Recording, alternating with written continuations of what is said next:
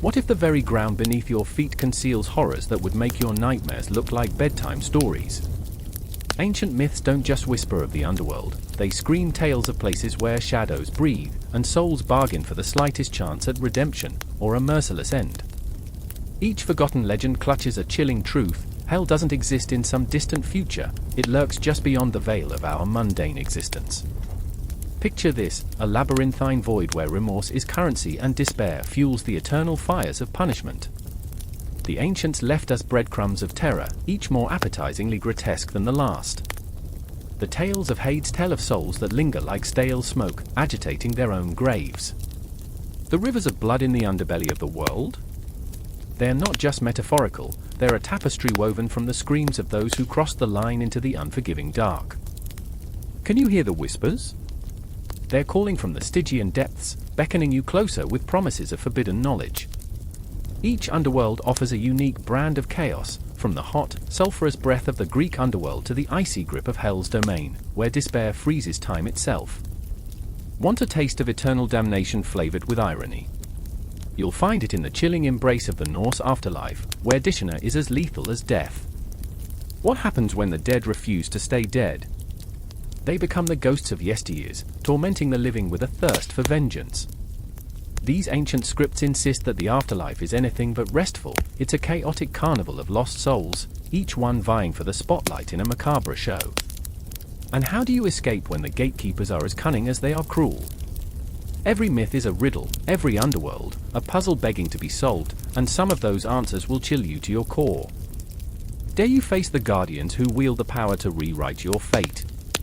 They laugh at the living, feasting on fear while draped in cloaks of shadow. Those who tread these unholy paths? They do so with hearts pounding like war drums, each step echoing against the eternal silence that surrounds them. Will you be a mere spectator, or will you plunge headfirst into the fray, trading your sanity for glimpses of the unimaginable? Yet, the most sinister twist? These realms aren't merely figments of a bygone era. Their echoes resonate today, laced into our fears, our folklore, our very DNA. We still carry the weight of their darkness, and the price of ignorance. Catastrophic. Ignorance is an invitation, after all, and the underworld thrives on uninvited guests. So, ready to step into the chilling embrace of the unknown? You won't be merely reading tales, you'll be hearing the call of the damned, feeling the pull of the abyss, where every heartbeat is a countdown to eternity. The underworld is waiting. And believe me, it has no intention of letting you go. The air was suffocating, thick with the stench of decay and despair, as the ancient temple trembled under the weight of their fear. Shadows danced on the cracked stone walls, flickering like the last breaths of dying men. In the center, Talia's heart raced, every beat a drum of impending doom. The flickering torches cast grotesque figures, and she clutched the talisman around her neck, its cold metal biting into her skin as if to remind her of the lives lost to the darkness that awaited them. "I can't do this," she whispered, her voice trembling, echoing against the silent walls, a desperate plea to the void. The underworld, they said, was not merely a place, it was a consuming abyss, a ravenous predator waiting to swallow the unworthy whole. Talia's breath hitched as she thought of her brother, lost to the shadows. His laughter, once bright as the sun, now nothing more than a distant memory buried in the depths of her soul. Beside her stood Marcus, his jaw set, eyes glinting with a mixture of anger and sorrow. "We have to go," he insisted, voice firm yet tinged with grief. "If we don't face it, it will devour us. It already has." He was haunted by his own ghosts, whispers of his past clawing at his sanity. His father had vanished into the depths, swallowed by the underworld's insatiable hunger, leaving a rift so deep that even time couldn't mend it. Marcus was a man forged in loss, tempered by relentless rage, yet underneath, the raw vulnerability pulsed like a wound that refused to heal. "Face what?" Talia shot back, her fear erupting into fury. "The dead? The monsters? What do we even know about what lies beneath?" She could feel the encroaching darkness, a tangible force, like icy fingers tightening around her throat. Her memory spiraled, fracturing into shards of anguish, her brother's face, his final moments, the way he called for her, desperation in his voice. "Marcus, I can't lose anyone else. But Marcus was already stepping forward, breaking the tenuous thread that held them to the surface, the world above, the light. You think they're gone? You think the underworld is just a void? No. It's a place of stories, a graveyard for our souls. We can't ignore it. We have to face it, Talia. His words hung in the air, heavy and intoxicating, a promise and a curse entwined. A chill swept through the temple, and the walls seemed to listen. Talia's heart pounded, each thud echoing like the hammer of fate. She remembered her grandmother's tales, stories spun from fear and wonder of chthonic deities and lost souls wandering in the gloom. She recalled the faces of the departed, haunting the edges of her thoughts, trapped in a world where they could never rest. Do the stories matter? She asked, her voice barely above a whisper, fear making her knees weak. What if they're just tales to keep us in line, to scare us away from the truth? Maybe the underworld is just emptiness. Marcus turned, eyes blazing, shadows casting sharp angles across his face. Emptiness is still powerful. It feeds on our fears, our regrets. It's alive in its own twisted way. The weight of his words pressed down on her, and for a moment, she felt like a child again, lost in a labyrinth of nightmares, searching for the light of dawn. What if we're not strong enough? She pressed, tears welling as memory entwined with dread. What if we step into the darkness and never return? His hand reached out, cradling her chin, grounding her in the chaos. We may not return. But we owe it to those we lost, don't we? We owe it to ourselves. A tremor of uncertainty flickered in Talia's gaze, and for a split second, she glimpsed the darkness that loomed ahead, an abyss that was not just a story, but a reality that gnawed at the edges of their existence. The world outside was a tapestry of vibrant life, yet here, within these ancient stones, death whispered promises that twisted her insides. I remember the dreams, she murmured, her voice a fragile thread. I remember being chased by shadows, feeling their cold breath on my neck, the way they laugh as they pull me deeper. Marcus's grip tightened, his eyes softening. Then let's confront them. Let's pull the veil back on the stories, on the ancient fears. The underworld holds our truths. It holds our power. The air grew heavier, thick with the essence of forgotten souls, the walls vibrating with untold histories. Talia took a step forward, feeling the weight of the talisman around her neck, a connection to the ones lost. She could hear the echoes of their laughter, their cries, their stories winding through the dark like a ghostly river. It was then they understood, the underworld was not just a destination, it was a journey through the labyrinth of their own hearts. A reflection of their pains and hopes, a mirror of their lives, where every choice bore the weight of consequence. As they moved deeper into the temple, the darkness closed in, swallowing the light, wrapping around them like a shroud. Each step felt like a heartbeat, each breath a gasp of desperation. Talia's thoughts spiraled into the void, the faces of the lost merging with the shadows that loomed. I remember, her mind raced, images colliding in a kaleidoscope of emotion. I remember the way he smiled, the warmth of his embrace.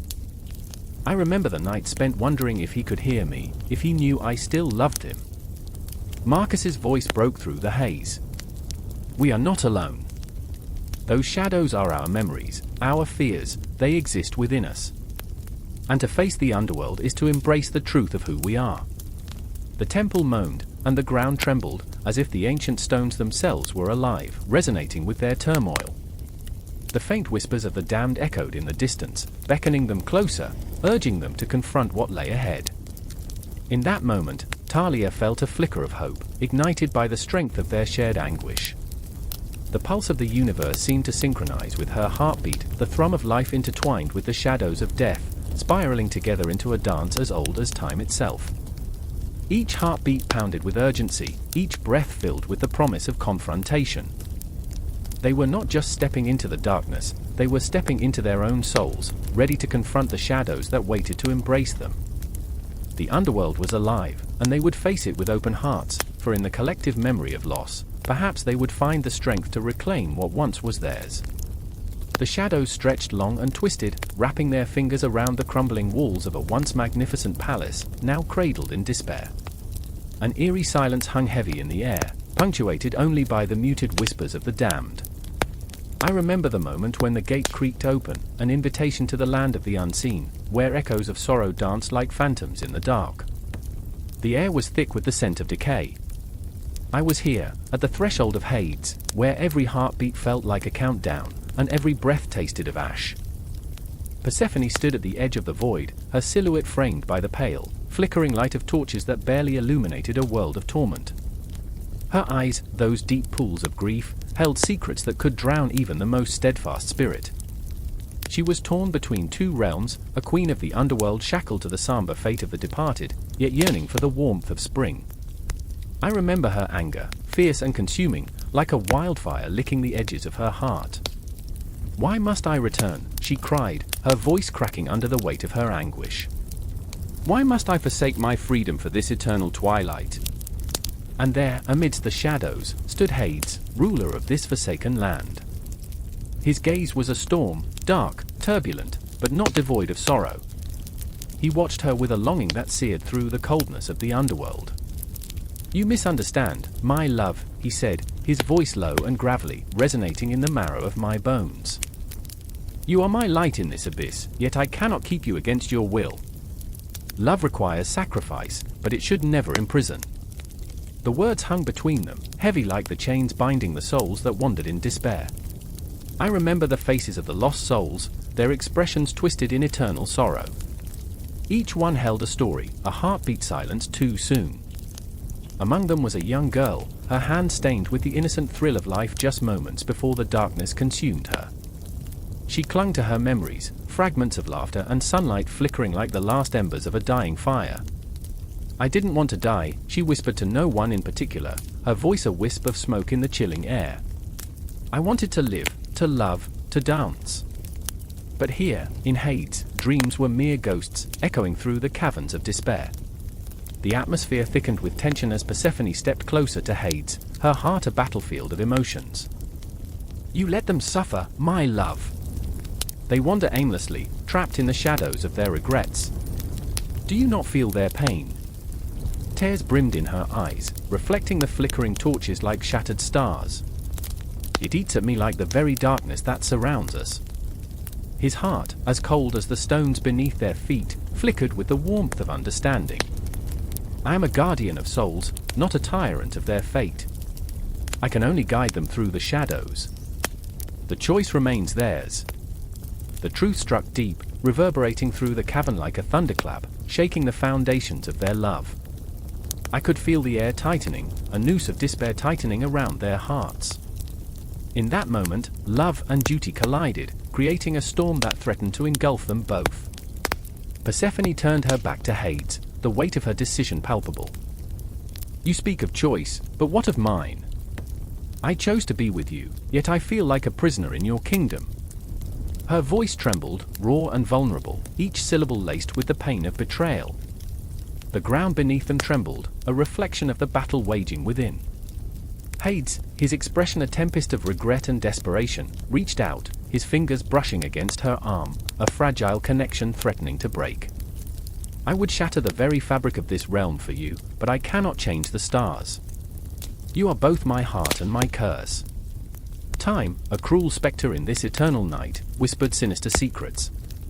The clock ticks on, counting down the moments until Persephone must return to the world of light, leaving behind the shadows that crave her presence. I remember feeling that finality, the chilling realization that love can be both sanctuary and prison, a paradox wrapped in the shroud of night.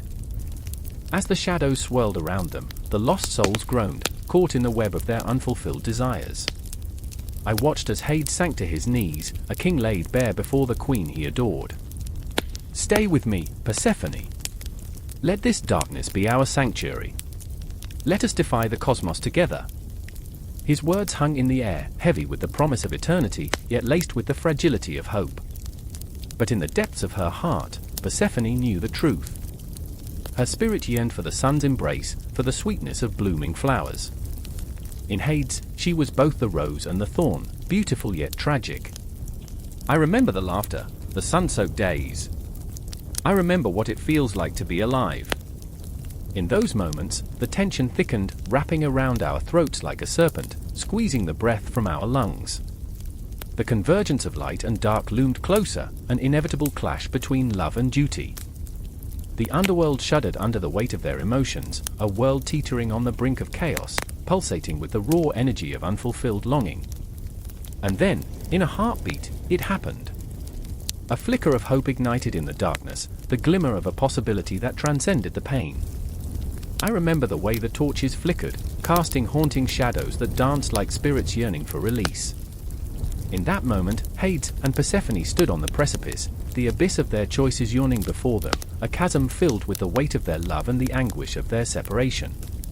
Together or apart, we are bound by the cosmos, Hades breathed, his voice a low murmur, thick with emotion. The choice is yours, my queen. And in that silence, as the clock ticked ominously, I felt the world collapse and expand at once, a paradox, much like their love.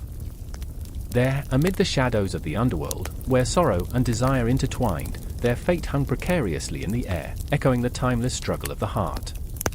I remember. The haunting melody of choices unmade, the sweet agony of love lost, and still, the hope that flickered, fragile as a dying star in the vastness of the cosmos. The scream echoed in the suffocating darkness, a sound so raw it felt like claws scraping against the walls of the soul. I stood there, heart racing, breath hitching, as shadows danced like phantoms around me. The air was thick, pregnant with unspoken terrors. I could almost hear the tortured whispers of lost souls, their cries wailing beneath the weight of despair. Her name was Althea, a name that once sang with promise, now reduced to a mere echo of a past that felt like a cruel joke. I watched her, bound in chains that were cold and unyielding, reflecting a life stripped of hope. Her eyes, once vibrant pools of determination, now glistened with the sheen of unshed tears, each droplet a testament to the nightmares that haunted her. I remember the light, she murmured, voice fragile as a bird's wing. I remember when the world was not just shadows. Beside her, a figure loomed, Elias. He was a man carved from the very stone of sorrow, a heart imprisoned in a cage of regret. His hands trembled, not from fear but from the weight of memories that clawed at his mind. I should have saved you, he whispered, a confession drenched in anguish. Each word fell like lead, heavy with the burden of guilt that chained him more securely than any iron fetter could. His breath quickened as he glanced at Althea, and I could feel the electric tension in the air, a taut line of desperation connecting them. The darkness around them pulsed, alive with the echoes of 1,000 tormented souls, those who had crossed the threshold into Tartarus.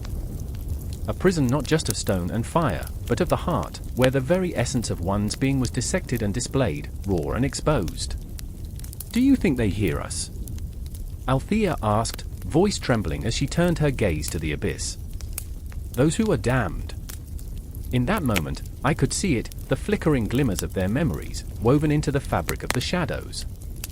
I saw them, the man who betrayed his brother for a woman's smile, the mother who turned her back on her child, the warrior who fought not for honor, but for the glory of bloodshed.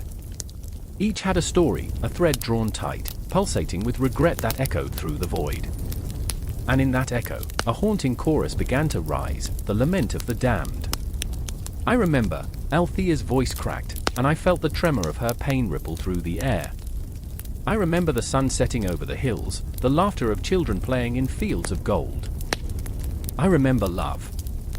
Her eyes flickered with a light that was quickly snuffed out by the relentless darkness. Now, she whispered, all I have is this endless night. Elias stepped closer, desperation clawing at his throat. We will find a way. I promise you, I will not let this place consume us. I will fight for you, for both of us. His voice was a frantic flame flickering against the suffocating darkness, but even the brightest light casts the deepest shadows. The air shimmered with a chilling promise, a reminder that Tartarus did not merely hold the bodies of the lost, it feasted on their despair, thriving on their insecurities. I could feel it tugging at the edges of their resolve, whispering sweet nothings of hopelessness, wrapping them in a cocoon of despair.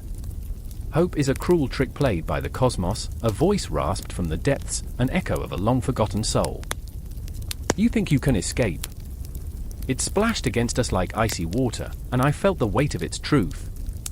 Yet, something flickered in the depths of Elias's eyes, a flicker that ignited a burning ember of rebellion.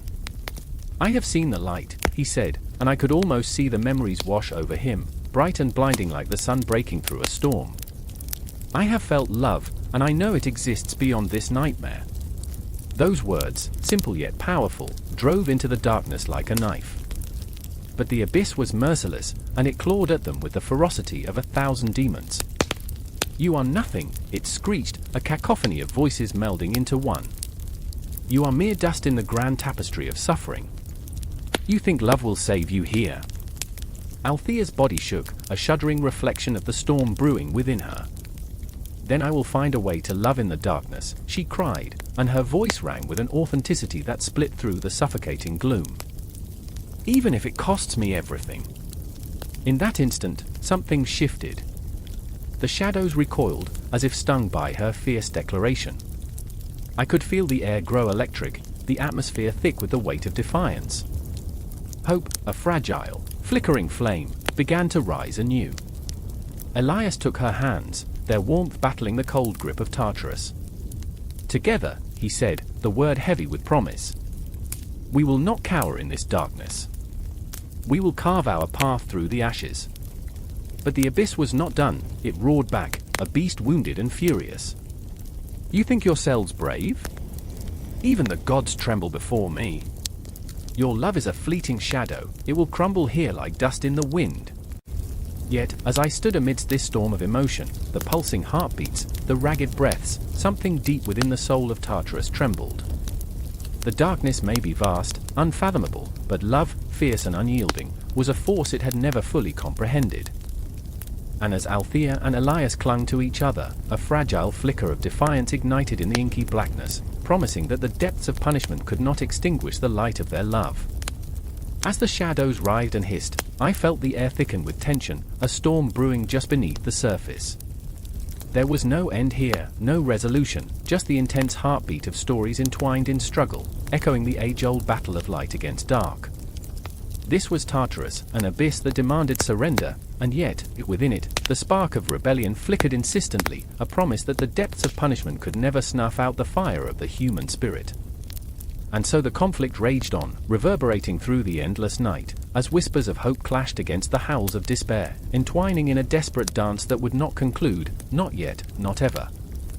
The river was eerily still, the water reflecting the moonlight like shattered glass, each fragment a soul cord between two worlds. Anxiety twisted in my gut, a grip tighter than any chain. Shadows danced upon the banks, flickering and fading, a ghostly ballet weaving through the trees that whispered old secrets. Suddenly, from the depths of that spectral darkness, a figure emerged, tall, cloaked, a visage concealed by shadows, only the piercing eyes remained, illuminating the night with a light that felt ancient and cold. Karen. The ferryman. The last face you'd see before slipping into the void, where silence reigns and memories fade like autumn leaves. He stood at the edge of the STYX, his boat rocking with the rhythm of whispered thoughts, the lost, the forgotten, the ones who never expected to arrive here, in this liminal space where life and death tangled like lovers in a cruel embrace. I remember my brother's face, his laughter echoing through my mind, haunting me like a distant melody. I had once thought it would be a part of my life forever. But here we were, the air thick with despair, the stench of sorrow clinging to me like old skin. I was the last thread connecting him to the world of the living, and now I stood before the embodiment of death itself. Karen, please? My voice trembled, a whisper lost in the midnight air. Take me with you. I can't leave him. Karen's expression remained inscrutable, but I could sense the weight of his centuries, the burden of countless souls he had ferried across. Each one a story, a life, a tragedy laid bare on the shores of the afterlife. He nodded slightly, as if acknowledging the countless sacrifices he had witnessed, but still, he did not speak. My heart raced, a wild drumbeat against the stillness.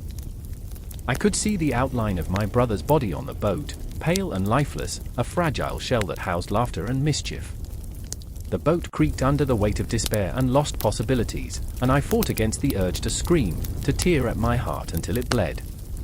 Then there was Lyra, standing a few steps behind me, her eyes wide with fear yet filled with determination.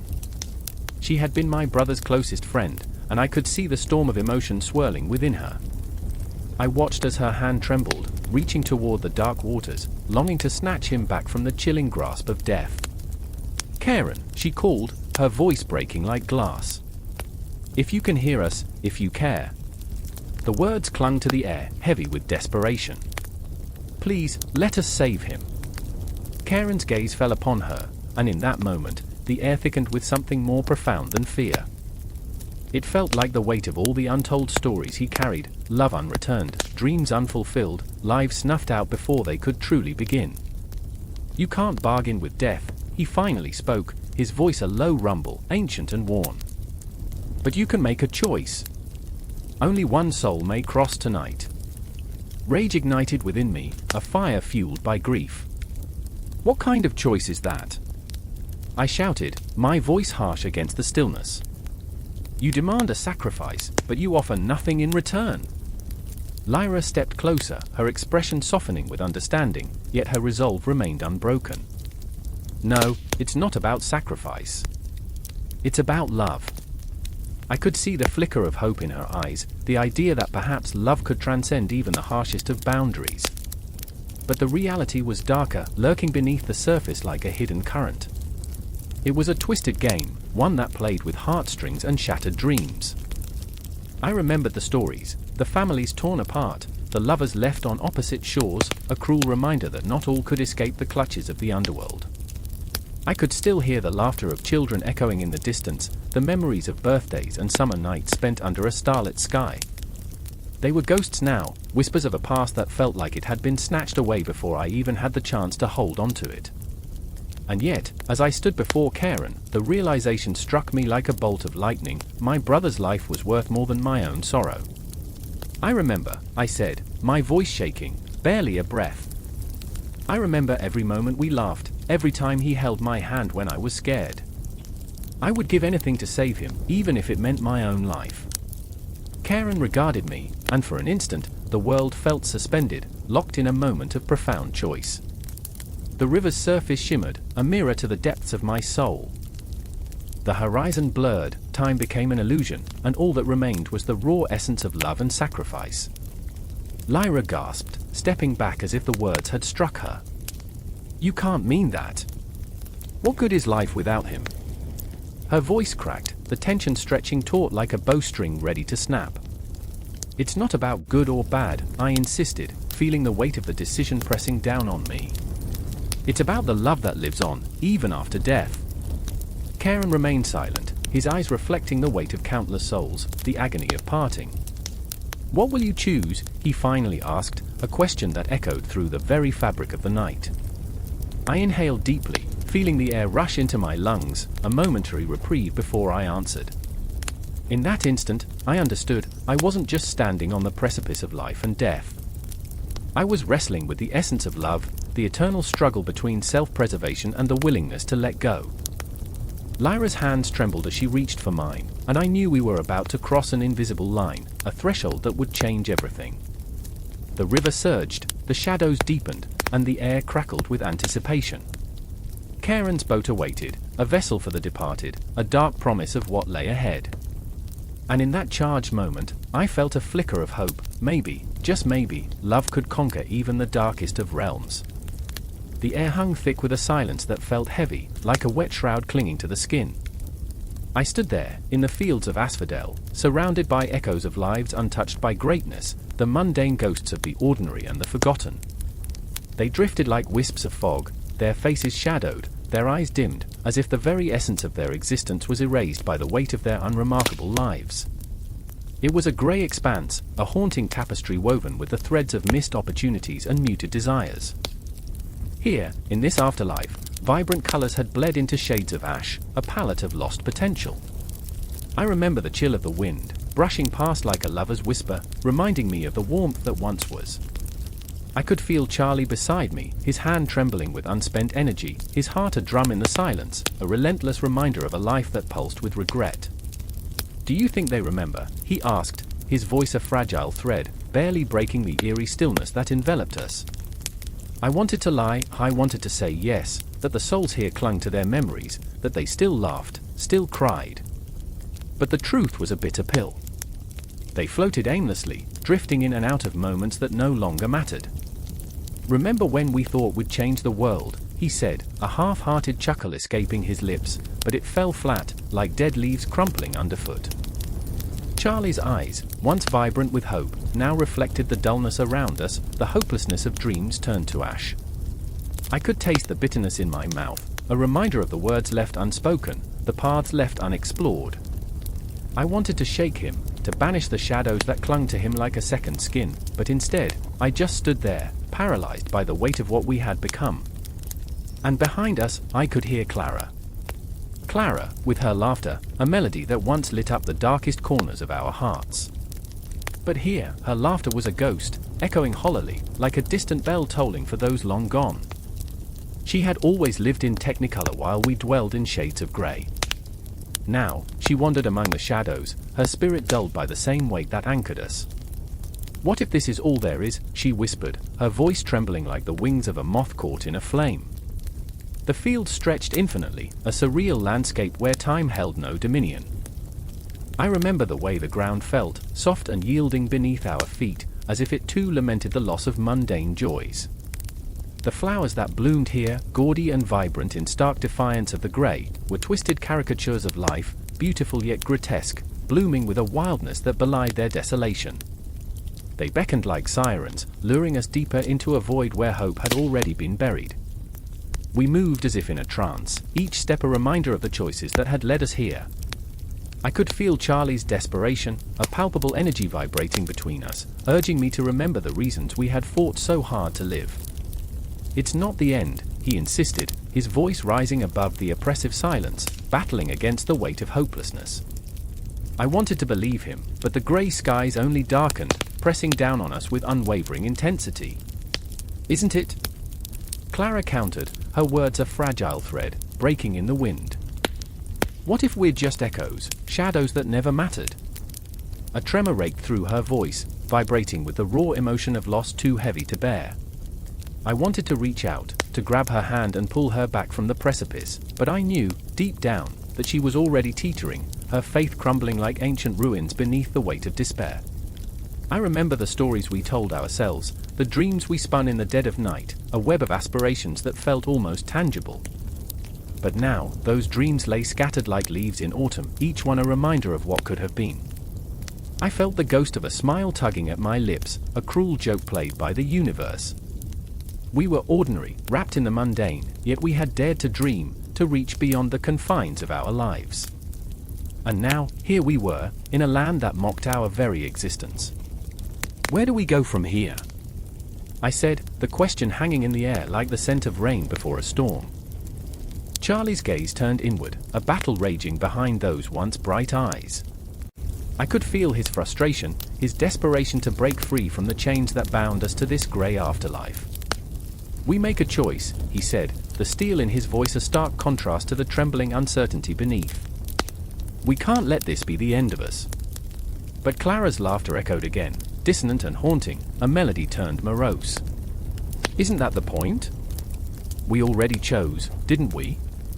We chose to be ordinary. To fade." Her words sliced through me, sharp as glass, and I felt the weight of realization pressing down, suffocating.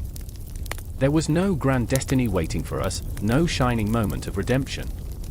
Just this endless grey, this haunting expanse of lost hopes and faded dreams.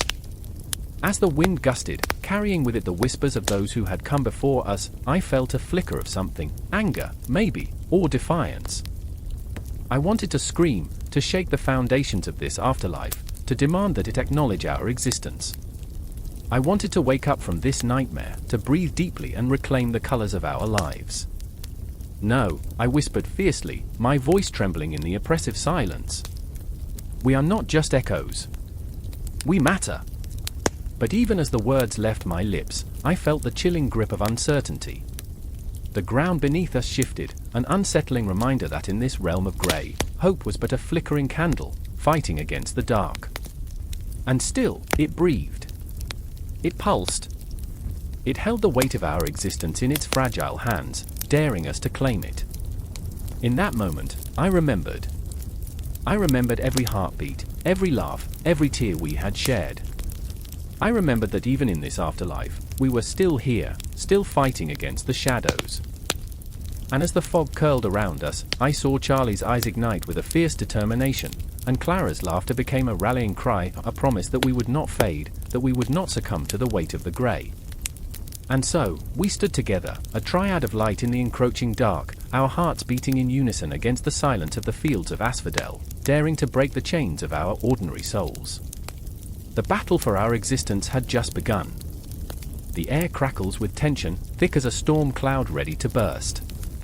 I can hear the whispers of the souls lingering just beyond the veil, the echoes of laughter that once filled gardens now painted in shades of vibrant green and gold. But now, it is the silence that screams, an eerie, palpable silence that tightens my chest. Here in Elysium, where the sun never sets, a suffocating dread hangs heavy in the air, like the last grasp of a fleeting dream. I see her, a woman with eyes the color of the ocean just before a tempest. Celia stands at the edge of the golden fields, her hands trembling at her sides. She's caught between two worlds, one of memories filled with warmth, love, and laughter, and the other, a relentless tide of sorrow that threatens to pull her under. I remember the day I first saw her, a beacon of hope amid chaos. Now, she seems almost transparent, a ghost of her former self, haunted by choices that led her here, to this paradise meant for the righteous. Celia, you don't have to do this, I say, but the words feel brittle, like they might shatter in the air. What could I offer her? In this world of eternal sunshine, how could I bring her back from the shadows that cling to her spirit? Each moment stretches, taut with unspoken fears and regrets. She turns to me, the sun casting an ethereal glow around her, but I see the darkness in her eyes. I feel trapped, Marcus. This is paradise, but her voice falters, a whisper swallowed by the weight of her confession. There's no peace in forgetting. I remember the taste of the sea on my lips, the last breath of life before I was swept away, and how I thought Elysium would offer an escape from my own demons. But here I am, just another lost soul, wrestling with the remnants of a life that was as vibrant as the fields of this eternal summer. You're not alone, I murmur, my own heart pounding with the desperation to connect, to break through the walls of her anguish. But then there's Theo, a man forged from the fires of ambition and arrogance. He strides in, laughter bubbling up like a spring, unbothered by the abyss that yawns behind him. What's wrong, Celia? Afraid of the light. His smile cuts like glass, sharp and unyielding.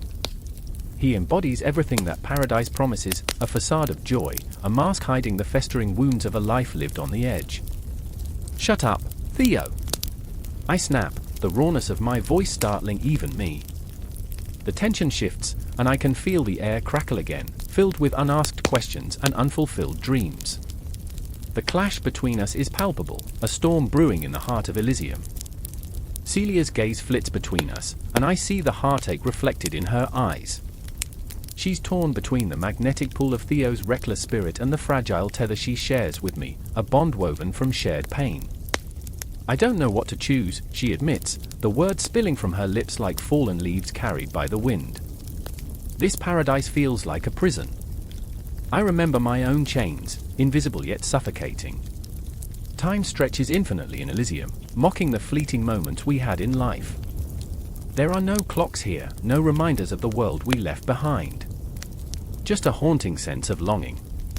Do you believe we deserve this? I ask Theo, my voice steady but the storm within me rages. Do we earn our place in paradise? He laughs again, but it's hollow, echoing through the sacred fields as if the very soil could hear our doubts.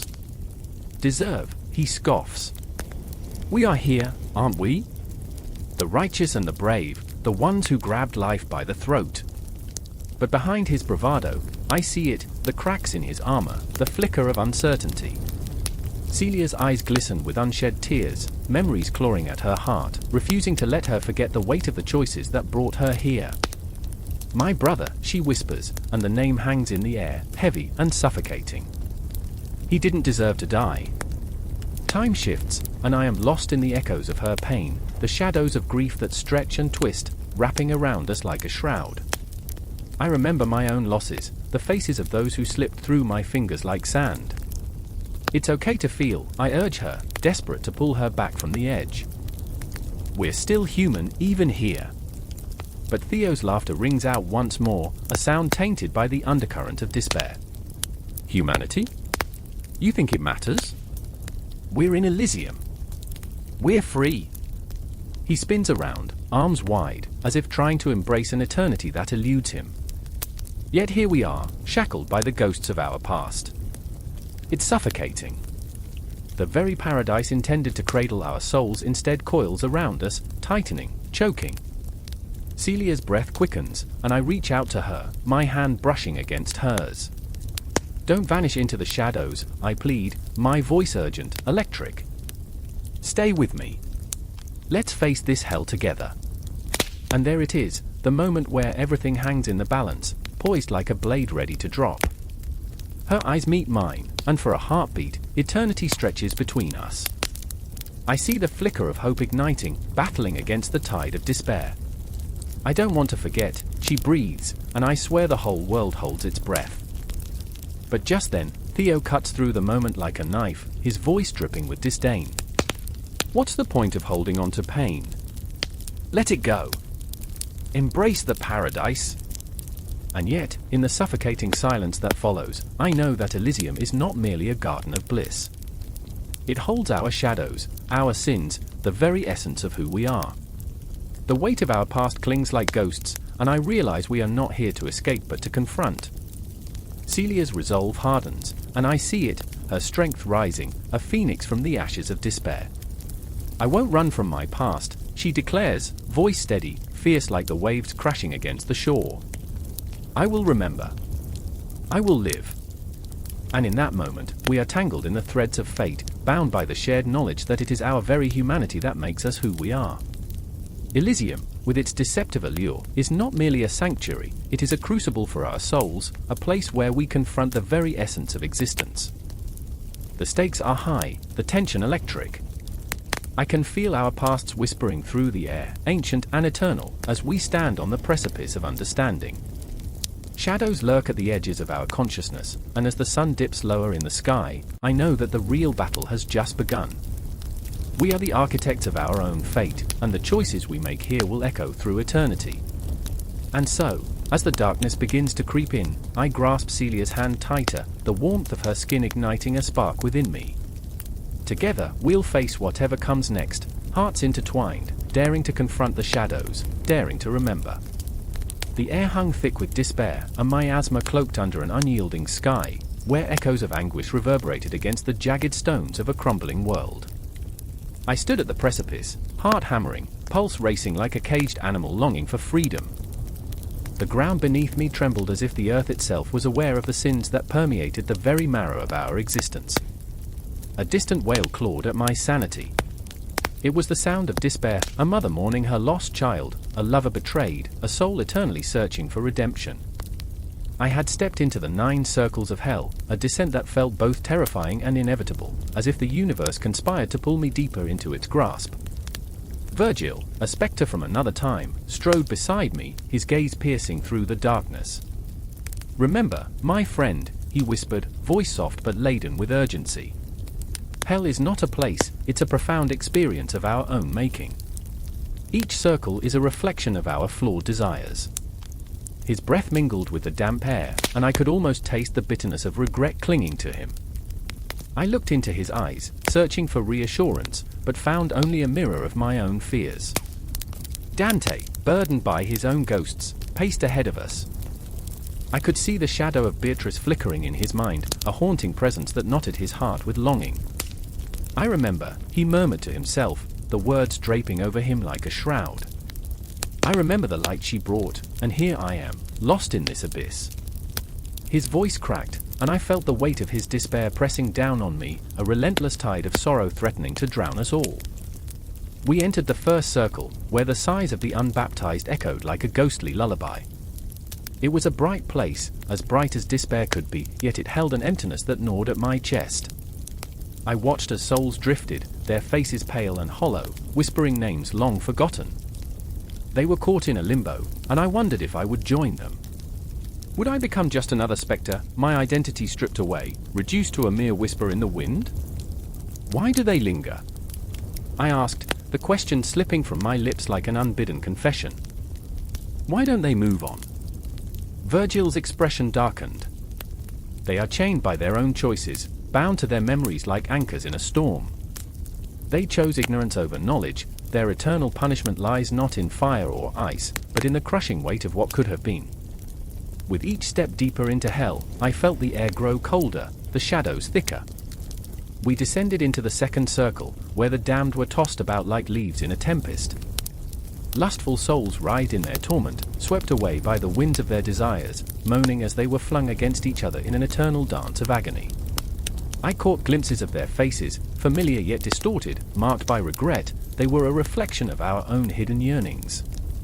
Surely there's a lesson here, I thought, a chill creeping down my spine. The intoxicating allure of passion, so beautiful yet so destructive. Love, I realized, could become a prison, chaining us to desires that suffocated our very essence. I caught Dante's eye, and a flicker of understanding passed between us, a silent acknowledgement of our shared flaws. As we moved forward, shadows stretched like claws, reaching for us, clawing at our memories. In the third circle, gluttons wallowed in a mire of filth, their faces obscured beneath the muck of their indulgence. I could smell the decay, as sour and rancid, a stench that penetrated my very being. They cried out for release but were too lost in their own cravings to recognize their own plight. Look, Dante! Look at what they've become! I cried out, horrified. Is this what happens when we abandon self-control? His gaze grew distant, lost in the vision of Beatrice, his light, his hope. I felt a pang of jealousy. Why do you mourn her so? She's not here. I spat, the bitterness spilling over my tongue. Because she is everywhere, in every breath, every moment of longing, he replied softly, almost too softly.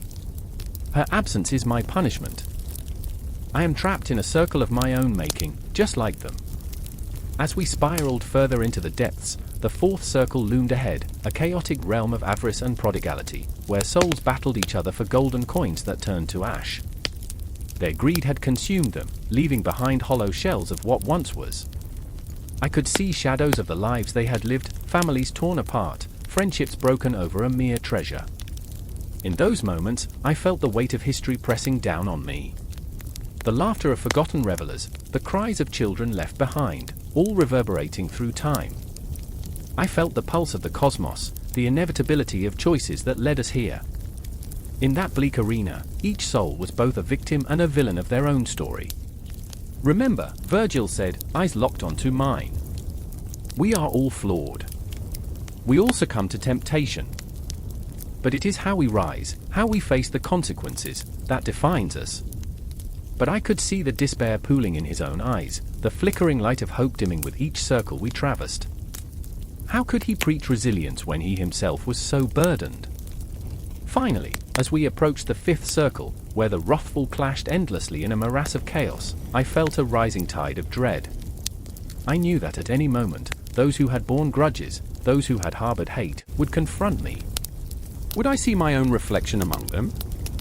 As I stood there, shrouded in darkness, I realized the truth. Hell wasn't just a place of punishment, it was a mirror, reflecting every shadow of ourselves we wished to forget. Each circle unraveled layers of my own heart, exposing the vulnerabilities, the regrets, the haunting memories that clung to me like cobwebs in the corners of my mind. The anguish of the damned surged around me, and in that moment, every heartbeat echoed my own. Time stretched like a cosmic web, binding me to the souls I saw suffering. Their cries intertwined with my own fears, each whisper a reminder of my humanity. And I wondered, as the shadows crept closer, what would be my fate within these twisted confines?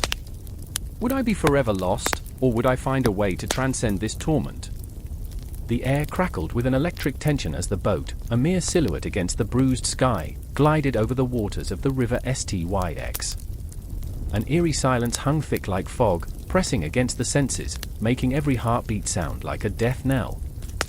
I stood at the edge of the shore, breath hitching in my throat, knowing this was the threshold, the moment that would define everything. Shadows danced on the surface of the water, whispering secrets that chilled my bones. I could almost hear the moans of lost souls, trapped within the currents, eternally yearning for a glimpse of life they could never reclaim. Do you feel that? Ilara's voice sliced through the silence, raw and tremulous. Her eyes, wide and luminous, reflected the dark waters, the fear and hope swirling within them like a tempest. She clutched the worn leather strap of her satchel, her fingers trembling. It's as if the very air is alive. Like it's waiting. I glanced at her, grappling with my own turmoil. I remembered the warmth of the sun on my skin, the laughter of friends echoing in the distance, memories now tainted by the specter of grief. I had come to this accursed river not just to confront my fate, but to save her, to pull her back from the precipice of despair that threatened to consume her. We're not here to linger, I said, though my voice faltered, betraying my own doubt. We have to keep moving. The boatman emerged from the mist, a figure cloaked in shadows, his eyes like empty voids that bore into the depths of my soul. His presence was both commanding and terrifying. 1 coin for passage, he rasped, voice like gravel scraping against stone, or your souls will remain here, lost. I fumbled in my pocket, fingers brushing against the cold metal of the coin. It felt heavy with the weight of finality, a physical manifestation of the choices I had made. Choices that had led me to this moment of reckoning. Do you understand what this means, Ilara? I asked, my voice cracking, desperation clawing at my chest. This isn't just a crossing, it's a farewell. Her gaze held mine, a collision of fear and determination. And what if I don't want to say goodbye? What if I'm not ready? Tears glistened like shattered glass in her eyes. They threatened to spill over, a storm of sorrow threatening to drown us both. What if I can't let go? The boatman's eyes glinted with something akin to amusement, or perhaps pity. You can't choose what to keep or what to lose. Every soul must find its way. He reached for the coin, and as I placed it in his palm, I felt the chill seep into my bones, a reminder of the price of passage. The boat pushed off from the shore, gliding into the ethereal mist that hung over the STYX. Darkness enveloped us, the water swirling beneath like a living creature, whispering secrets of those who had come before. I could feel the weight of unspoken sorrows pressing against my heart. I remember, I whispered to myself, the memories flooding back. I remember laughter, the taste of summer rain, the smell of wildflowers. I remember joy. But joy felt like a ghost now, just a fleeting whisper of what once was. The deeper we traveled, the more I felt a sense of dread coil around my chest. Ghostly figures began to appear, their faces twisted in anguish, hands reaching out, grasping at nothingness. The air thickened with their despair, a cacophony of wails and whispers that seeped into the very marrow of my bones. This is what awaits us if we cannot find our way back, I said, my voice barely above a whisper. This is what we must fight against. Ilara's gaze flickered to the shadows, her breath hitching in her throat. I don't want to be like them, she said, her voice trembling. I don't want to be trapped in this place, lost. The boatman turned slightly, his expression unreadable. Then you must confront what binds you here. Only then will the current reveal a way back. The darkness seemed to pulse, as if the river itself was alive, mocking us. The air felt saturated with memories, my mother's laughter, my father's embrace, the warmth of home. But home felt like a distant dream, lost to the relentless pull of the river. I remember when you told me we'd always find our way back to each other, I said, my voice breaking. That no matter what happened, we'd always have each other. Her hand brushed against mine, a flicker of warmth in this cold, unforgiving world. And I believed you, she whispered, but now I don't know if I can fight anymore. The boat lurched, the waves crashing against its sides like the hands of the dead reaching out, desperate for connection. Look! I shouted, pointing toward a faint glow shimmering through the mist. There's a light! A flicker of hope ignited in Ilara's eyes, but the shadows around us darkened, swirling with a furious intensity. That's not freedom, the boatman hissed, his voice cold as ice. That's temptation, a trick of the river. Do not be deceived. The glow pulsed with an almost magnetic pull, and I felt my heart race, the tug of longing threatening to pull me deeper into the void. Ilara! I cried, grasping her wrist. We can't. We have to fight against it. Yet, as she looked at me, I saw her resolve begin to wane, the flicker of hope dimming beneath the weight of despair. I don't want to fight anymore, she said, the words spilling from her lips like a broken promise. I just want peace. And in that moment, I felt the icy grip of fear tighten around my heart. The river roared, the shadows danced, and I realized this wasn't merely a crossing, it was a battleground between hope and despair, between life and the haunting pull of death. I wasn't just fighting for her, I was fighting for myself, for the memories that still lived within me, for the essence of who we once were. The boat rocked violently, the darkness closing in, and I felt the weight of every soul trapped in this cursed river pressing down on us. We have to keep our memories alive, Ilara. I shouted above the cacophony, my voice raw with urgency. They are our lifeline. They are what will guide us back. Tension surged, a searing intensity that made it impossible to breathe, and the shadows loomed ever closer, threatening to envelop us completely. I felt our hands clutching tighter, a lifeline against the darkness, a defiance against the despair. I remember, I gasped, I remember you, I remember us. And that's enough. But the river laughed, its voice a haunting melody that echoed through the night. The shadows thickened, and I could feel the weight of our choices, our pain, our love hanging precariously in the balance. The confrontation loomed, a tempest of emotion spiraling around us as we faced the boundary between the worlds of the living and the dead, teetering on the edge, hearts racing against the relentless tide. The river beckoned, dark and seductive, and we were caught in its grip, fighting for our very souls. The darkness was absolute, a thick blanket of despair pressing against the skin like a suffocating shroud. I could feel my heart race, pounding in a chaotic rhythm, a frantic drumbeat echoing in the abyss of Xibalba, the Mayan underworld. A chill snaked its way down my spine, whispering warnings I couldn't ignore. Shadows twisted and danced around me, malevolent specters waiting to drag me into an eternal night. I stumbled forward, my breath hitching, each inhalation heavy with dread. Not here, whispered a voice, fragile like a wisp of smoke.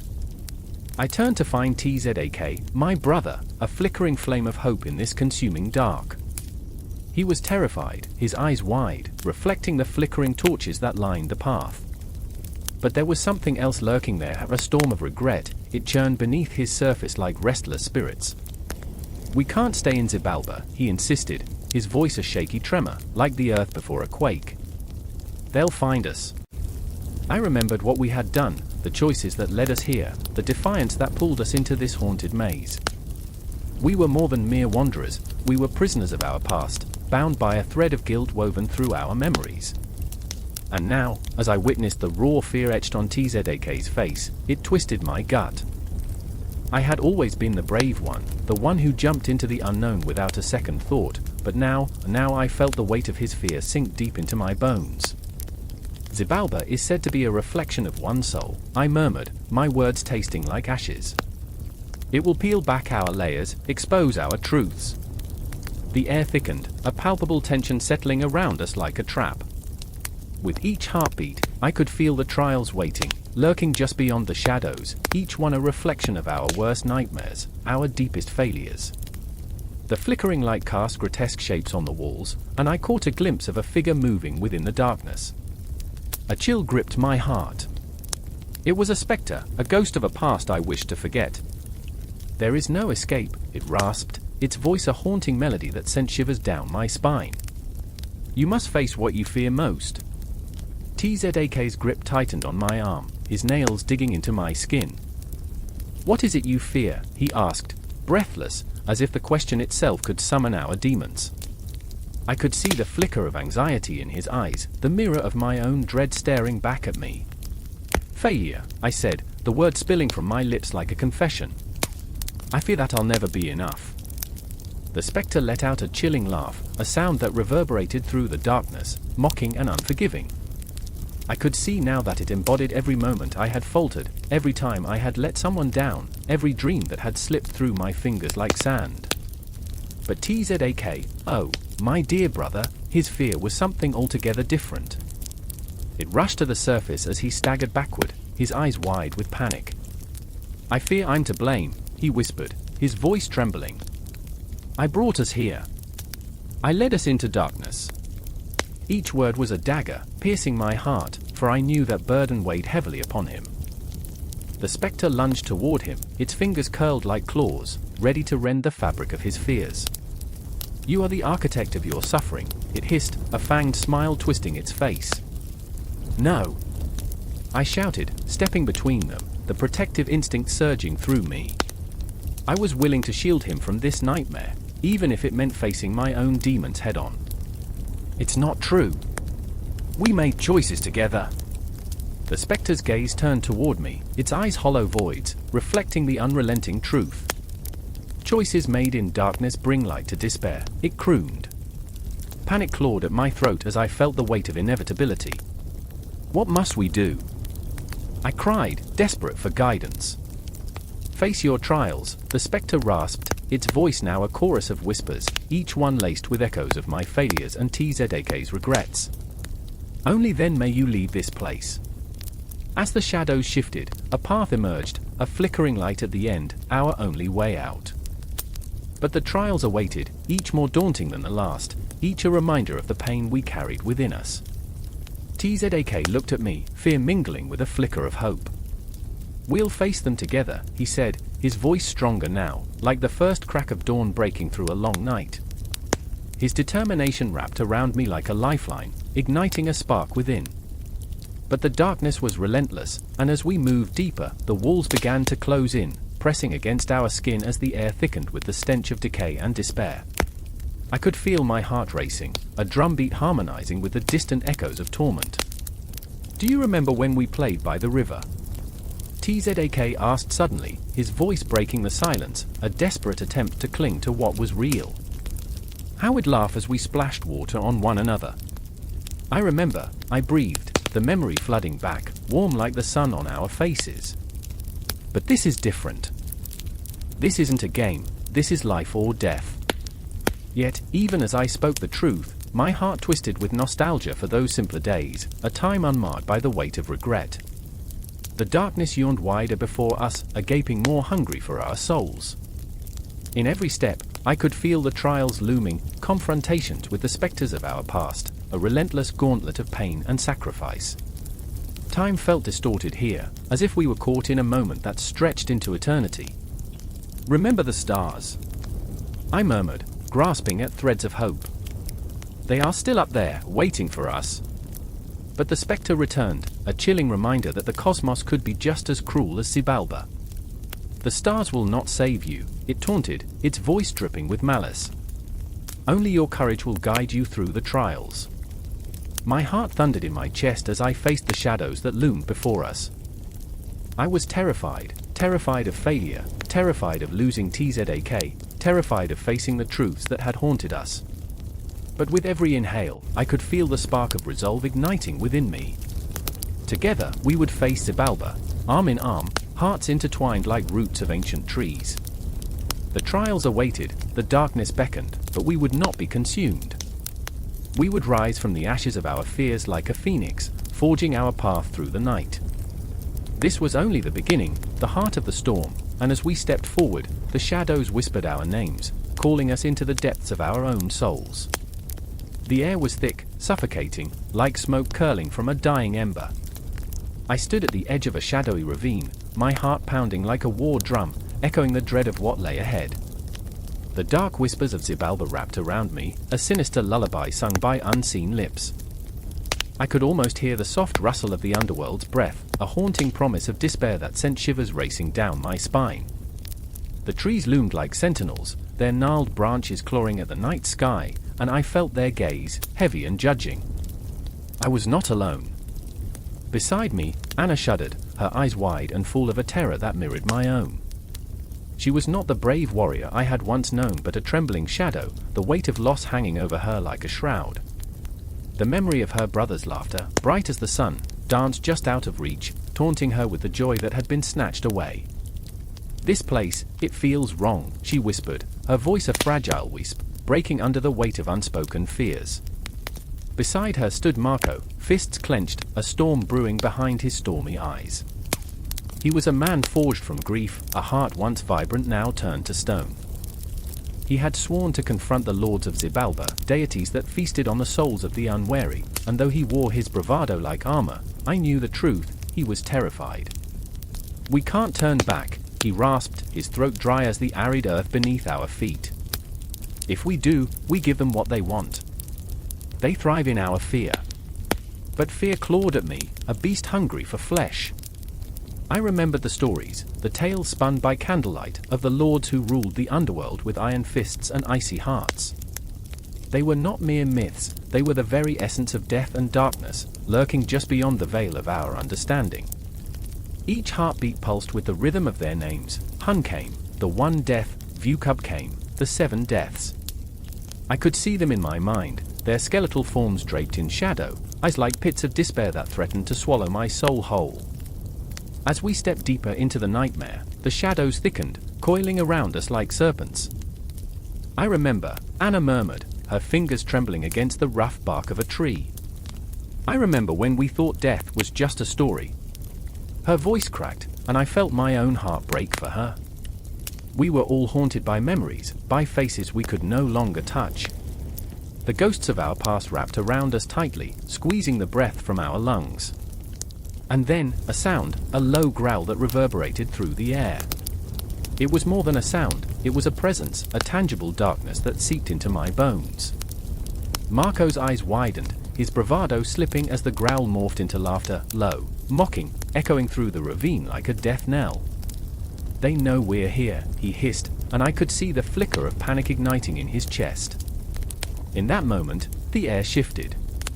I felt it, a thickening like fog rolling in, wrapping itself around our hearts. A weight descended upon us, the inevitability of our confrontation with the lords who ruled the void. I turned to Anna, her face pale yet resolute. "We can't let them take you too," I said, my voice trembling on the edge of desperation. I saw the flicker of defiance in her eyes, and in that brief moment of connection, we were united against the darkness. But darkness has a way of twisting even the closest bonds. As we pressed on, I could feel the pull of despair, the Lord's wicked whispers wrapped around our minds like chains. They spoke in riddles, sowing seeds of doubt. "You think you can face us? You belong to us," they taunted. Each word dripped with venom, a chilling reminder of the fate that awaited us if we faltered. Suddenly, the ground trembled, and I fell to my knees, grasping the earth as if it could anchor me against the onslaught of dread. "They want you to fear," Marco shouted, his voice breaking through the haze of despair. "Don't let them win." His words struck a chord, igniting a flicker of defiance in me. I remembered the laughter, the bright moments before shadows crept in. Anna's hand found mine, squeezing tightly. "We fight for what we love," she urged, her voice a fierce whisper, igniting a fire within me. "For those we've lost." I took a breath, filling my lungs with the intent to fight, to scream back at the darkness that threatened to swallow us whole. With each step into the depths of Xibalba, I felt the ground beneath us pulse like a heartbeat, alive and hungry. The shadows twisted, forming shapes that writhed like living nightmares. I could see faces, familiar, lost, broken. They reached for us, pleading for release from their torment. My breath hitched, caught in the thrall of their sorrow. This is what they do, I realized, horror clawing at my insides. They feed on our grief. But I would not yield. I would not let them win. As I stood before the threshold of the unknown, I glanced at Anna and Marco. Their resolve burned bright against the encroaching darkness, a flicker of light in a world where shadows ruled. Together, I breathed, the word a sacred promise. We would face the lords of Xibalba, not as victims, but as warriors, united in our shared pain and our refusal to succumb to despair. And so we pressed on, deeper into the darkness, our hearts pounding in sync, each beat a reminder of our humanity. The echoes of our footsteps mingled with whispers of the past, memories entwined with shadows, as we approached the realm of death and darkness. We were no longer just 3 lost souls, we were a force, a reckoning against the lords who thought they could claim us. As we stepped into the heart of Xibalba, the air crackled with energy, a palpable tension that promised a reckoning. The laughter grew louder, echoing off unseen walls, wrapping around us like chains. But we had come too far to turn back. In that moment, we were alive, and that was our greatest weapon against the darkness. Together, we would face the lords of Xibalba, unyielding and fierce, and we would not go quietly into the night. The air is still, heavy, as if the weight of 1,000 souls hangs just above my head. Darkness engulfs the landscape, a velvety blackness punctuated by the flicker of distant stars, barely visible through the haze of uncertainty. I stand at the threshold, the cusp of a realm I had only heard whispered in nightmares, the Duat, the Egyptian underworld. A chill snakes down my spine, curling around my heart. I can't shake the feeling that eyes are watching, unseen forces lurking in the shadows, waiting for me to falter. Mother, the word slips from my lips, a prayer, a cry, a plea. It echoes back to me, swallowed by the emptiness, reverberating against the walls of my own guilt. I remember how she used to hold my hand, her touch a lifeline in the chaos of life. But now, her warmth is lost to the cold embrace of death. In this place where the sun never shines, I am alone, and the very essence of my grief feels like a stone in my throat. And then I see him, Ianyabais, the jackal-headed god of the dead, looming like a spectre in the dim light. His gaze is piercing, eyes like obsidian stones reflecting the weight of countless lives. He holds a scale, ancient and unyielding, waiting to weigh the hearts of the departed against the feather of Maat. The silence is deafening, an unbearable tension that makes my skin prickle. I can feel the weight of my own heart, racing, pounding against my ribcage, desperate to escape this haunted purgatory. Why are you here? Anyabai's voice rumbles, deep and unnerving, like thunder rolling across a barren desert. I can't answer. The truth sits heavy on my tongue. I am here for her, for my mother, who deserves so much more than this cruel reckoning. But can I bear to watch? Memories flood me, her laughter, the way her eyes crinkled like sun-warmed parchment whenever I did something ridiculous. I remember the stories she told, weaving magic from words, bringing the gods to life in our humble home. Her absence feels like a wound, torn open and bleeding into the void. What if I can't save her?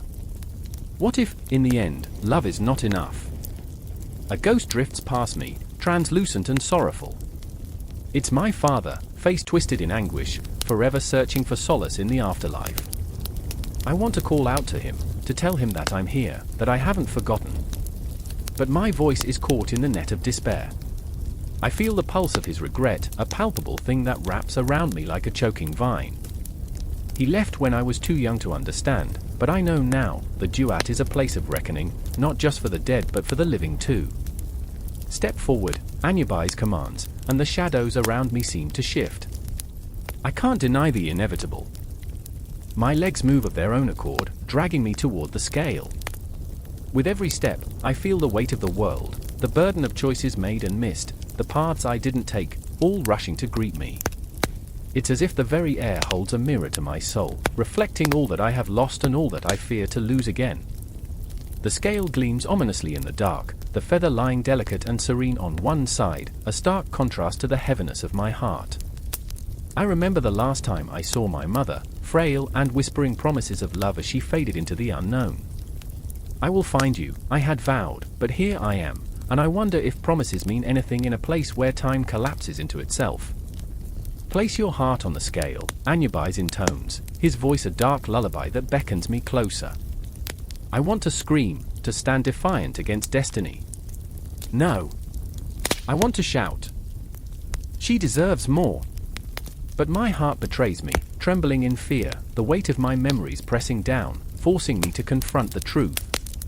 I can feel the pulse of my fear, a wild thrum. What if my heart tips the scales in favor of chaos? Suddenly, the shadows twist, and I see her, my mother, ethereal yet so achingly real, standing just beyond the veil. Tears stream down her spectral face, glistening like starlight, illuminating the darkness around her. Let me in, she mouths, the word silent yet echoing in my mind like an urgent call. In that moment, I feel the full weight of it, the love, the longing, the guilt. I remember every time I wasn't there, every moment I took for granted.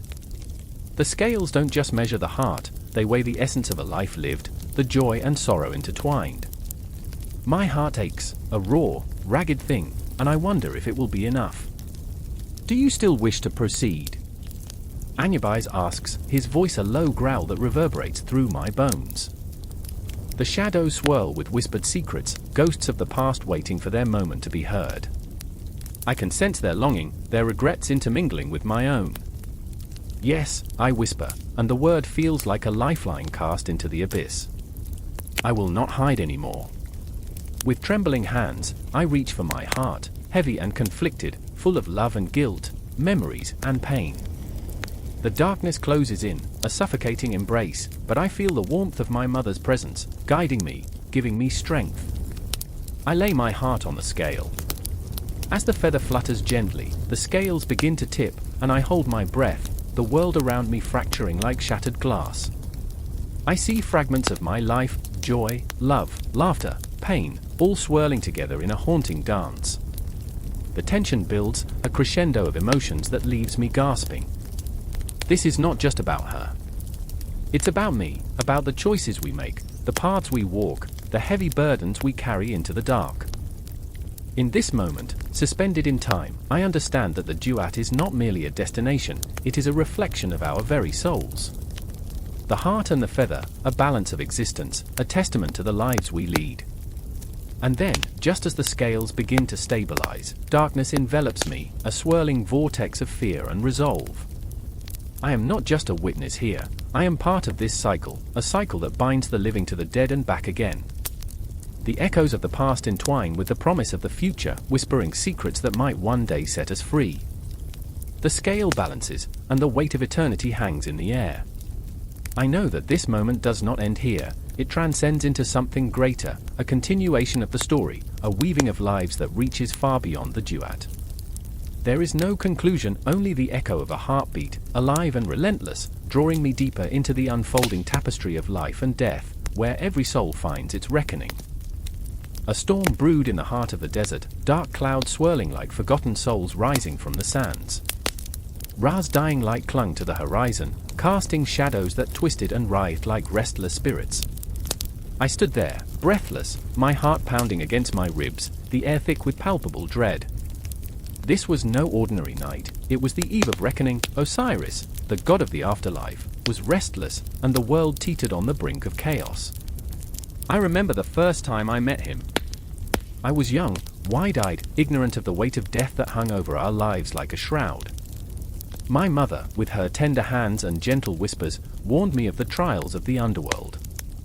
She spoke of Osiris with reverence, her voice trembling as she conjured images of his green skin, the crown of Osiris glistening, and the Ankh, a symbol of life and death, held firmly in his grasp. He is the judge of the dead, she would say, her eyes distant, the one who weighs your heart against the feather of Maat. But it's different when you stand before the abyss, when shadows reach out with fingers cold as winter nights, whispering secrets you wish you could unhear. I was drawn into the chaos of a sacrifice. I felt the heat of the flames, the weight of unshed tears in my throat. There was Shai, my friend, who was never quite right. His laugh was too loud, too wild, and his gaze often wandered into darker corners of existence. He believed in Osiris with a fervor that bordered on madness, convinced that the god would resurrect him in the afterlife, make him whole again. But I could see the cracks beneath his bravado, the panic that flickered like a candle in the wind. He was spiraling deeper, and I was helpless to pull him back. What if he doesn't want you? I asked one evening, the stars above glimmering like scattered diamonds, mocking my doubts. What if you don't pass the test? I remember Shai's eyes hardening, each word slicing through the air like a blade. You don't understand. Osiris is mercy. He is the light in the darkness. But then came the silence, the heavy silence that clung to us like a shroud, and I felt the weight of his despair pressing down on my chest. Another night, the air thick with incense and sorrow, I found myself in the temple, stone cold and unforgiving. The walls were adorned with images of Osiris, his body wrapped in linen, eyes closed in eternal rest. A haunting lullaby played in the background, a melody that echoed death and resurrection, lulling those around me into a trance. I could feel Shai's presence beside me, tense and electric, his fingers twitching like a caged bird longing for flight. "Do you hear them?" he whispered, his voice a raw rasp. "They're calling to us. They want us to believe." But belief was a fragile thing, a shimmering mirage in a wasteland of doubt. I remember the ritual, the words chanted like a mantra, each syllable heavy with hope and fear. The priest's voice rose and fell like the waves of the Nile, carrying the weight of our ancestors, the stories of those who had walked before us. I could almost taste the desperation in the air, a bitter tang that settled on my tongue. I could see the flickers of doubt in the eyes of the gathered crowd. Families clutched each other, lovers drew close, each heart beating in rhythm with the fear of the unknown. In that moment, a memory crashed over me, a tidal wave of grief. I saw my mother's face, her smile fading as she whispered goodbye, her hand slipping from mine like grains of sand falling through an hourglass. Osiris had come for her, and I had been powerless to stop it. My heart ached, a hollow pit, echoing with the loss of those who had believed in the resurrection, those who had found solace in the promise of Osiris. And then it happened, the earth trembled, a deep rumble that shook the temple to its foundations.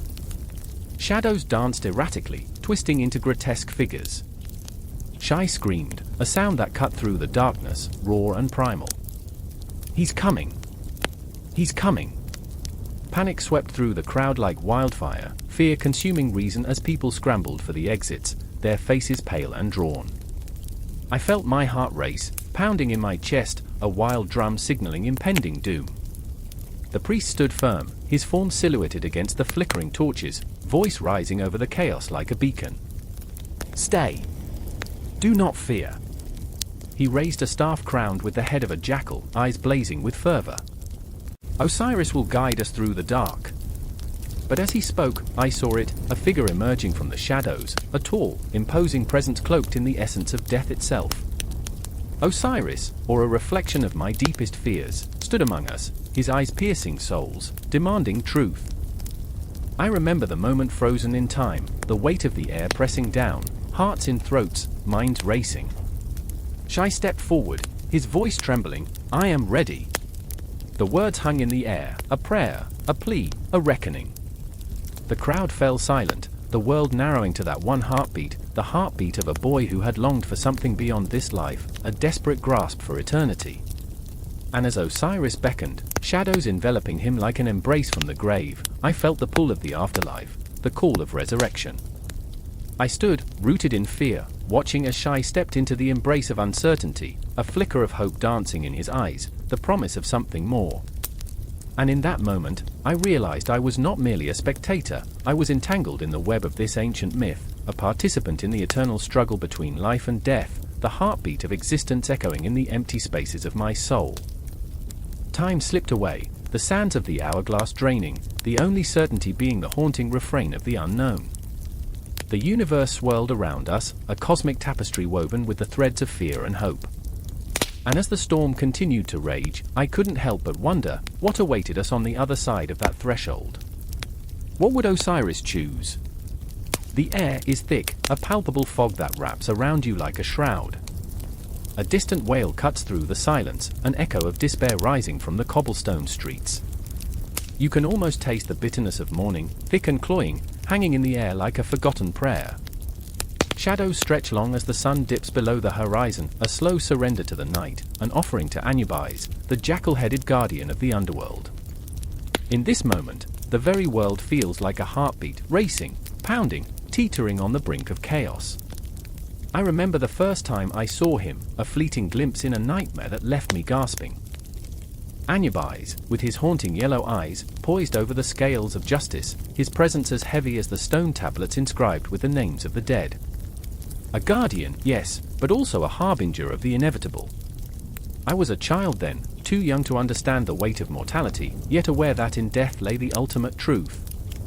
Now, standing on the edge of a grave, I clutch my sister's hand, knuckles pale and trembling. Her breath quickens, a shallow gasp that sends shivers racing down my spine. "What if he comes for us next?" she whispers, her voice quavering like dry leaves caught in a windstorm. Her fear pierces the air, sharp and relentless. "Anubis doesn't come for the living," I reply, my voice steadier than my heart. But as I say it, the whisper of doubt curls around my thoughts, tightening its grip. Is that true? The stories tell of his judgment, of the weight of the soul against a feather, of the reckoning waiting beyond the veil. My sister, a mere 17, is too vibrant for the graveyard that engulfs us. Blonde hair tangled, eyes wide with innocence. She should be dancing in the moonlight, not standing before the crumbling stone that bears the name of our father. He was taken too soon, swallowed by the Underworld's insatiable maw. Her fingers are cold against mine, and I can feel the tremor of her pulse, frantic and alive, in stark contrast to the stillness that surrounds us. The grave is deep, too deep. A black maw, where light dares not tread. I remember the whispers of the priests, their chants resonating in the dimly lit chambers of the tomb. Anyabais will guide him, they said, their voices echoing like distant thunder. He will protect him in the afterlife. But who protects the living from the horrors of death? Who shields us from the truth that our time is fleeting, that every breath we take brings us closer to the end? As the sun dips lower, shadows seep from the cracks of the ancient stones, wrapping around us like a lover's embrace. I turn my gaze to the horizon, where the last remnants of light fade into a canvas of darkness. The weight of the night presses in, an unexpected cloak of fear that wraps around my chest. The graveyard is no longer just a resting place, it feels like a threshold, a crossing over into the unknown where Anyabais waits, patiently, with that eternal gaze. "Do you think he's watching us?" my sister asks, her voice barely above a whisper, fragile as the last leaf clinging to a winter branch. I want to reassure her, tell her that Anyabais is merely a figure from stories, a shadow cast by the light of the living. But the truth is, I feel his presence too. It coils around my heart, a chill that seeps into my bones, whispering that we're never truly alone. I know he watches, weighing our souls, measuring our grief against the enormity of existence. Suddenly, a rustle in the underbrush sends our hearts racing. A figure emerges, cloaked in darkness, moving with the grace of a predator. I brace myself, instinctively pulling my sister closer. I see the glint of a knife, a flash of silver in the dim light, and for a heartbeat, I wonder if Anyabais has sent a messenger. The air thickens with tension, a taut string ready to snap, the moment teetering on the edge of chaos. Who dares disturb the dead? The figure intones, voice low and resonant, shrouded in shadows. It feels as if Anyabais himself has stepped down from the nether to confront us. Fear courses through me, a raw, electric pulse. "I am sorry," I stammer, my words faltering, each syllable a weight on my tongue. We just came to pay our respects, but the figure steps into the meager light, revealing a face worn by time, eyes dark like the night sky. He doesn't belong here, not among the tombstones and the scent of decay. There's something hauntingly familiar about him, the way his eyes hold stories untold, the way the shadows cling to him like a cloak. His laugh is dry, brittle. Respect? You think that matters to the dead? He gestures around, the graveyard alive with echoes of laughter, whispers of long-forgotten souls. Anyabais does not care for the living's honor. And in that moment, I see it, the truth harsh and bitter, the raw wound of existence laid bare. We are all just specters, shadows dancing under the watchful gaze of the jackal god, begging for meaning and understanding as we navigate our grief. "Please," my sister's voice breaks the silence, desperation clawing at her words. "We just want him to be safe. We want him to rest." The figure's laughter dies away, replaced by a somber stillness. He eyes us, measuring our sorrow, considering the weight of our pleas. "Then you must honor him. You must remember." And as the night deepens, I realize, Anyabais is not merely a guardian of the dead, he is a reminder of our fragility, our fleeting moments of joy. His presence is a call to remember not just the lost but also the life we cling to, the moments we take for granted. With every passing second, the shadows seem to whisper the names of the departed, and I find myself yearning to scream out for the living. The clock ticks ever onward, each beat a reminder of the moment slipping away. As the first star pierces the night, I hold my sister's hand tighter, her warmth a stark contrast to the chill that surrounds us. We stand at the crossroads of memory and oblivion, aware of Anyabais lurking in every shadow, a silent witness to our grief, our love, our relentless pursuit of meaning in a world rife with endings. And amid the darkness, the echoes of our hearts beat in unison, a desperate plea to be remembered, to be more than just fleeting souls caught in the tide of time. The night stretches on, and with it, the haunting presence of Anubis remains, a reminder that every ending births a new beginning, and we are forever caught in the web of what we leave behind. The air is thick with the biting chill of despair, a frost that seeps into your bones and tightens its grip. I can hear the distant wails, ghostly echoes of the dead, trapped in a land that knows no warmth, where shadows cling to the ground like lost children. I stand at the edge of Niflheim, a frozen abyss, the land of ice, a mausoleum wrapped in a shroud of mist. Each breath I take feels like inhaling the sorrow of countless souls, their stories swirling in the wind like snowflakes, each unique yet all destined to dissolve into nothingness. I remember the glimmer of her eyes, a shade of blue so deep it could swallow the stars. Freya, my sister, my heart, stood beside me, her laughter like crystal chimes, now a haunting memory echoing through this desolate expanse. It's a cruel joke, isn't it? Laughter trapped in a tomb of frost. She was the brave one, the dreamer who dared to challenge the darkness, but now, she is gone, lost to the depths of this icy hell. Her absence hovers like a spectre, a reminder of the price we pay for foolish dreams. No! I scream into the void, the sound swallowed by the merciless wind. It carries no warmth, no comfort, only the chilling reminder of what lies ahead. I strain to remember her smile, her unwavering spirit, but the images slip through my fingers like grains of ice. In this cursed land, the boundaries of time blur, and the memories twist like the swirling snow. I am not alone. Beside me stands Loki, the trickster, his face a mask of mischief and regret. He is a spectre of his own making, caught in the web of his lies, his laughter now a brittle sound. "What have we done?" he mutters, his voice low, tremulous, like the crack of ice beneath our feet. In the realm of the dead, his words hang heavy in the air, a question with no answer, a riddle with no key. His eyes flicker with a mix of despair and elation, a dangerous dance between mischief and sorrow. "You think this is the end," he taunts, but the tremor in his voice betrays him. Niflheim is just a pause. An interlude. I want to shake him, to wake him from whatever delirium has entranced him. This isn't a game. My voice rises, raw and jagged. We're standing on the edge of oblivion. Can't you see?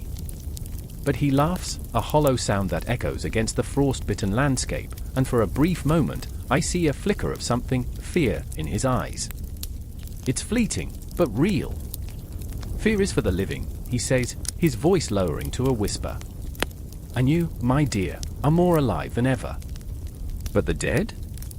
They have secrets, and they whisper them to those who listen." I shudder, the weight of his words pressing down like snow accumulating on a weary branch. I can feel the pulse of the dead all around us, their cold fingers brushing against my skin, tugging at my heart. What do they want? What can they offer? I remember the eyes of the slain, the dreams extinguished, the promises broken. The air crackles with lost ambitions, hopes frozen in time, encased in ice like the bodies lying beneath us. "Do you hear them?" Loki asks, leaning closer, his breath visible in the frigid air. "They call to you. They beckon." I hear it then, a soft whisper, weaving through the silence, "Help us. Free us." It pulls at me, a siren song that slices through my resolve. My heart races, pounding like a war drum, caught between the desire to flee and the need to face whatever darkness lies ahead. Freya's laughter echoes again, lighter than the snowflakes that dance around us. "You promised you'd never leave me," she said once, words etched into my soul like a brand. I was supposed to protect her, keep her safe from the horrors that stalked the shadows. Yet here I am, standing in the realm of the dead, while she lies somewhere beneath the ice, lost to the world. "Loki, we can't just stand here." My voice breaks, desperation clawing at my throat. The shadows twist and weave, forming shapes, figures of the dead, their faces both familiar and strange. They close in, their breath mingling with the cold air, each exhale laced with the scent of decay. A weight rests on my chest, a suffocating burden of grief and guilt that tightens its grasp. "Why do you linger here, then?" Loki asks, his tone lightening, almost teasing. "You could join them. Embrace eternity." Join them? The very thought turns my stomach. You think I would abandon her? Leave her to rot in this frozen hell? But my voice wavers, uncertainty creeping in. What is left for me? I am a ghost among ghosts, tethered to this world by nothing but regret. Still, I will not let this wretched place consume me. Not yet. Then fight, Loki urges, his eyes narrowing. Fight for her. Fight for the truth hidden in the ice. As if summoned by my thoughts, the ground trembles, the ice cracking beneath us with a sound like thunder. From the fissures, shadows rise, longing souls clawing at the surface, their faces twisted in agony. I stagger back, fear lacing through me like venom, but there's no escaping them. They surge forward, their voices rising in a cacophony of despair, wrapping me in their chilling embrace. Free us, they cry, their spectral hands reaching out, grasping for the warmth they have forgotten. I can feel their desperation, their anger, their heartache, and it pierces through my skin like ice shards. And then I see her, Freya, her silhouette emerging from the swirling mists. She stands, ethereal, locked in a dance with the shadows, her eyes filled with sorrow. Help me, she whispers, her voice a haunting melody that pulls at my heart. I step forward, my resolve hardening. I will fight. I will confront the darkness. For Freya. For the lost. For the flickering remnants of hope that refuse to die. Let them go. I scream, my voice raw and desperate, a plea that reverberates through the chilling landscape. Let them find peace.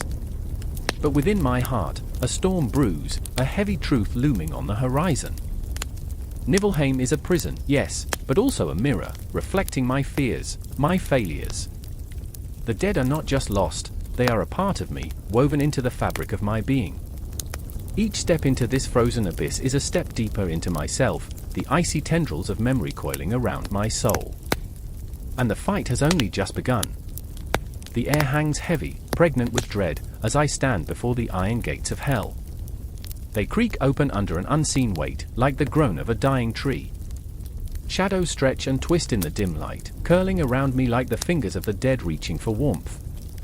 I can hear the faint echoes of whispers, their words lost, but their intent is palpable, an ominous warning. A chill creeps through my bones, a premonition of the confrontation to come. This is Hell's domain, a world where the living dare not tread lightly.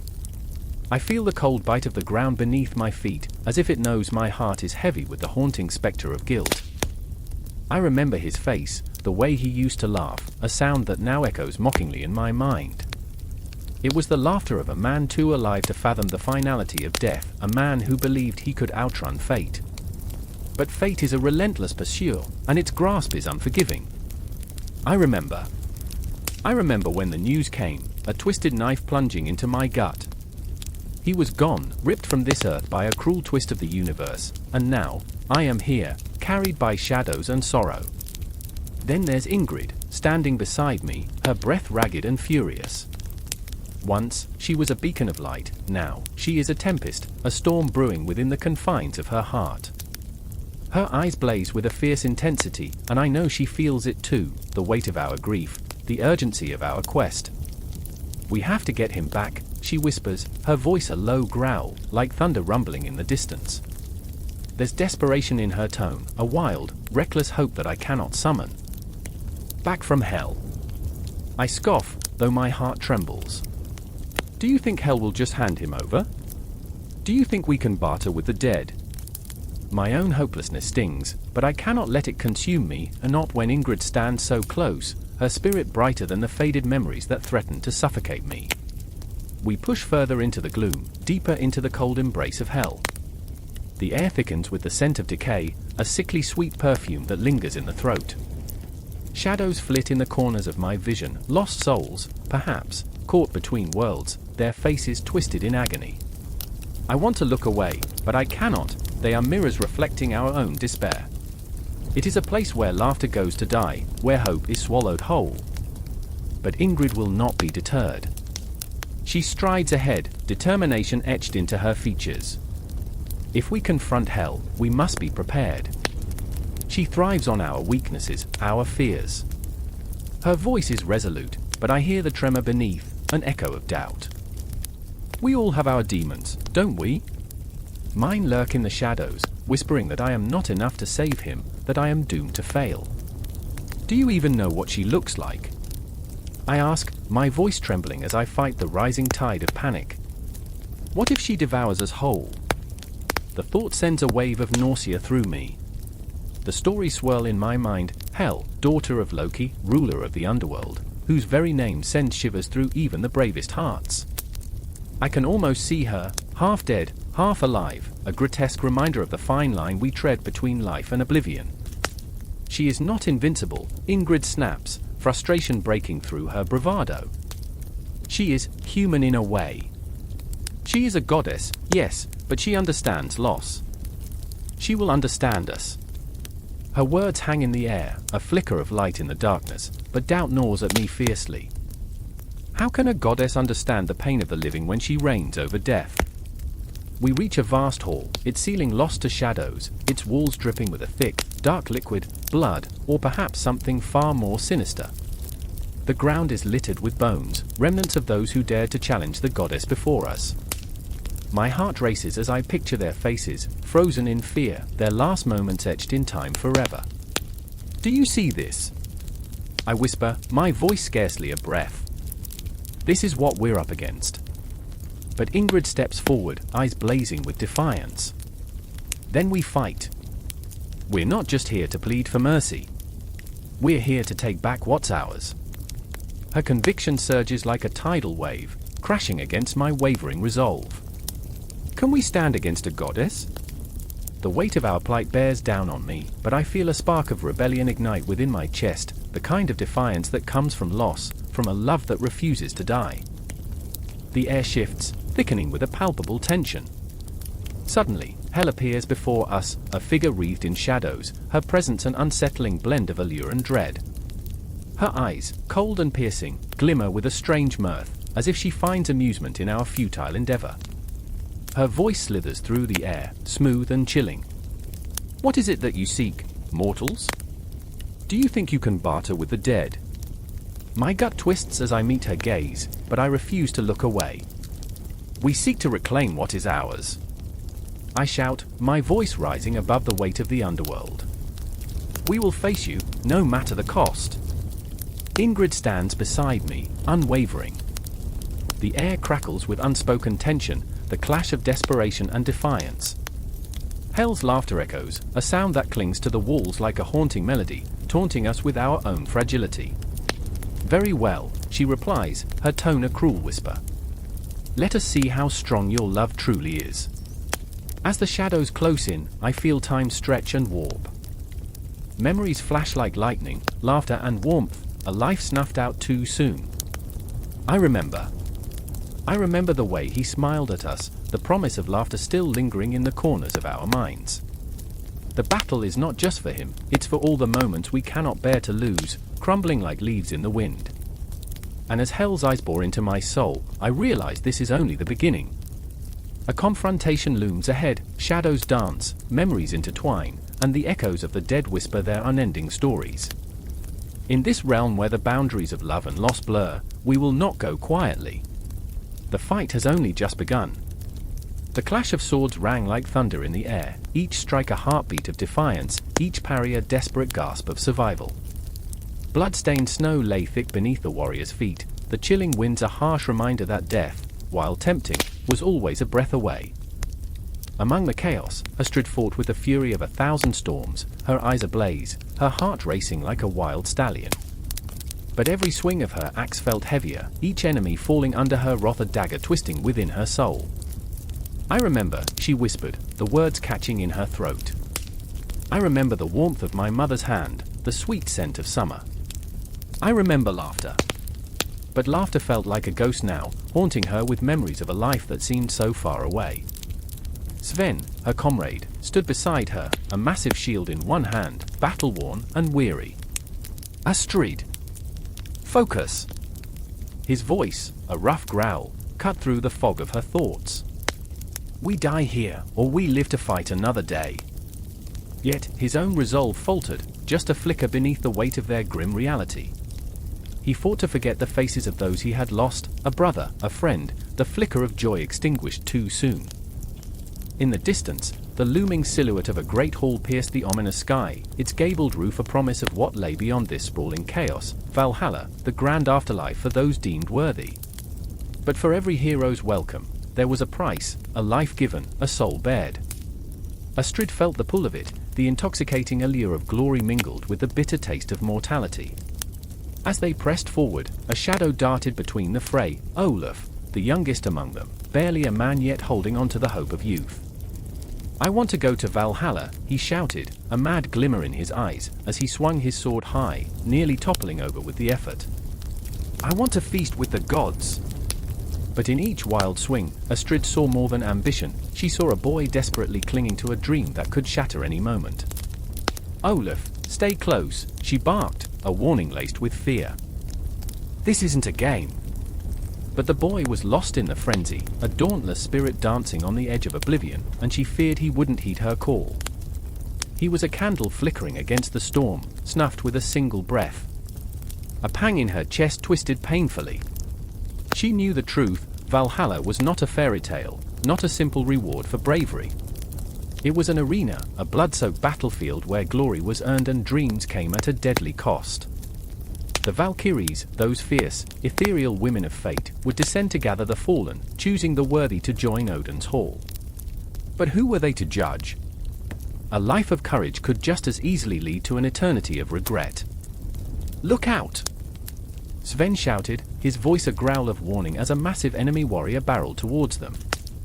Astrid's instincts kicked in, the primal thrust of survival, and in one fluid motion, she pivoted, her axe slicing through the air. Time slowed. The world narrowed to the glint of steel, the wild beat of her heart, and the scream of impending doom.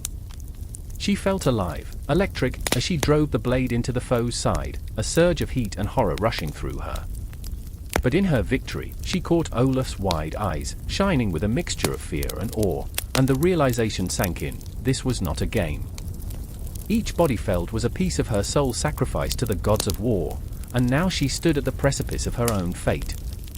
"I remember," Astrid's voice trembled, "I remember the sound of home. I remember warmth and light. I remember," but the memories faded like whispers beneath the howling winds. The cold was closing in, and time began to warp with the relentless rhythm of battle. Every heartbeat echoed the uncertainty of what lay ahead. As her mind spiraled, she glanced over at Sven, who was locked in a struggle with another foe, rage and grief etched upon his face. "We fight for each other," he roared, swinging his shield with a ferocity that rattled her bones. "For our fallen. For Valhalla." But the words tasted bitter in Astrid's mouth. Valhalla felt like a distant dream, shrouded in mist and uncertainty, and she wasn't sure she could navigate the labyrinth of sorrow that lurked within its walls. What awaited her there? Eternity spent reliving memories of loss? Or camaraderie forged in the fires of war, bitter and sweet?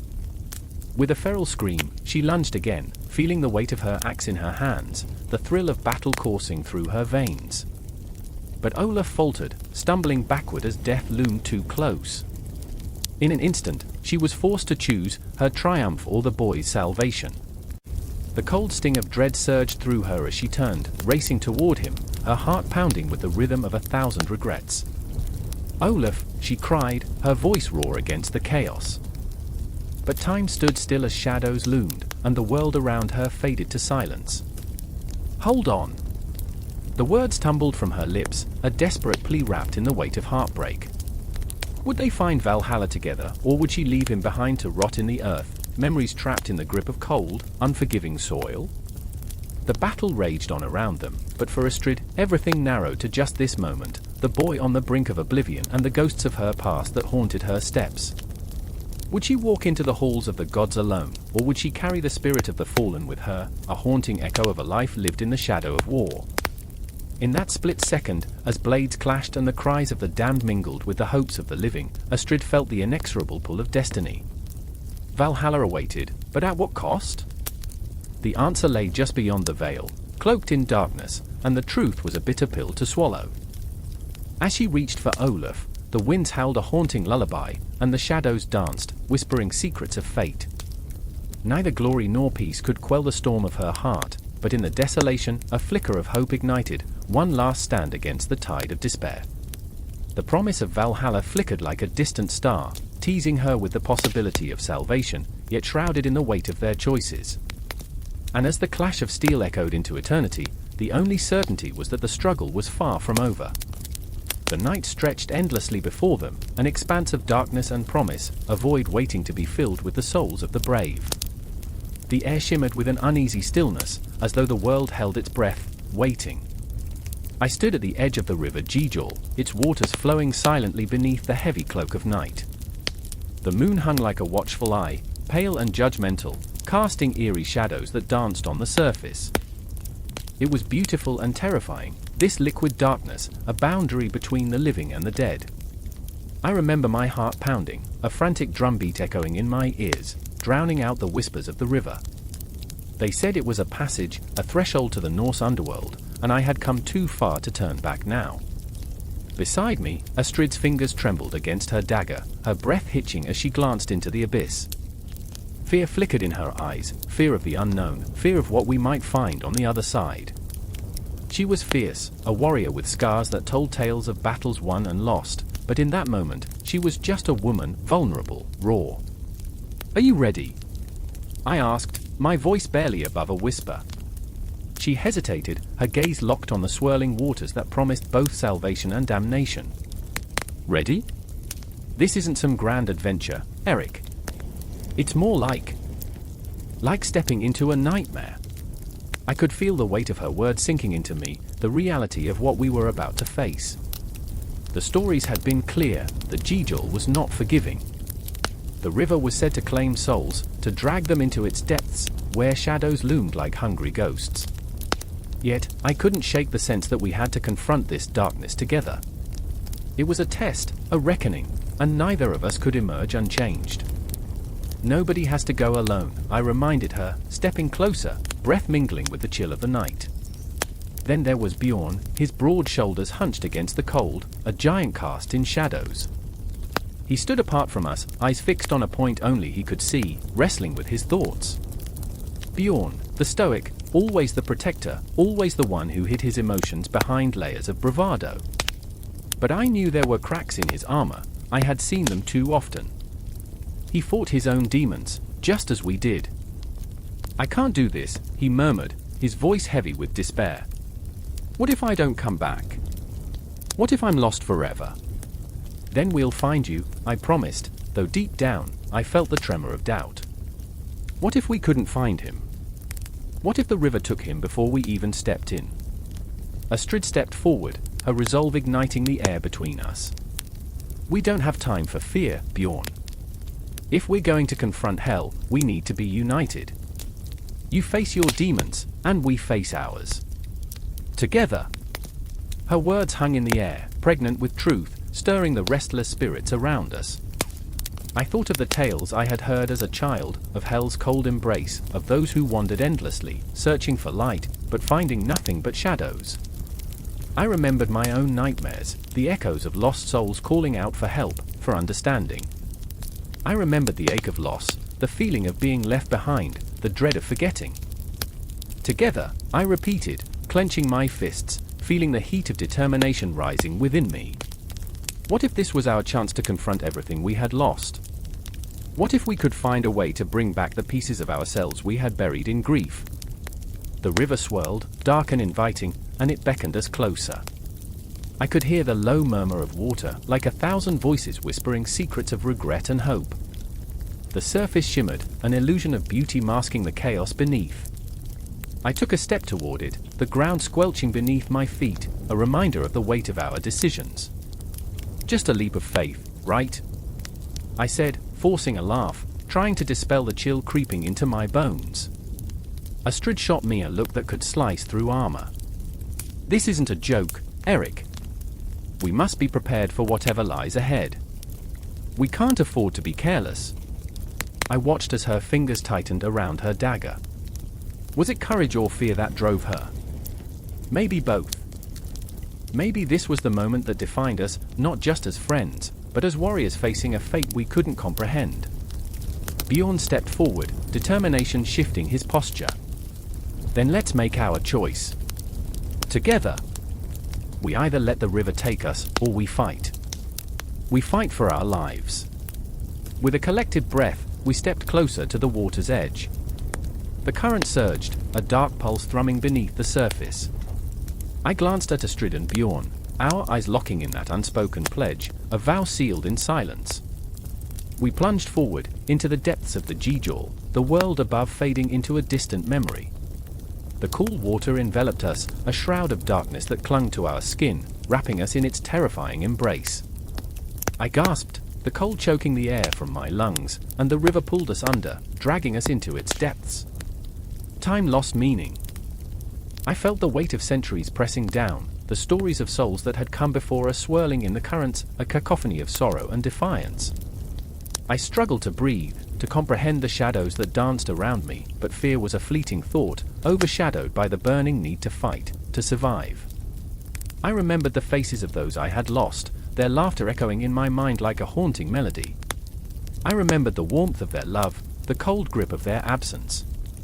I remembered that I was more than just a boy who had lost everything. I was a warrior, ready to reclaim what was mine.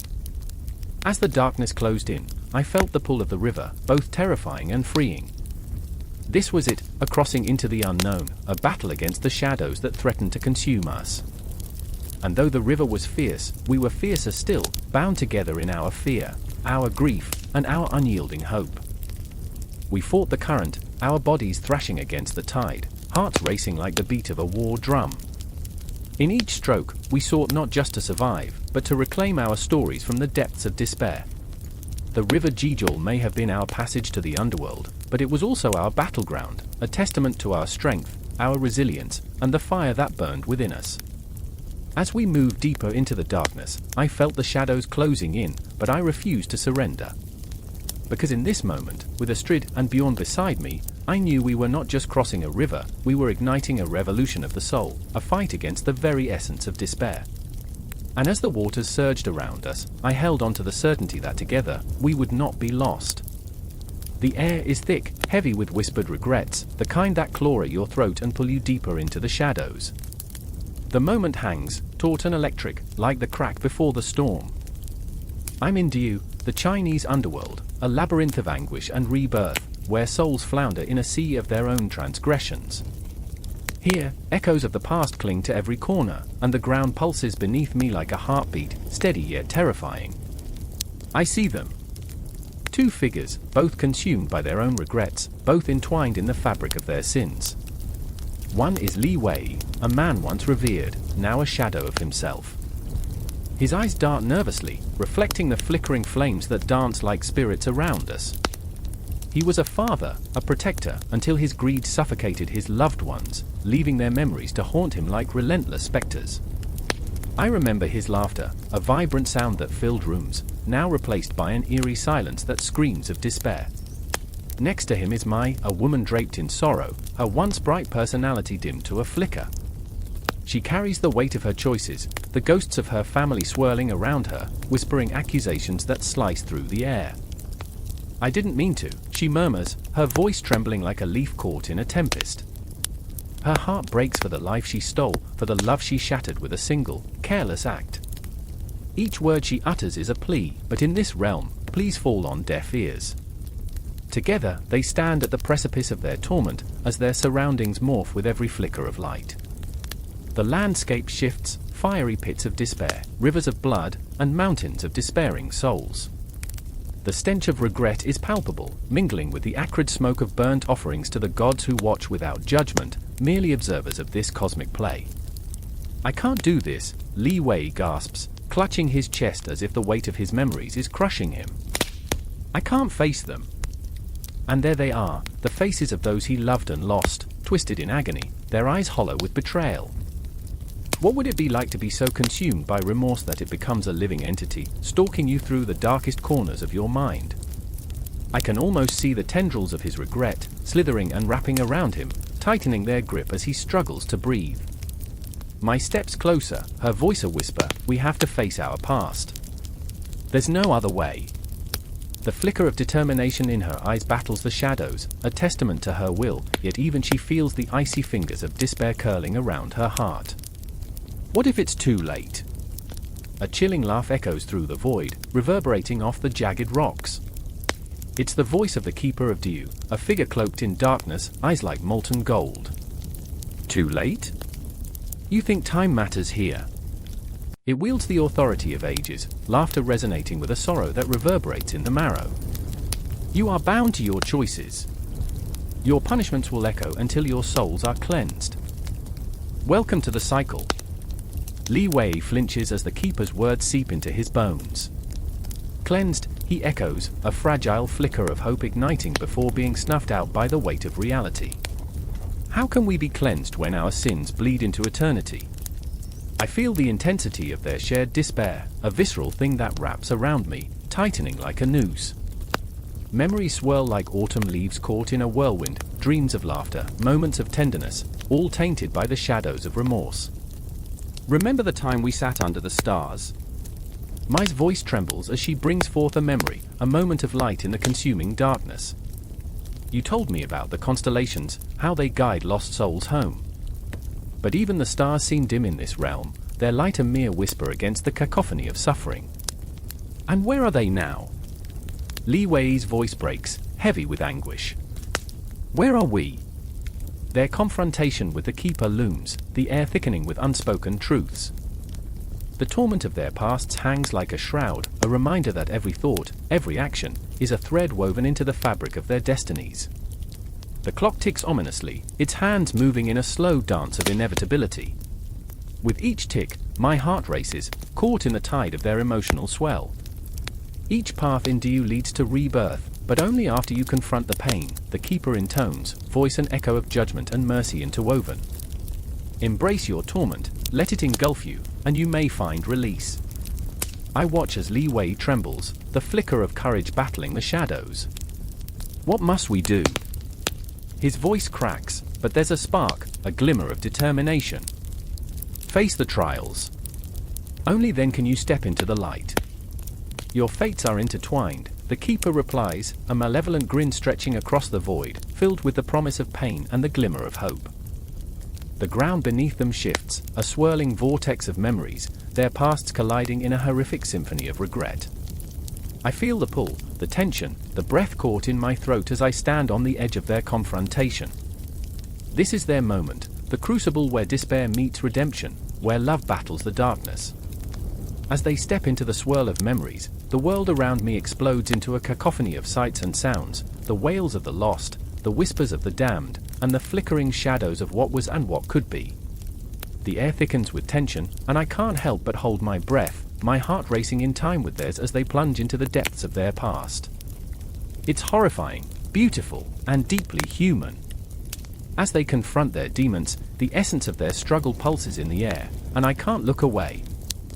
The dance of life and death, of punishment and rebirth, is just beginning, and I can feel it. Can you feel it? The haunting echoes of their journey pulse through the heart of Diyu, waiting to be transformed, waiting for the moment when despair may finally yield to hope. And in that eternal now, I know that this is just the beginning. The cycles repeat, the shadows linger, and the heart of Diyu beats on, as relentless and consuming as time itself. The air crackles with tension, thick as a funeral shroud, and the shadows dance in the flickering candlelight. A woman stumbles through the darkened streets, her breath coming in ragged gasps. Her heart beats a frantic tattoo against her ribcage, a relentless reminder of life's fragility. She knows that Yama, the god of death, prowls the corners of her mind, lurking just out of sight, waiting to claim what is his. Each footfall echoes like a drumbeat of doom, reverberating through the alleyways, where whispers of the past intertwine with the ghostly present. Maya is a mother, a fierce protector, her soul woven with the threads of love and heartbreak. Her son, Ravi, is sick, so sick that the very essence of his being seems to flicker like a candle in a storm. She remembers the laughter that once filled their modest home, the way he would sprint to her with arms outstretched, his joy spilling over like a river. I remember. But now, the laughter is swallowed by the shadows, leaving only silence, an absence that grips her heart like a vice. A flash of movement pulls her from her thoughts. A figure looms in the distance, tall and imposing, draped in darkness. It's Yama, the Ancient One, his eyes like twin voids, consuming all light. He is clad in a robe of shadows, his presence suffocating, an unyielding reminder of mortality. Maya's pulse quickens. Fear grips her like icy fingers wrapping around her throat, choking her resolve. The tales she heard as a child resurface, tales of his chariot drawn by fierce, spectral steeds, of souls weighed in the balance of justice, of his unwavering gaze that pierces through flesh and bone, seeing the truth beneath. But there's another heart that beats in the shadows, another story entwined with hers. Arjun, Maya's estranged husband, stands at the edge of the street, his face a mask of turmoil. He's a man hardened by loss, once vibrant and full of dreams, now a mere shell, haunted by his choices. He remembers the warmth of Maya's embrace, the light in her eyes, the laughter that once danced between them. But grief has a way of carving out love until only echoes remain. Each day spent apart feels like a dagger, twisting deeper with every sunrise. He sees the desperation in her eyes, the way she clutches her son's name like a lifeline, and it cuts him anew. Maya's gaze flickers to Arjun, and for a heartbeat, the world around them narrows to that single moment. "Help me," she whispers, her voice a fragile thread. He's slipping away. The weight of 1,000 unspoken words hangs in the air, the burden of their shared history threatening to collapse under the strain. Yama watches, a spectre born of timelessness, observing the raw desperation, the love that lies marred by pain. He knows the hearts of mortals, their fragile dreams and deeper fears. Time is a fickle mistress, he intones, his voice like a distant storm, and even the strongest love cannot stave off her relentless tide. Maya feels a surge of defiance. "Not today," she cries, the sound ripping from her throat as if tearing through the veil of despair. "I won't let you take him. Not my boy." The words hang in the air, fierce and unyielding, but doubt creeps into her mind like a thief in the night. What can she do against the inexorable march of fate, the cold grip of inevitability? In that moment, desperation ignites a fire within Arjun. He steps forward, battling the specters of his own sorrow. "We made a promise," he says, voice thick with emotion, "to fight for each other, to fight for our son. I remember the dreams we shared, Maya. I remember the love that built our lives." The shadows around them quake, shifting as if the cosmos itself is listening. Yama's gaze sharpens, intrigued by their struggle. He steps closer, the shadows swirling like tendrils of smoke. "Folly, mortals! Love cannot alter the course of destiny. It is but a fleeting spark, extinguished against the void. What power lies in love?" Maya's heart races, a tempest of emotions. She knows what death feels like, not just in the tangible sense, but in every loss, every fragment of hope that has crumbled beneath the weight of despair. She remembers. "I remember the day Ravi took his first step, the way his eyes sparkled with wonder. But now, shadows loom, threatening to snuff out that light." Arjun closes his eyes, a single tear breaking free, tracing a path down his cheek. Ravi is worth fighting for. He deserves to live, to dream, to laugh. "We will not surrender to you, Yama. We refuse." The cosmic tension thickens as Yama considers their defiance. "But you misunderstand the nature of existence," he replies, voice low, almost reverential. "Life and death are but threads woven into the same tapestry. To resist is to court destruction, to unravel what is meant to be." Maya's resolve hardens. "Then we will fight until our last breath," she vows, her voice rising like a war cry. "We will resist, even against the fates themselves, until we draw our last breath." The universe shifts, a cosmic clock ticking away precious moments. The air buzzes with impending confrontation, a collision of love and despair, hope and inevitability. The shadows tighten their grip, and the heartbeat of the world quickens. Yama tilts his head, intrigued.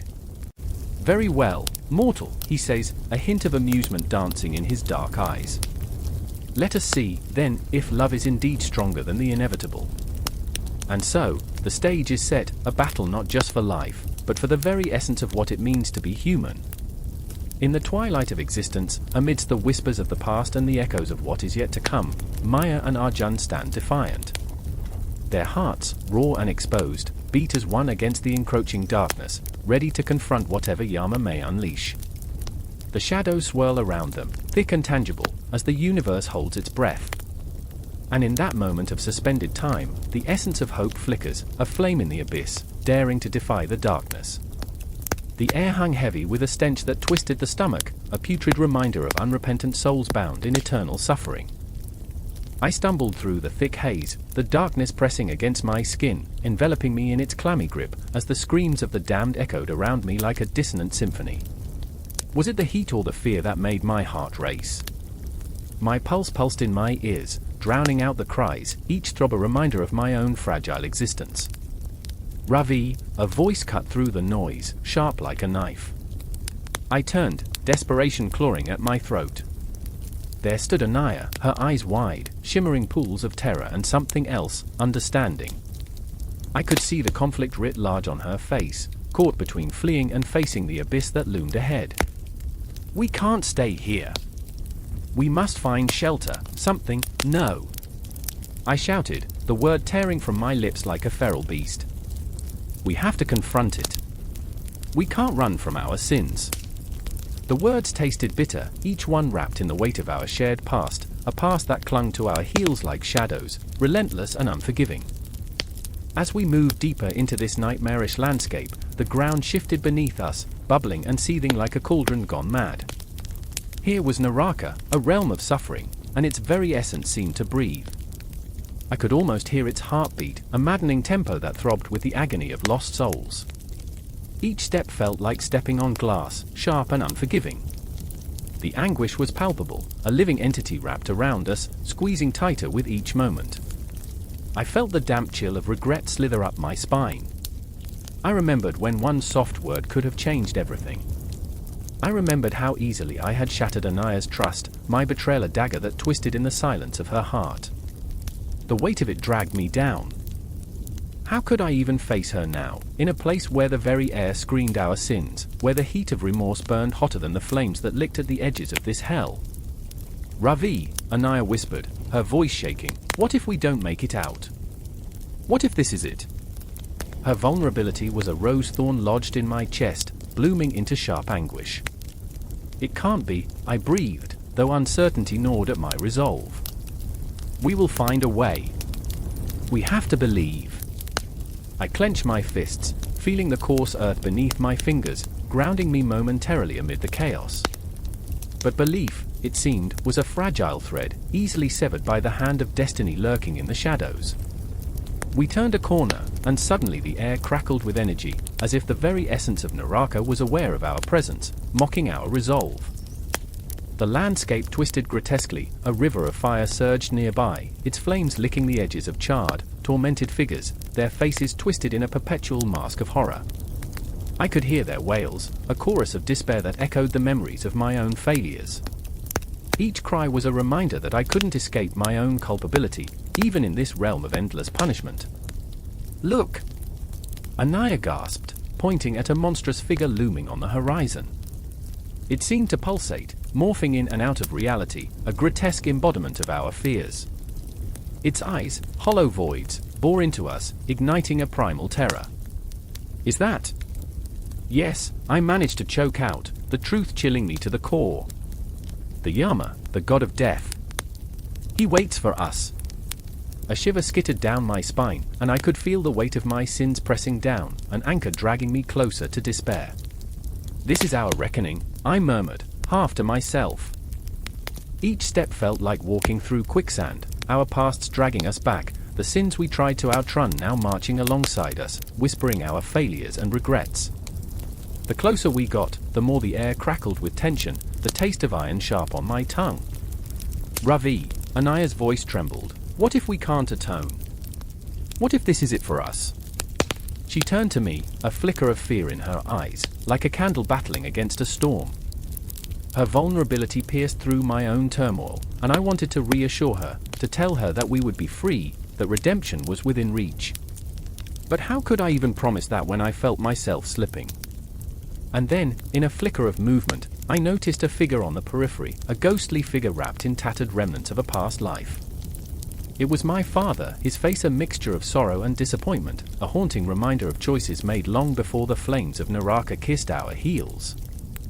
"Ravi," he whispered, the sound echoing like a drumbeat in my chest. "You have the power to change this." "But can I?" The thought spiraled like smoke, elusive and taunting. I felt a rush of despair wash over me, but Anaya grabbed my arm. "We face this together, Ravi. No matter what." In that moment, the darkness seemed to recoil, just for a heartbeat. Hope flickered, fragile yet insistent. Together, we could weather the storm, could wrestle with our demons. As the Yama's gaze bore into us, I took a step forward, fueled by the love and pain that had intertwined our fates. "We will not be broken," I declared, my voice rising above the cacophony. But the shadows thickened, swirling ominously around us as we approached the looming spectre, each step a heartbeat of defiance against the suffocating grip of our pasts. The very essence of Naraka trembled before our resolve, and we knew, deep within our hearts, that this confrontation would either shatter us or forge us anew in the fires of pain and forgiveness. And as we stood before the embodiment of our fears, a sense of clarity washed over me, a thunderous realization: our suffering could either consume us or illuminate the path to freedom. In the depths of despair, I grasped Anaya's hand tighter. Together, we would face the darkness. Together, we would find the flicker of light amidst the shadows, the spark of redemption in the depths of Naraka. In that moment, we were alive, and the next heartbeat felt like the promise of eternity. The air hung thick, a suffocating shroud of dampness that seeped into the lungs like the whispering fingers of the dead. The darkness was alive, pulsing, thrumming, and I could feel it in my bones, a low, rhythmic beat that mirrored the quickening of my own heart.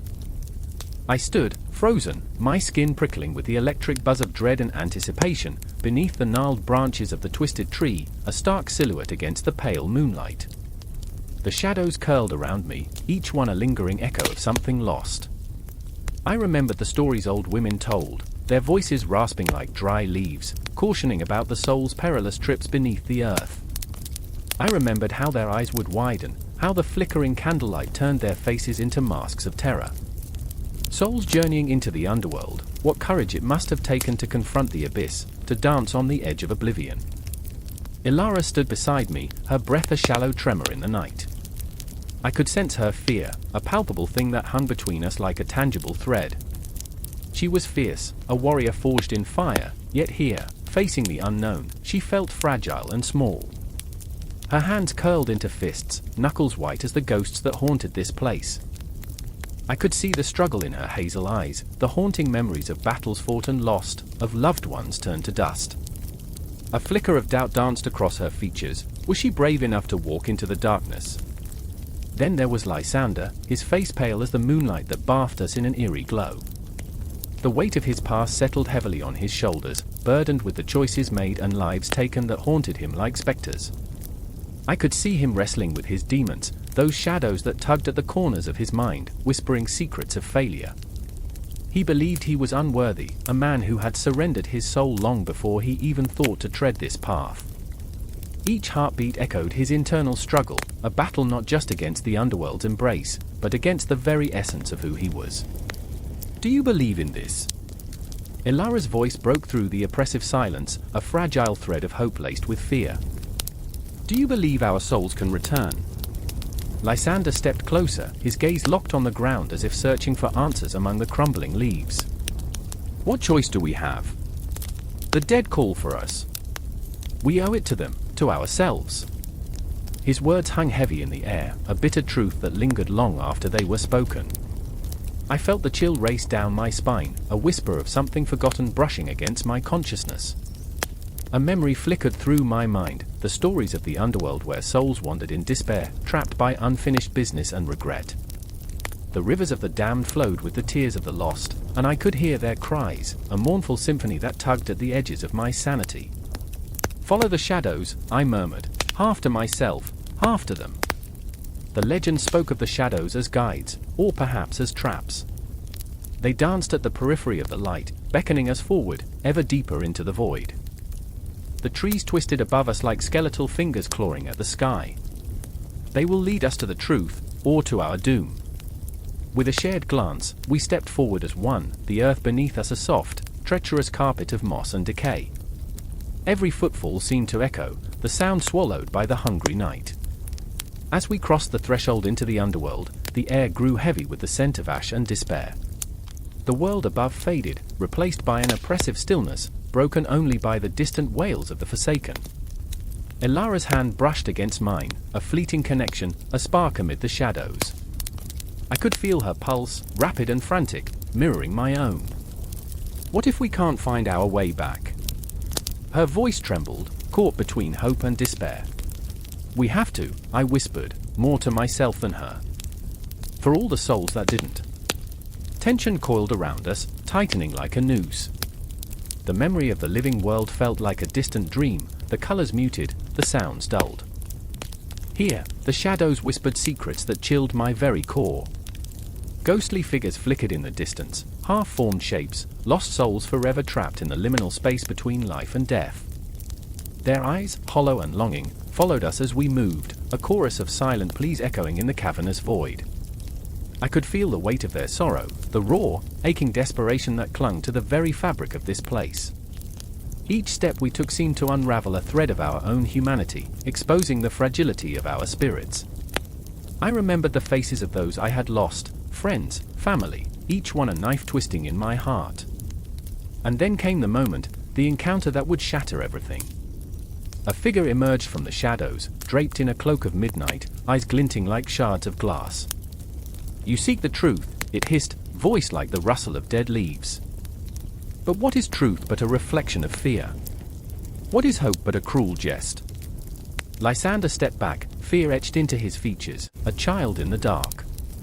"We came for the souls, for redemption." "Redemption?" The figure laughed, a sound that echoed through the void, rippling like a stone cast into still water. "What you seek is an illusion, a mirage born from your own despair." Ilara's grip tightened, her resolve warring with her fear. "No. We must fight for them." But the figure merely smiled, a chilling sight that sent shivers racing down my spine. "And what of your own souls? Have you considered the cost?" Suddenly, the weight of our choices crashed down on us, a tidal wave of realization. Each of us was a vessel of pain, carrying the scars of our past. The underworld was not just a place of lost souls, it was a mirror reflecting back our darkest fears, our greatest regrets. And in that moment, I understood. As the shadows closed in, I felt the stirrings of something deep within me, a flicker of defiance igniting against the overwhelming darkness. We were more than just souls seeking redemption, we were living, breathing beings, tangled in a web of emotion and vulnerability. The journey was not just about the souls of the dead. It was a fight for our own, a desperate struggle to reclaim what had been lost, to confront the ghosts that haunted us. And as we stood there, trembling at the edge of the abyss, I knew, with every fiber of my being, we would face whatever lay ahead together. I caught Ilara's gaze, and in that instant, we understood, this was not just a journey into the underworld, it was a journey into ourselves. And with that realization, we took a step forward, ready to face whatever awaited us in the shadows. The silence hung heavy, like an overripe fruit ready to burst. I could hear the distant whisper of the river, a ghostly murmur weaving through the dense fog that blanketed the village. Shadows danced around me, twisting and contorting like old memories, and I felt their cold fingers tracing along my spine. The air was thick with the scent of damp earth and something else, something metallic, something that made my heart race with the kind of fear that gnawed at the edges of the mind. I remembered the tales, the warnings etched into the very fabric of our folklore, and now they loomed over me, hungry for recognition. Then, I saw her. Mara stood at the riverbank, her silhouette stark against the pallid moonlight. Hair wild and unkempt, eyes wide with a mixture of dread and defiance. She had always been the brave one, the one who sought out the shadows instead of fleeing from them. But tonight, her courage felt fragile, a paper lantern flickering in the wind. "I cannot keep running," she said, her voice barely more than a whisper, but it sliced through the silence like glass. "They're coming for me, for us." With her words, an old wound reopened in my chest, a mix of regret and longing. I remembered the laughter we shared under the ancient willow, our dreams interwoven like threads of twilight. But now, those dreams felt like shadows themselves, slipping through my fingers. I was not the hero of this story, I was a coward, caught in the web of my own indecision. "Stay with me," I pleaded, stepping closer, the chill of the water lapping at my ankles, grounding me in this nightmare. "We can fight this. We can." "No." Her voice was fire, igniting a spark of resolve within me. "This isn't about fighting. They want to break us. They thrive in our despair. You know this." A sudden rustle in the underbrush sent shivers down my spine. My pulse quickened, a wild rhythm echoing in my ears. I caught a glimpse of something moving, a shadow lurking just beyond the trees.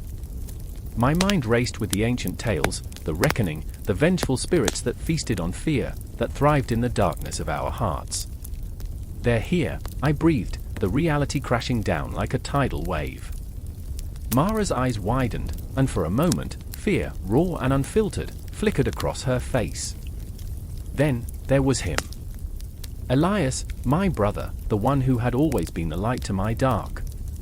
But that light was dimming, a flickering candle about to extinguish. He emerged from the fog, breathless, wild-eyed, clutching a tattered tome that whispered of old curses and forgotten lore.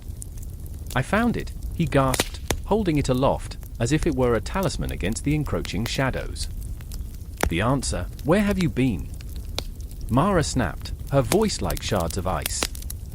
"We thought what?" he interrupted, his voice raw, trembling with urgency. "That I'd abandoned you? That I'd let the darkness consume me? No, I found something. They're coming for the children, the innocent. We have to act, now." The weight of his words settled in the pit of my stomach. I remembered the stories told by the fireside, parents whispering of the nightmarish creatures that preyed upon our fears, the shadows that crept into our dreams, leaving only despair in their wake. "But how?" I stammered. "How can we fight something that thrives on fear?" "Together," Elias said, his voice steadying, grounding. "We stand together, or we fall alone. That's the only way." The words wrapped around me, not as a promise, but as a challenge. They ignited a flicker of hope within the suffocating darkness. And then, a rustle, closer this time. Shadows elongated, creeping toward us, pulsating with a life of their own. The air crackled with tension, the world around us holding its breath. Time stretched, the minutes feeling like hours, as dread intertwined with the very fabric of our beings. "I remember the stories," Mara said, her voice trembling but resolute. "I remember the old ones told us to confront our fears, to face the darkness with light." Her hands, trembling but determined, reached for Elias and me. "We have to remember who we are. We are not just whispers in the night, we are the echoes that fight back." The shadows surged, swirling with a malevolent hunger, threatening to swallow us whole. I felt the weight of countless generations pressing down upon us, the laughter of children, the tears of lost souls, the echoes of those who had faced the darkness before. We were not alone. We could not be. "On three," Elias said, his voice a steady anchor in the storm. "1, 2, my heart pounded against my ribcage, and I could feel the heat of Mara's hand in mine, a steady pulse against the encroaching chill. 3. We stepped forward together, hearts racing, breaths mingling in the cold air, and the shadows recoiled, a collective gasp echoing through the void. Light erupted from within us, a brilliant burst, illuminating the darkness that had long suffocated our village, our spirits, our very souls. The shadows writhed, twisting as if trying to escape the light, revealing glimpses of faces, lost and sorrowful, trapped within. "Look!" Mara cried, pointing toward the river, where the water shimmered, reflecting our unity, our strength. A story of resilience began to weave itself between us, pushing back against the darkness that sought to consume us. But the shadows were relentless, swirling around us like a tempest, whispering our deepest fears, coaxing out our insecurities. "You can't win," they taunted. "You're just children playing at bravery. You're nothing." "Nothing," I echoed, feeling the weight of their words, the truth lurking beneath. But then I thought of the laughter, the dreams tangled in the willow's branches, the warmth of friendship.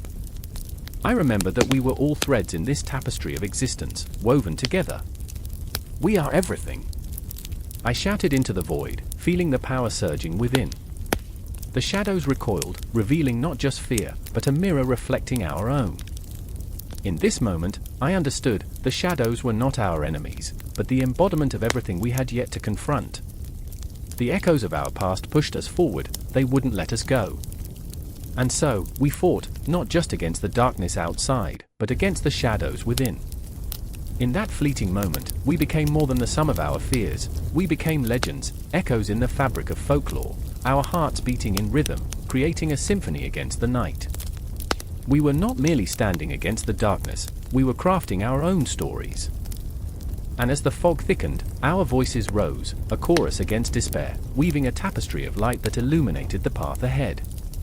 What lay beyond was unknown, but we would face it together, our spirits intertwined, as the legends of old whispered their approval through the rustling leaves, their echoes forever etched in time. The jagged cliffs loomed like teeth against the darkened skies, jagged silhouettes against the fluttering stars, as if the universe itself had conspired to swallow the lost souls whole. Beneath them, the river of obsidian flowed, black and glassy under the weight of 1,000 whispered curses. I stood on the precipice, heart hammering, the stench of ash filling my lungs, my breath mingling with the specters of the dead creeping closer.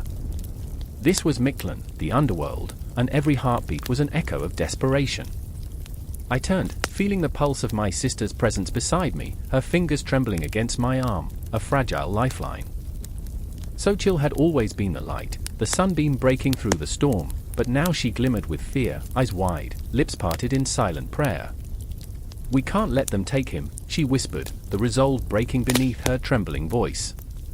Our brother, Teotl, was lost in the shadows, caught between the world of the living and the pull of the afterlife.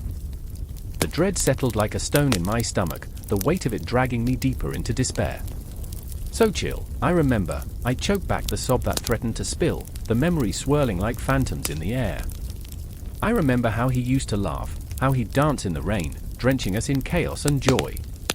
Tears stung my eyes, each droplet reminding me of the laughter now silenced. We have to bring him back. The darkness shivered around us, a whisper of something ancient, the air thick with the scent of burnt offerings and the hunger of restless souls. I could feel the pulse of the underworld, a heartbeat beneath my feet, thrumming in time with my own. Each step we took felt like a betrayal, an intrusion into the sacred silence of the dead. I grasped Xochitl's hand, squeezing it tight enough to feel bone beneath flesh, reminding us both that we were still here, still fighting.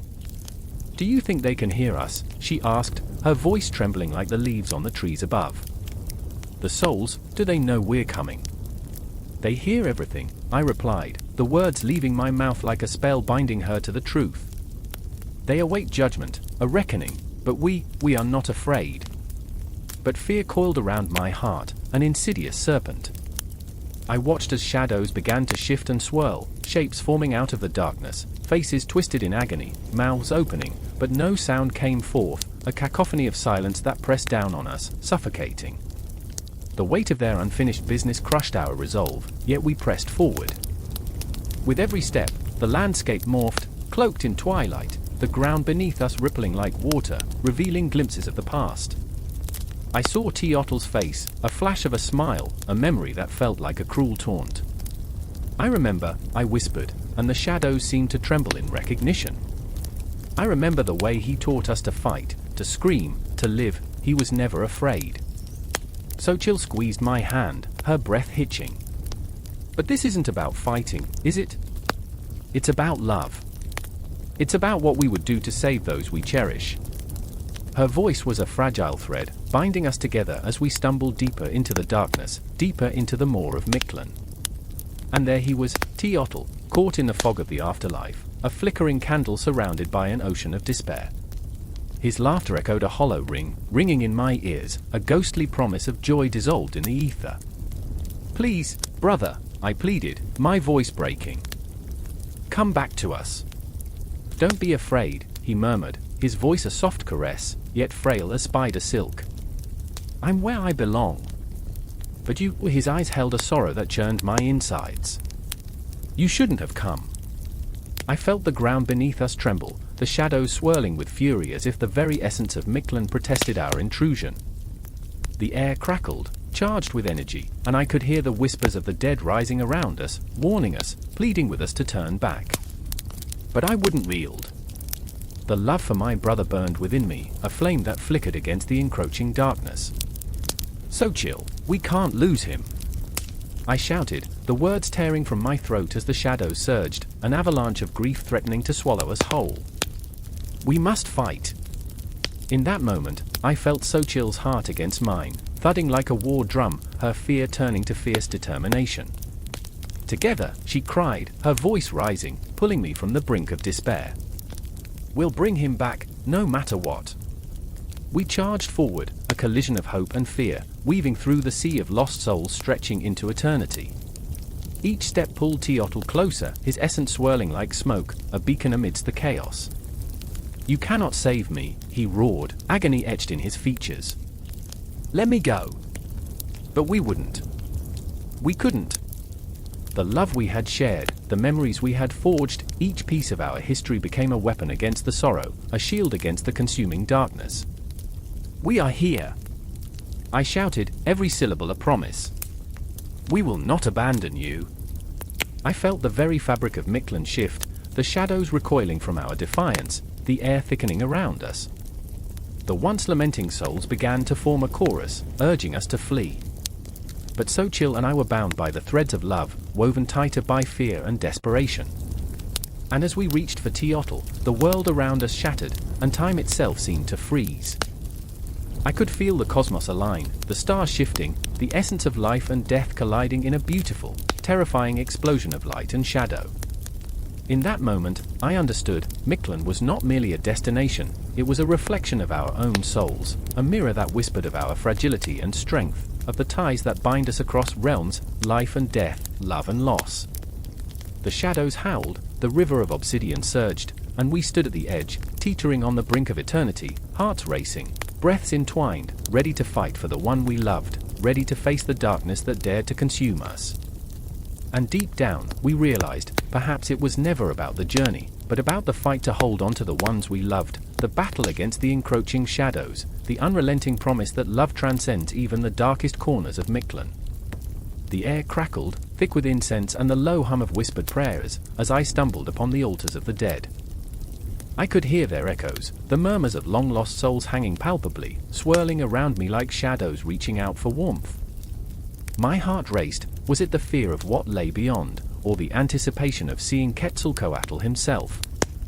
In the flickering light, I caught a glimpse of Itziona, her face a mask of determination, yet beneath it, I sensed a storm of vulnerability, her eyes betraying her fear of the unknown. "Do you think he'll come for us?" she whispered, her voice trembling yet fierce, a fragile flame against the encroaching darkness. My chest tightened. I could feel the weight of ancestors on our shoulders, their expectations like iron chains binding our fates. I remembered my mother's tales, how she painted Quetzalcoatl as both creator and destroyer, a god who breathed life into the earth only to sweep it away like dust. "Of course he will," I shot back, more to convince myself than her. "He's the feathered serpent. He promised protection." But I knew the truth, protection felt like a distant memory, and we were nothing but lost souls in a city of gods who had turned their backs on us. The night deepened, a velvet shroud punctuated by the flickering of torches. The temple loomed ahead, a jagged silhouette against the star-studded sky. Somewhere inside, the pulse of the universe throbbed like a drum, echoing my own heartbeat. This was it, the moment everything would change. I felt the air shift, thick and electric, as if the very essence of Quetzalcoatl awaited us in the shadows, a promise forged in elemental fire. I glanced at Itziona again, her hands clenched, knuckles white as bone. "What if we're wrong?" she asked, the words slipping through her lips like wisps of smoke. "What if he's just a myth?" Her shoulders trembled, not from the cold but from something deeper, an unspoken fear that chased her into the darkness. "We can't afford to think like that," I replied, but even I felt the fraying edges of hope. The stories told of Quetzalcoatl, a god who walked among us, a whisper of life in the face of death. I craved that belief, a lifeline in this abyss of despair. And yet, the fear clawed at my insides like ravenous hands, gnawing at my resolve. I remembered how they spoke of him, how he descended from the heavens, burning bright, only to return to the void, leaving us to navigate the chasms of our mortality alone. Together, we stepped into the temple, the air thick with the scent of copal, tasting like the bitter tears of our ancestors. Shadows danced on the walls, forming figures that stretched and twisted like the souls of the damned. I could almost hear them beckoning, urging us to choose, to embrace the darkness or fight against it.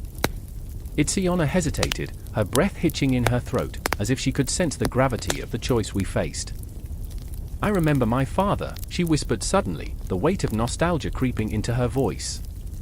He would tell me that Quetzalcoatl would guide us through the afterlife, that he'd weave our souls into the fabric of the universe.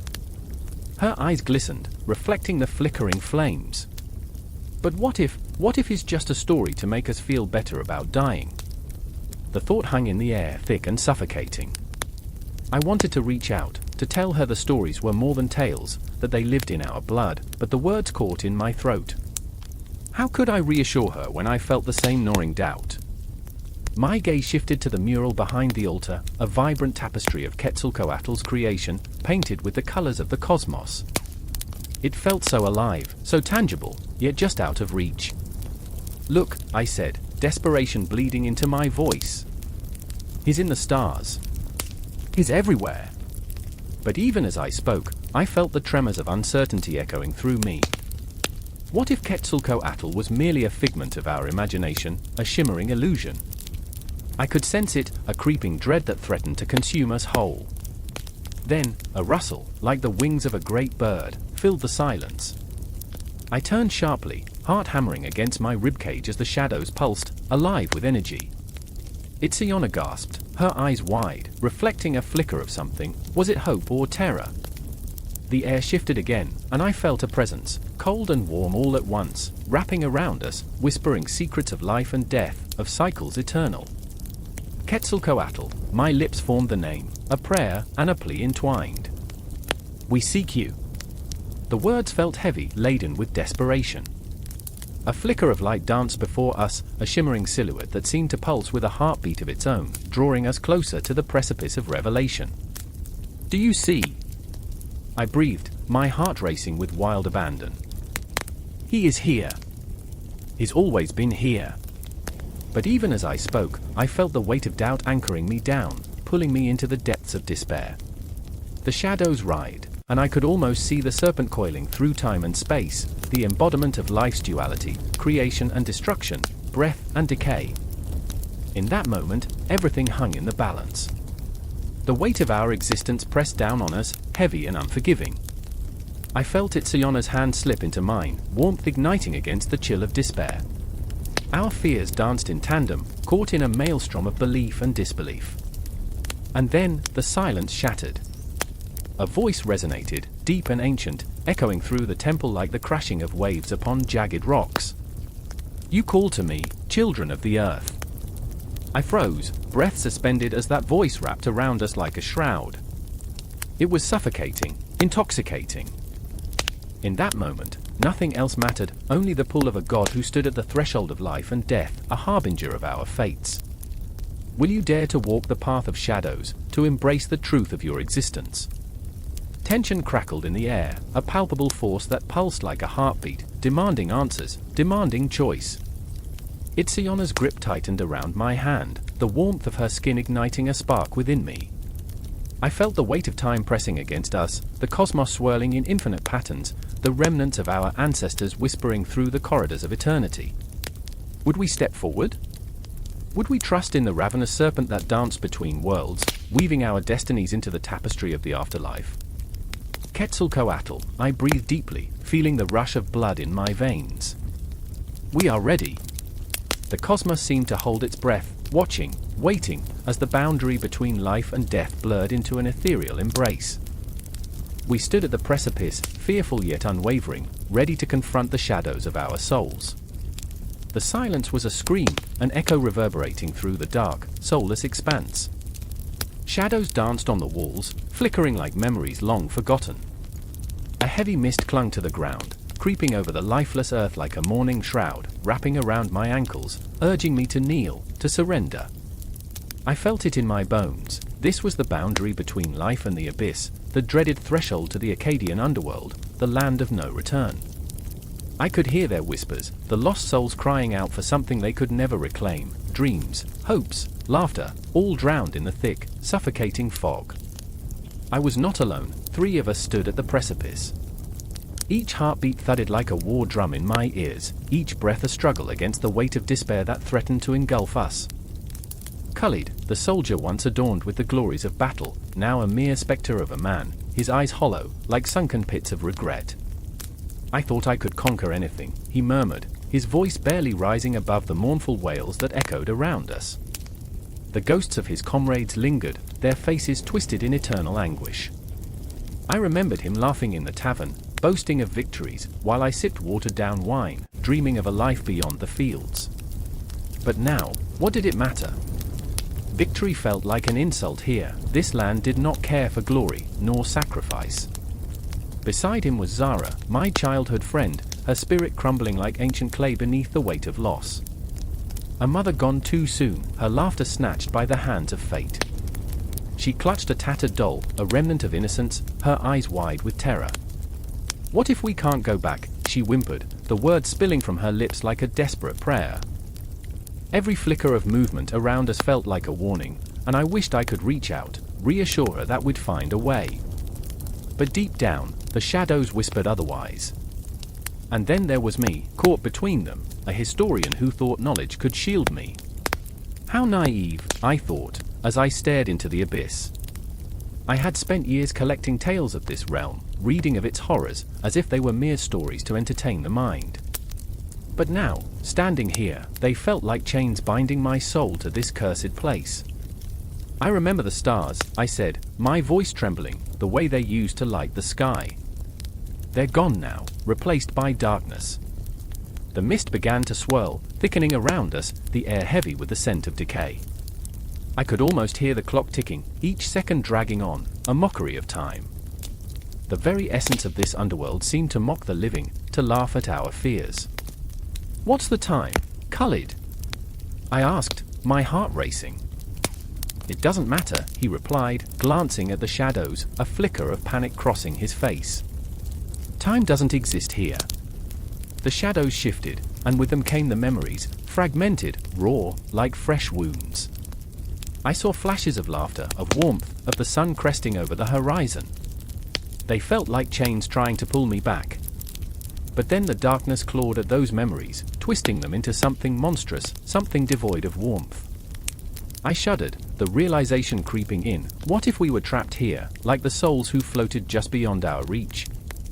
"Stay close," I urged, my voice strained, as we pressed on through the gloom.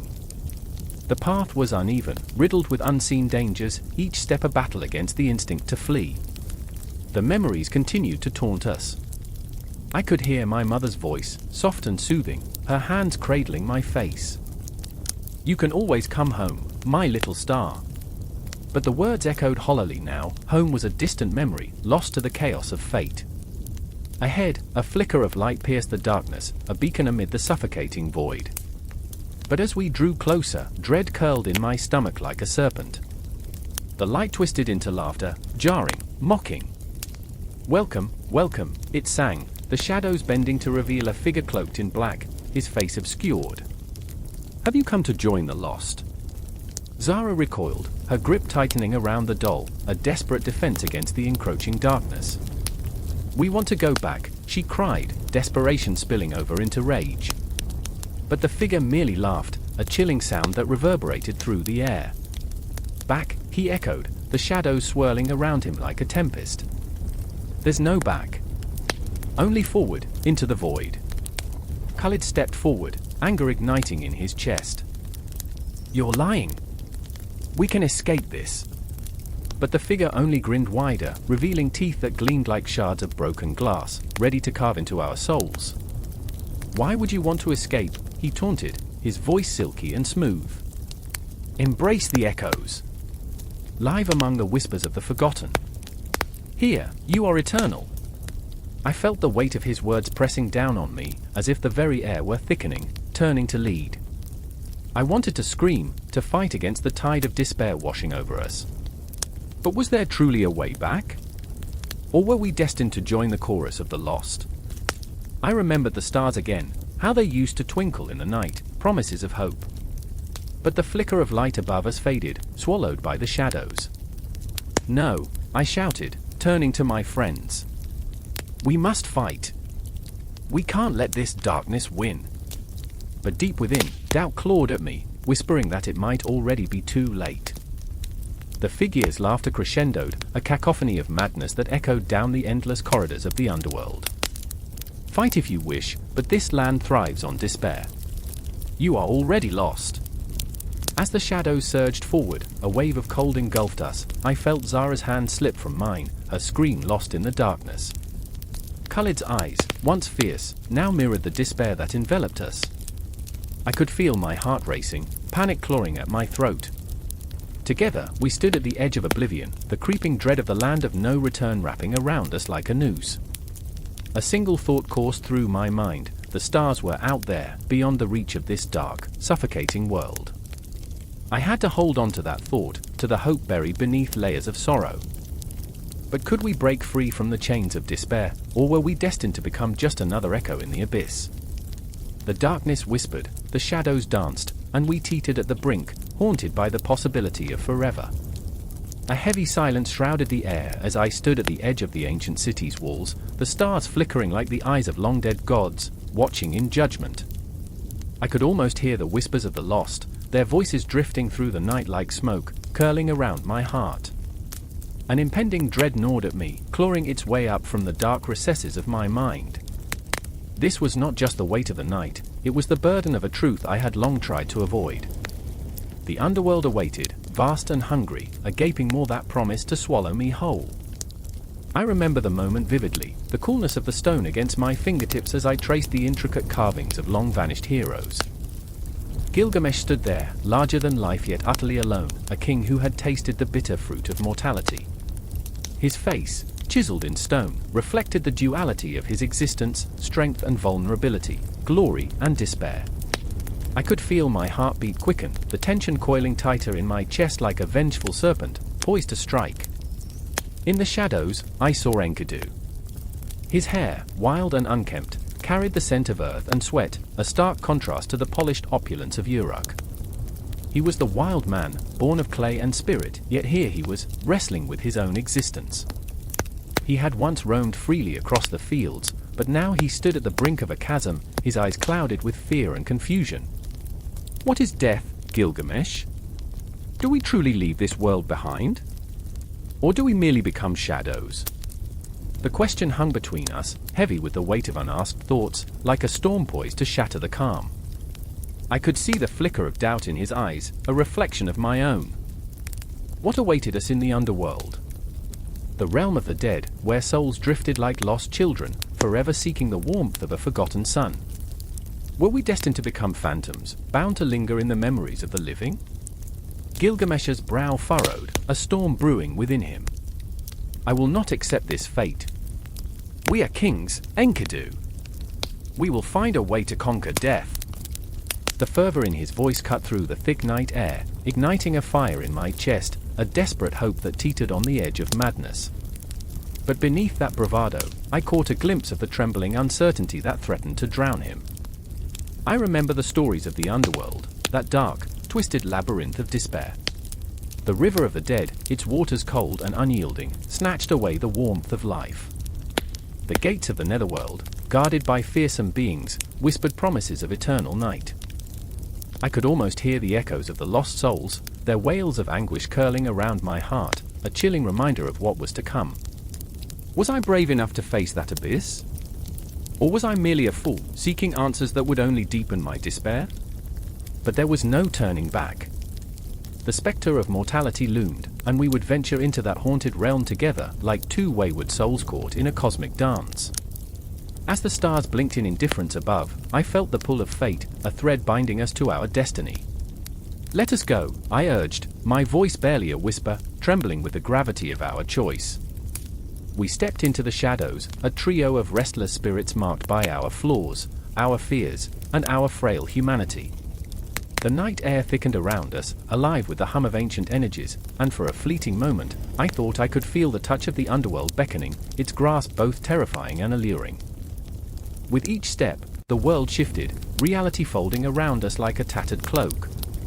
The familiar sense of the city faded into a rancid stench, decay and despair clung to the air like a shroud.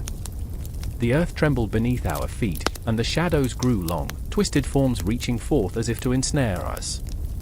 I could hear the distant echoes of laughter, mocking and hollow, reverberating through the darkness. "Do you hear that?" Enkidu's voice quivered, his essence cracking beneath the weight of unseen eyes. "They are waiting for us." I felt an icy shiver dance down my spine, the hairs on the back of my neck standing at attention. "We cannot turn back now," I hissed, my own courage dwindling as doubt seeped into my bones. But Gilgamesh pressed ahead, a beacon of defiance, leading us deeper into the labyrinth. Then it came, an overwhelming sense of dread that unfurled like a dark flower in my chest. Here, in the heart of the underworld, we were met by the Keeper of the Gates, a being of such nightmarish authority that it felt as if time itself had twisted in fear. Shadowy tendrils drifted from its form, curling around our hearts like cold fingers. "What do you seek in the land of the dead?" it croaked, each word dripping with foreboding. I could see the flicker of hope in Gilgamesh's eyes, a stubborn flame refusing to be snuffed out. "We seek immortality. We refuse to fade into the dark."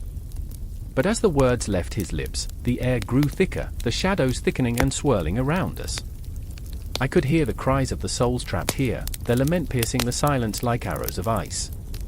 I felt the chill seep into me, numbing my thoughts, my very essence.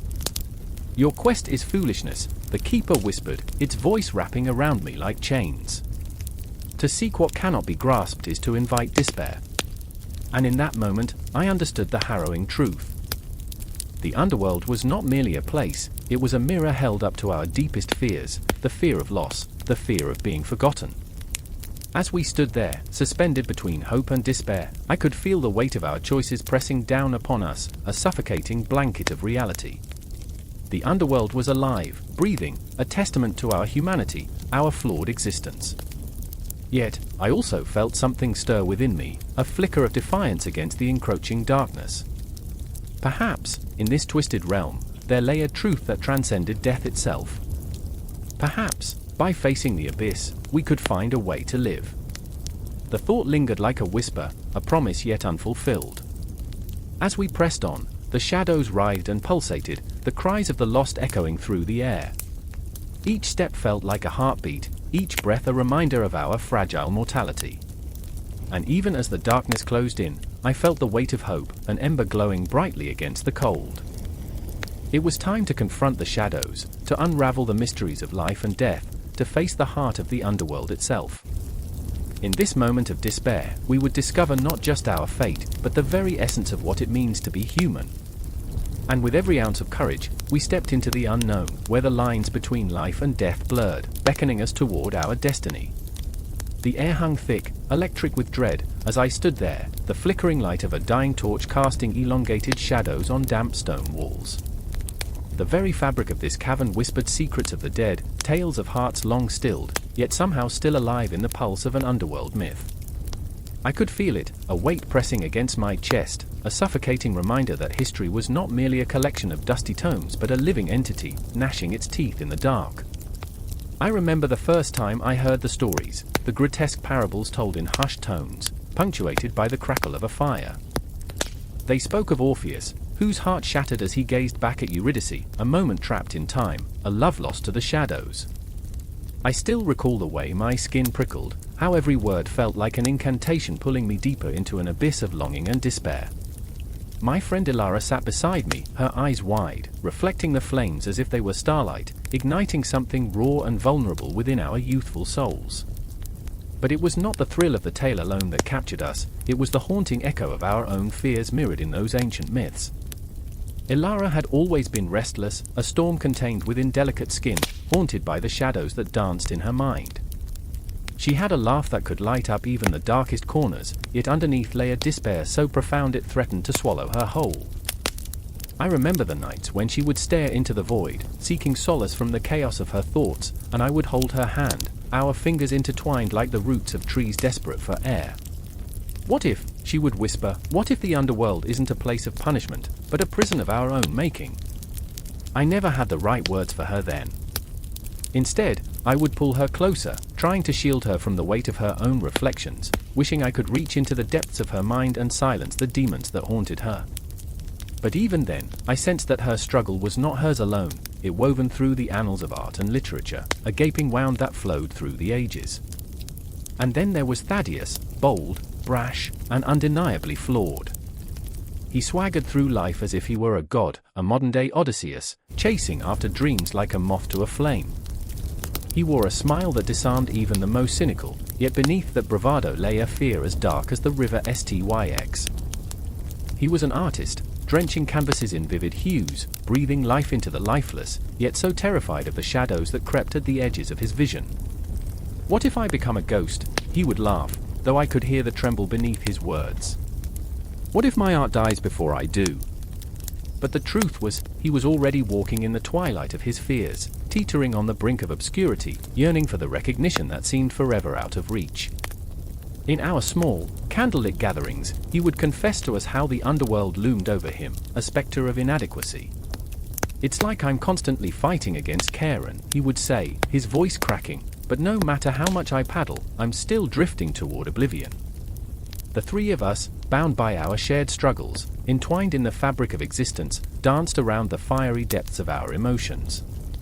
It was in these moments, under the weight of the myths, that we began to understand their power. They were not mere stories etched onto ancient vases or whispered in the halls of crumbling temples, they were reflections of our very essence, the dichotomy of life and death, love and loss, art and despair.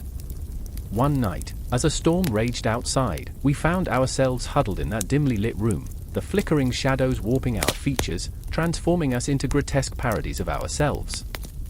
Irkalla clasped her hands together, her voice trembling with urgency. What if Orpheus had turned back?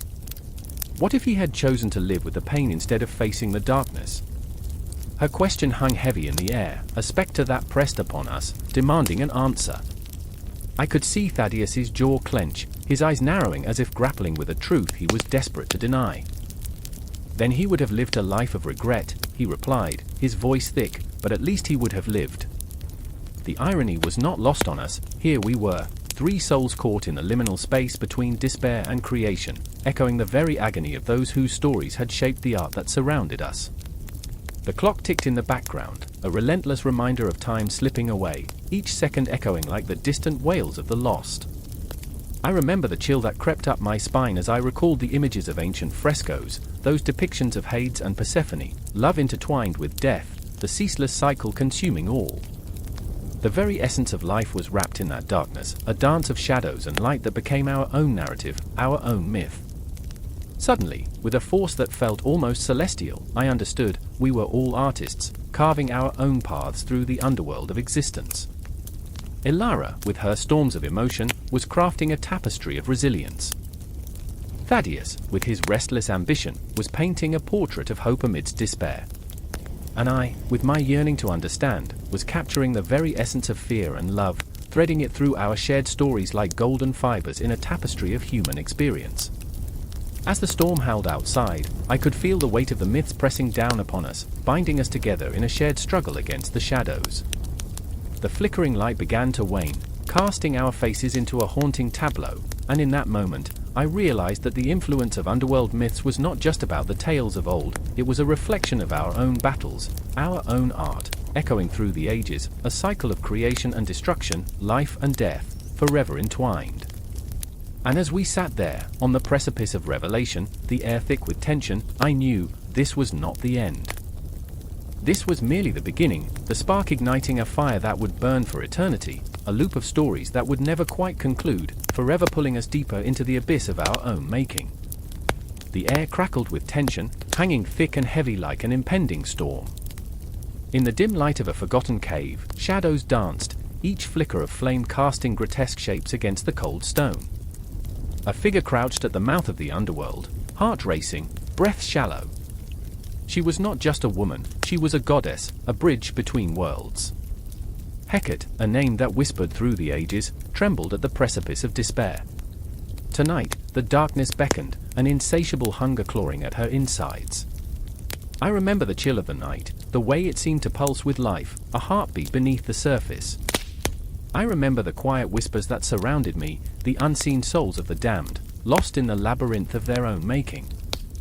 It was here, in the echo of despair, that I finally understood the weight of my lineage. As Hecate prepared to guide the lost, my thoughts drifted to Persephone, trapped in her eternal cycle, caught between seasons like a bird in a cage. She was the queen of shadows, and her sorrow was a haunting melody, a song that played on repeat in the deepest chambers of my mind. "Do you hear them?" I asked, though I knew she could feel the weight of their cries. "They're waiting for us." The word slipped out, raw and trembling, like the flickering candlelight that guided our path. Hecate nodded, her eyes dark pools of ancient wisdom and pain. There was something almost tragic in her beauty, a reminder of the loneliness that comes with power. In that moment, I felt a shiver ripple through the air, the unearthly chill that accompanies the arrival of the lost. They were drawn to her, to us, like moths to a flame. I watched as Hecate transformed, her spirit igniting, illuminating the cave with an otherworldly glow. She was fierce, a protector of the vulnerable, yet the burden weighed heavily upon her shoulders. Each soul she shepherded pulled her deeper into the abyss, yet she stood firm, unwavering. "Guide them," I whispered, more to myself than to her. "But at what cost?" My heartbeat quickened, a frantic drum echoing the pulse of the underworld. I couldn't shake the feeling that every choice we made here would resonate through eternity, that we were mere players in a tragic play, our fates woven into the fabric of myth. As our journey began, memories of my own darkness flooded my mind, moments of doubt, of lost hope. I remembered my mother's whispered warnings, "Beware the shadows, child. They lie." But how could I have known? How could I have understood that shadows could also be guides, that within the depths of despair lay the flicker of light? I felt tethered to my own pain, a raw wound that refused to heal, and as we moved deeper into the underworld, I feared it would consume me. "Stay close," Hecate murmured, her voice a soothing balm against the chaos swirling around us. The lost souls swirled in a vortex of anguish, their cries a haunting symphony. I gripped her arm, desperate for the warmth of her presence, the reassurance that we would emerge from this darkness unscathed. But even as I clung to her, I felt the pull of despair, an insidious whisper that promised solace in surrender. The shadows shifted, and I caught a glimpse of Persephone, a ghostly figure caught between two worlds. Her eyes, once vibrant, now reflected only sorrow. "Hecate," she breathed, her voice barely a whisper, a thin thread connecting the realms. "Why do you linger here? Why do you torment yourself with their cries?" In that moment, I saw the truth, the burden of being a guide, the weight of carrying the lost. Hecate turned, her expression a blend of determination and heartache. "Because someone must," she replied, her voice ringing with an authority that shattered the silence. "Someone must stand between the living and the dead."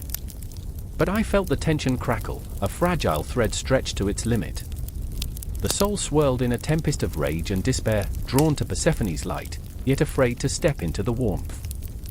They fear what lies beyond, I realized, the weight of understanding crashing down upon me.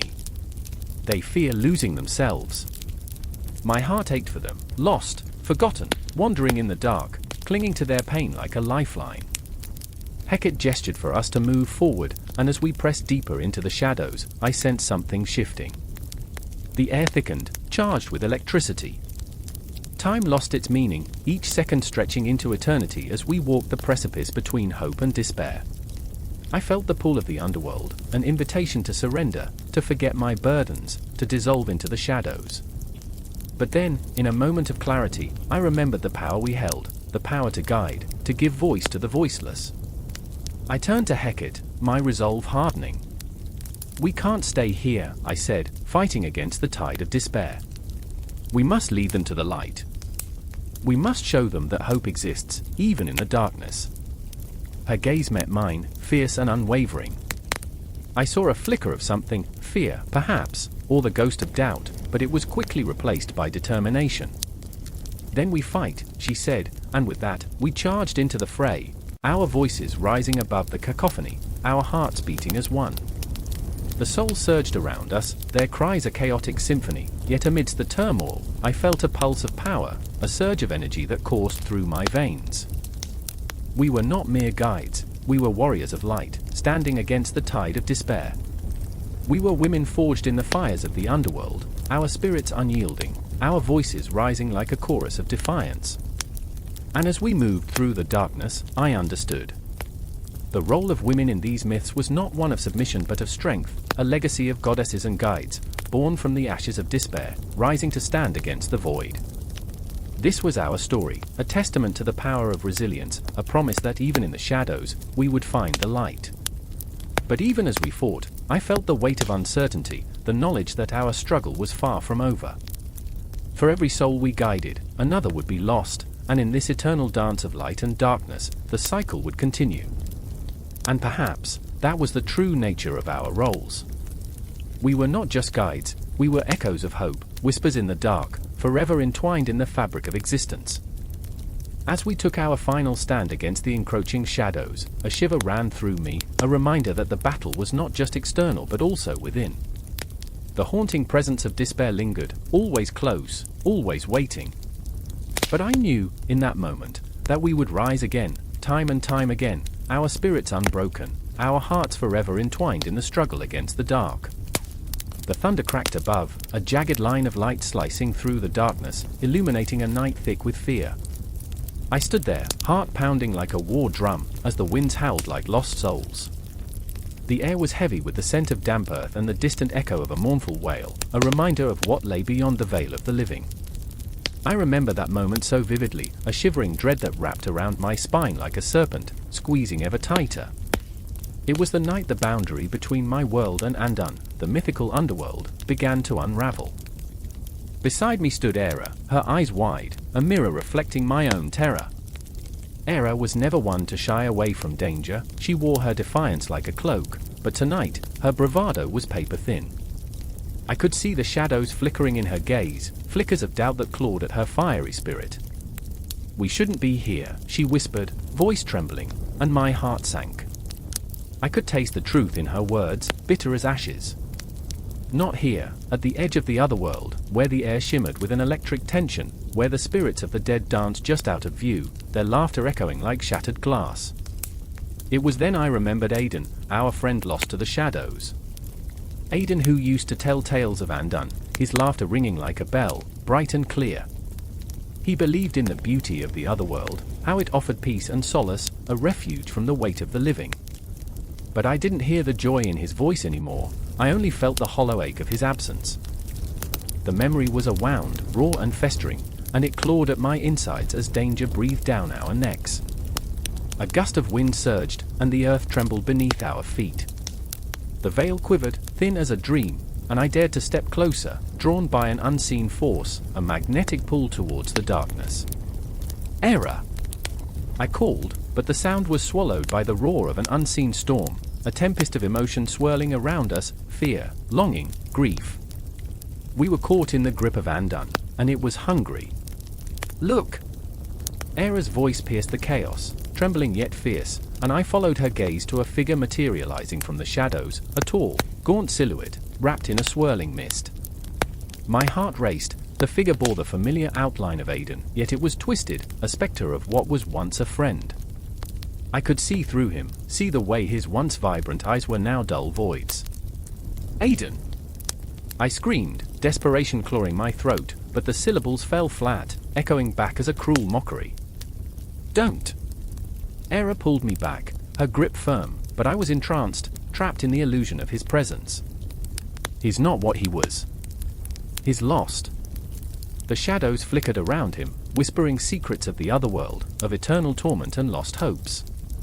I could feel the chill seep into my bones, the despair wrapping around my heart like a vice. Aidan's mouth moved, but no words came. Instead, a sorrowful song drifted like smoke, wrapping around my soul. I recognized it, the lament of those who had crossed into Undone, the sweet, bitter echo of lives left behind. Why, Aiden? I begged, tears spilling unchecked. Why did you leave us? The question hung in the air, heavy and unyielding.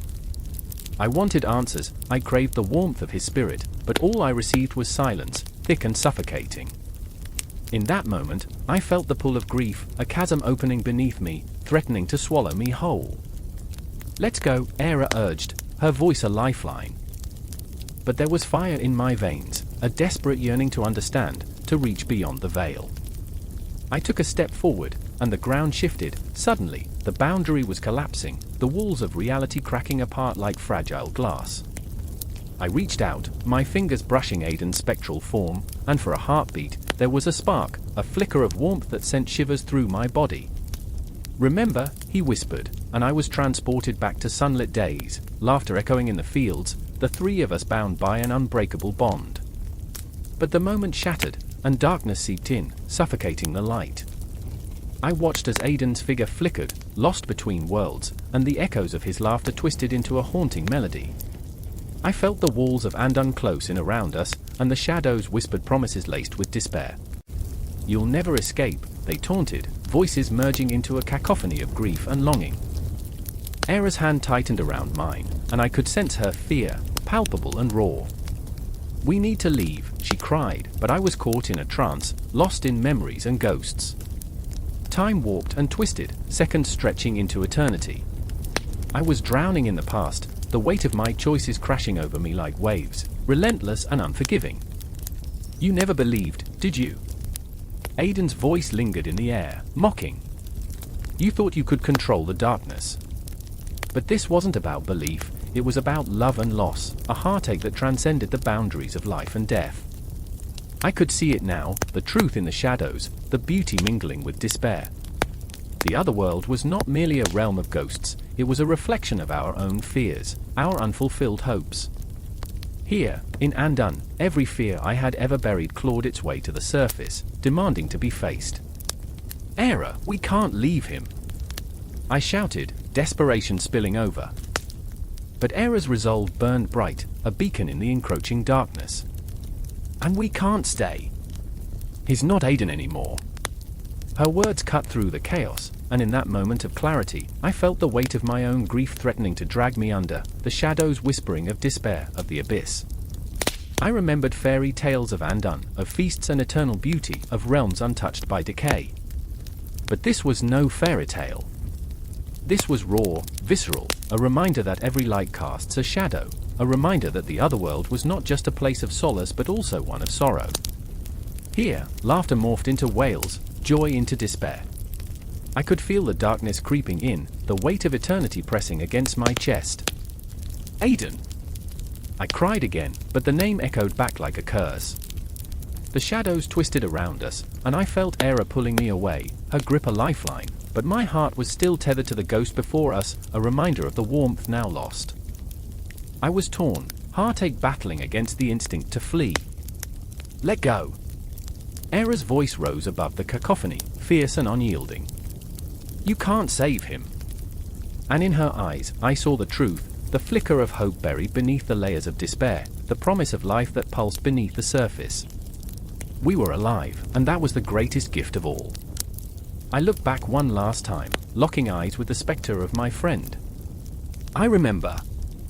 I shouted into the void. I remember you. I won't forget.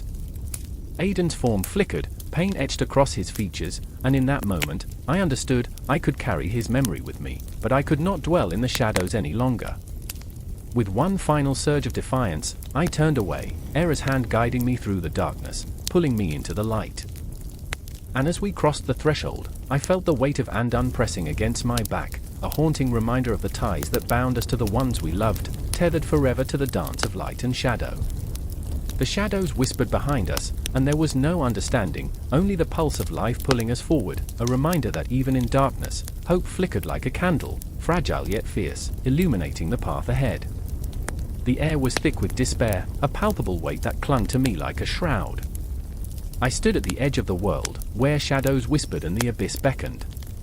It was here, on the precipice of lost hope, that I felt the chill of death lingering, a ghost made flesh. Eurydice, my love, had slipped through my fingers like sand, her laughter now a distant echo, a haunting melody that played only in the chambers of my heart. I remember her smile, the way it lit up the gloomiest days, a spark against the relentless dark. And now, that light was extinguished, swallowed by the very soil that promised life. The underworld awaited her, a realm of silence and sorrow, ruled by Hades, the keeper of lost souls. I could feel the pulse of fate, a cosmic drumbeat that echoed the rhythm of my own heart, urging me to turn back, to abandon this reckless pursuit. But love was a stubborn beast, dragging me forward, pulling at my soul with the ferocity of a storm. Orpheus, I murmured to myself, the name heavy on my tongue. You fool. You dreamer. My hands trembled as I reached for my lyre, its strings a lifeline to a world where music could soothe the savage beast and sway the hearts of gods. With each strum, I could hear her laugh, could see her dancing in the soft glow of twilight, twirling like a flame. I had to believe I could bring her back. I had to. The forest loomed ahead, its gnarled branches reaching like skeletal fingers, beckoning me into its embrace. I stepped forward, heart pounding, thoughts racing like frantic birds in a cage. How cruel the world was. To snatch my beloved away, to drape her in shadows while I remained here, a wretched soul tethered to life's cruel game. I could feel the weight of the earth beneath my feet, a reminder of my own mortality, of the time running through my fingers like the very sand that had slipped away. Each step echoed, a drumbeat of desperation, drawing me into the depths of the unknown. The path twisted and turned, a serpentine route that wound deeper into darkness, but with every chord I played, I felt a flicker of hope.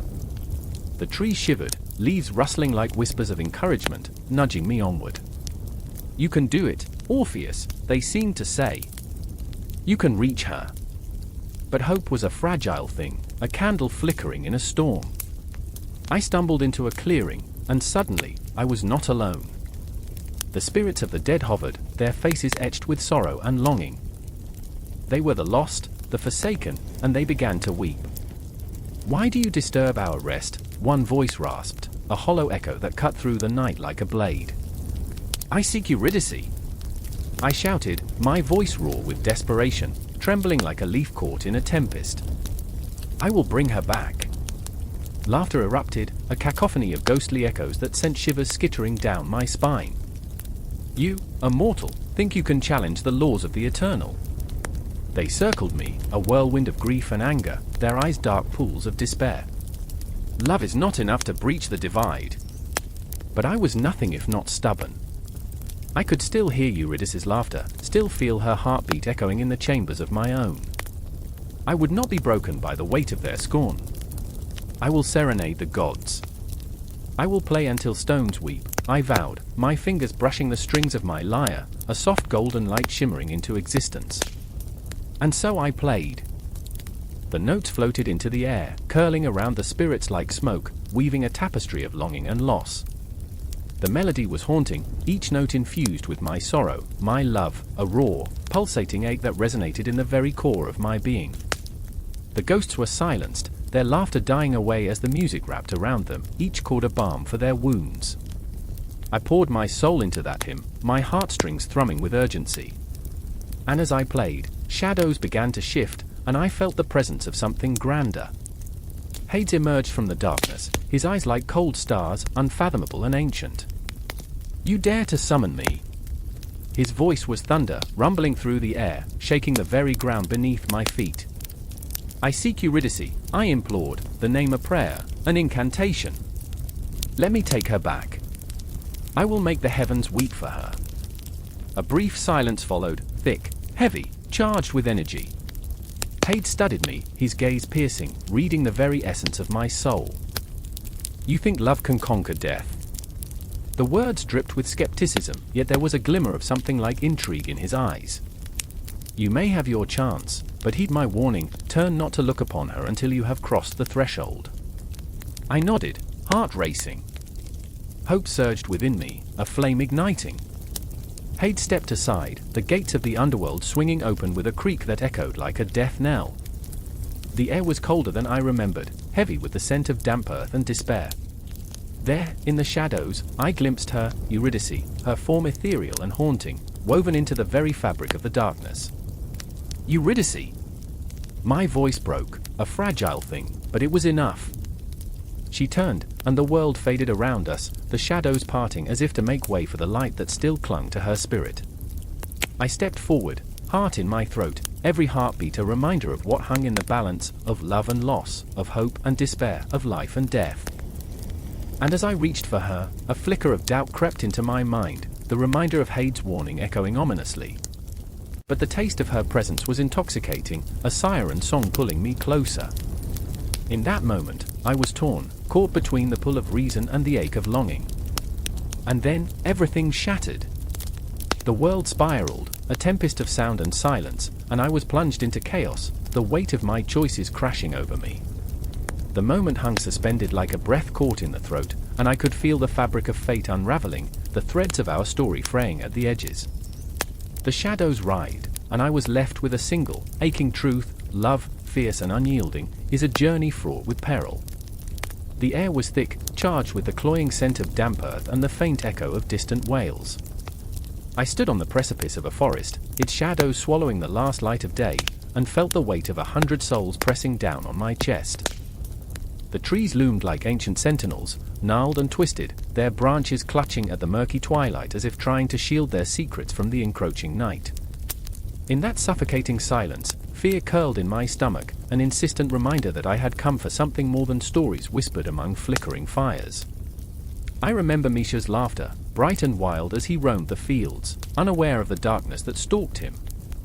He was the one who dared to venture into the Nav, the Underworld, with reckless abandon, a daring fool, or perhaps just a boy too young to grasp the weight of his own mortality. Misha always believed he could charm the dead, make them cackle with joy at his antics, but the whispers told another tale. The Nav was not a place for laughter, it was a realm where shadows clutched at your heart and tugged at your very essence. "Don't go in there, Misha!"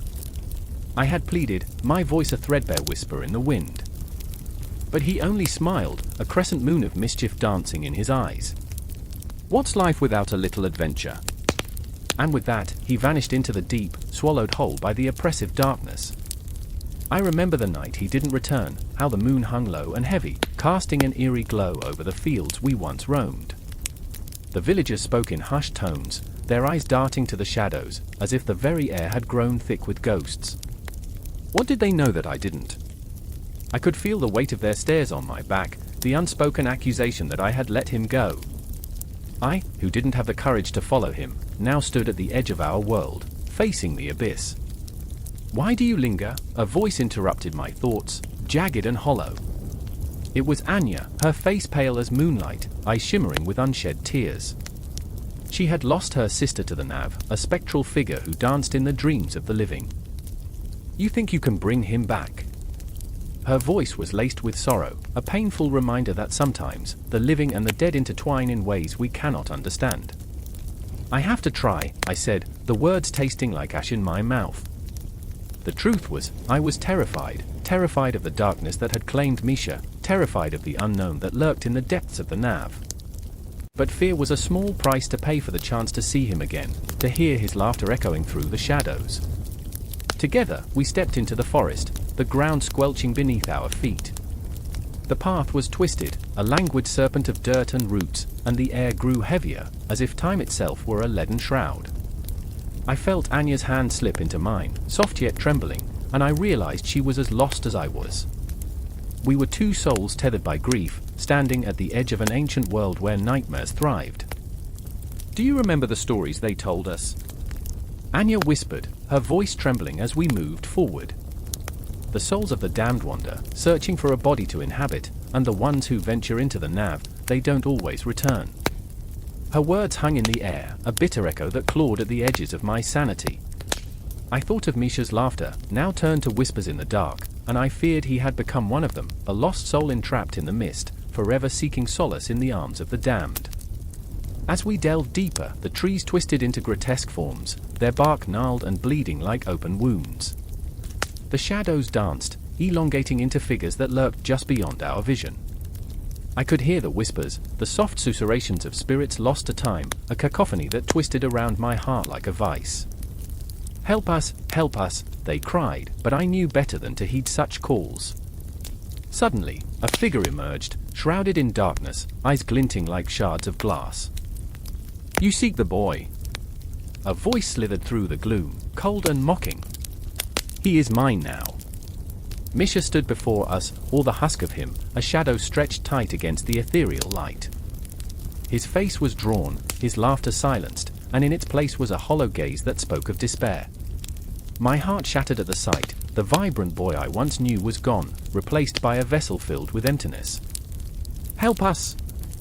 Anya screamed, her voice breaking. We've come for you.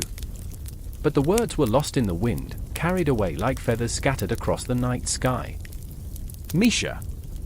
I called, desperation clawing at my throat. Please, come back to us. But he only smiled, a twisted grin that chilled my blood, and I saw the darkness writhe behind his eyes. What's left for me in the world of the living? He asked, and the sorrow in his voice cut deeper than any blade. They fear me.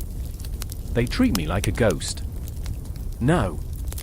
I choked out, the truth seeping into my bones. You're still here. We can find a way back together. But the shadows whispered, wrapping around my words like smoke, extinguishing any hope. The Nav was a realm of shadows, a place woven from the fabric of loss and despair, where laughter turned to silence, and love became a distant memory. I felt myself slipping, the allure of madness tugging at my mind. The weight of grief pressed down on me, a heavy cloak that threatened to suffocate. Let me go, he murmured, a tear glimmering like a fallen star on his cheek. I am not yours to save. And in that moment, I understood the truth of the Nav. It was not just an underworld, it was a reflection of our deepest fears, our hidden sorrows, a place where the living and the dead danced a macabre waltz. In that dark embrace, I felt the pull of my own soul, teetering on the edge of despair, aching to join Misha in the shadows. As the darkness pressed closer, I grasped Anya's hand, our fingers intertwining in defiance against the encroaching sorrow. We would not let the Nav claim us, not today, not yet. We would fight for the light, for the laughter that once filled our hearts, even if the shadows threatened to swallow us whole. Together, we stepped forward, hearts pounding against the veil of darkness, knowing we were woven into a tapestry of loss, love, and the haunting echo of laughter that dared to linger just out of reach. The Nav awaited, and within it lay our truths, wrapped in sorrow, yet shimmering with the possibility of redemption. The air crackled with an electric tension, as if the world held its breath, waiting for something dreadful to unfold.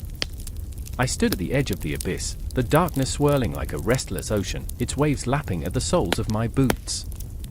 I could hear the whispers, the tortured cries of lost souls echoing through the hollows of the earth, each voice a reminder of humanity's greatest fears: failure, loss, despair. The ground trembled beneath me, a heartbeat of the underworld, and I shivered, caught between what I was and what I had lost. Across from me, Mara's eyes glistened with unshed tears, her breath shallow, each inhale a silent prayer for courage. She had come here to confront the shadows of her past, to face the demon that haunted her. I could see it lurking behind her, a dark mass, twisting and writhing, feeding off her fear like a parasite.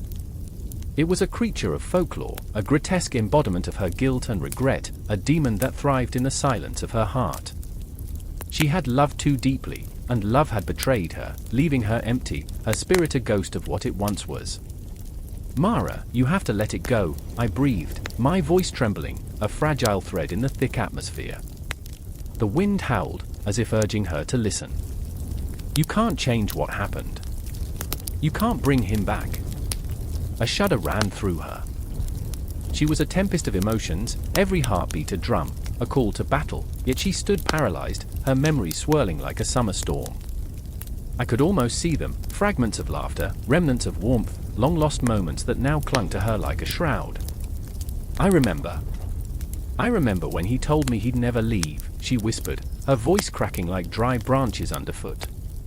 The demon stirred, sensing her weakness, and I could feel despair wrapping its cold fingers around my throat. The darkness was patient, and it whispered promises of power, of release, if only she would surrender. But standing beside her was Julius, his presence a storm of rage and reckless defiance. He had his own demons, a cacophony of voices that screamed betrayal and injustice, clawing at his mind. The shadows danced around him, drawn to his fury, his need for vengeance. He had lost a brother to the underworld, swallowed by the void, and now his grief surged like a tidal wave, threatening to consume everything in its path.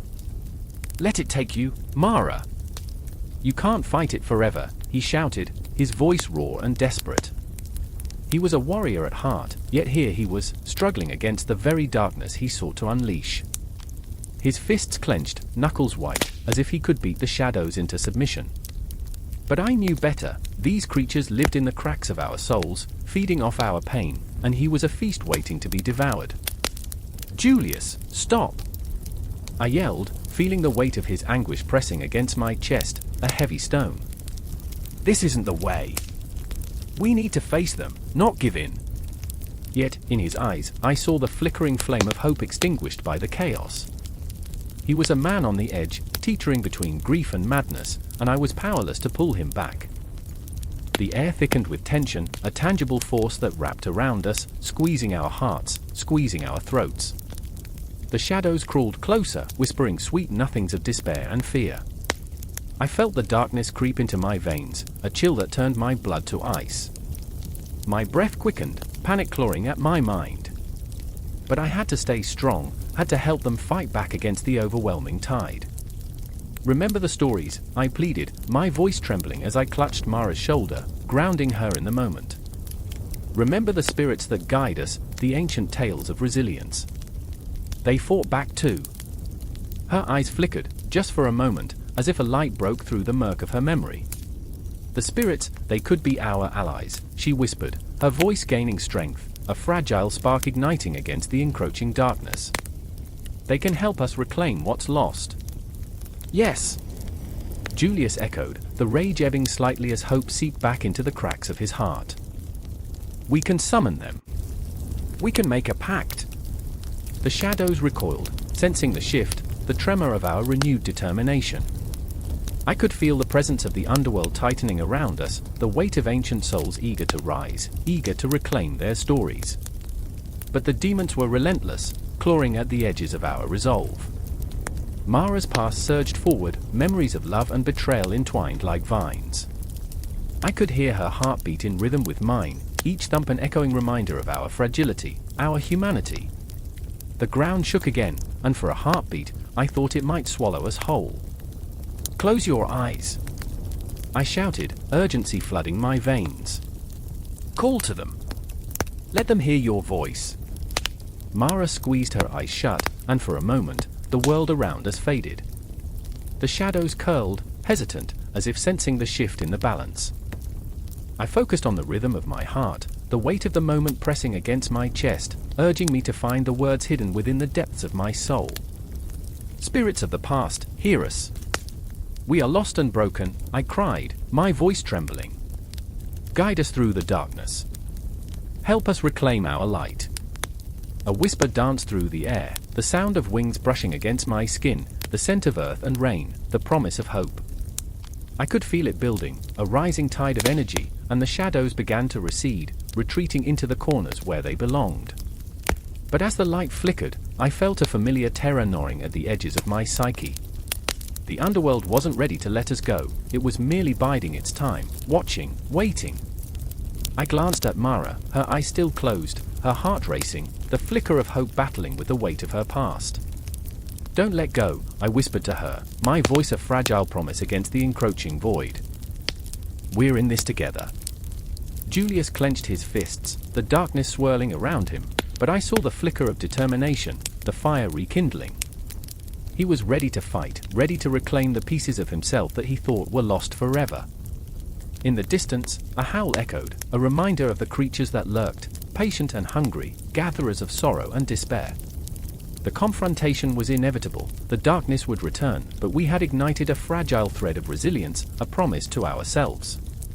I felt the weight of the underworld pressing down on us, but for the first time, we stood united, ready to face the shadows, ready to embrace the chaos. The air shifted, and the darkness whispered, desperate to reclaim what it had lost. but we were ready. At that moment, the battle for our souls began, and the shadows would not win this time. Beneath the cracked pavement of a forgotten street in a city that seems to hold its breath, a shadow stirs. It's not merely the absence of light, but something alive, something hungry. I can feel it, gnawing at the edges of my mind like a whisper, "You don't belong here." The wind howls, a banshee's wail slicing through the silence, and I remember the stories, ancient tales that speak of Hades, of Persephone's sorrow, of souls lost in the labyrinth of despair. Everything shifts in an instant. A door slams. I turn. Lena stands there, her eyes wide, trembling like the last leaf clinging to a winter branch. "They're coming," she breathes, and I can see the ghosts of her own past flickering just beneath her skin. She's haunted. Her breath comes fast, a staccato rhythm pounding against my heart. I want to reach out, to pull her from the brink, but I know she's tethered to something darker. The shadows dance, and within them, the silhouette of Marcus emerges, his face a mask of confusion and rage. "This isn't happening," he says, his voice cracking like ice underfoot. "Not again." I can see the flickers of his memories, the moments that bind him to this nightmare, alive in his gaze, a father's betrayal, a lover's ghost. He is both the hero and the villain of his own story, a tragic figure lost in a maze of guilt and rage. "Where do we go?" I ask, my voice barely rising above the wind's wailing lament. The air thickens, charged with an energy that pulls us deeper into the night. It's as if the city itself is a living entity, breathing, watching, waiting. I can feel the weight of the past pressing down on us, the echoes of ancient underworlds whispering through the cobblestones, each step we take a reminder that we are never truly free from our histories. Lena shudders, the glow from a flickering street lamp casting her in an ethereal light. "We can't go back," she says, and in her voice, I hear the unyielding truth. She's right. We've already crossed a threshold, our lives entangled in the mythos of the damned. We are Persephone, caught between the realms of light and shadow, longing for the warmth of summer but doomed to wander in the chill of winter's embrace.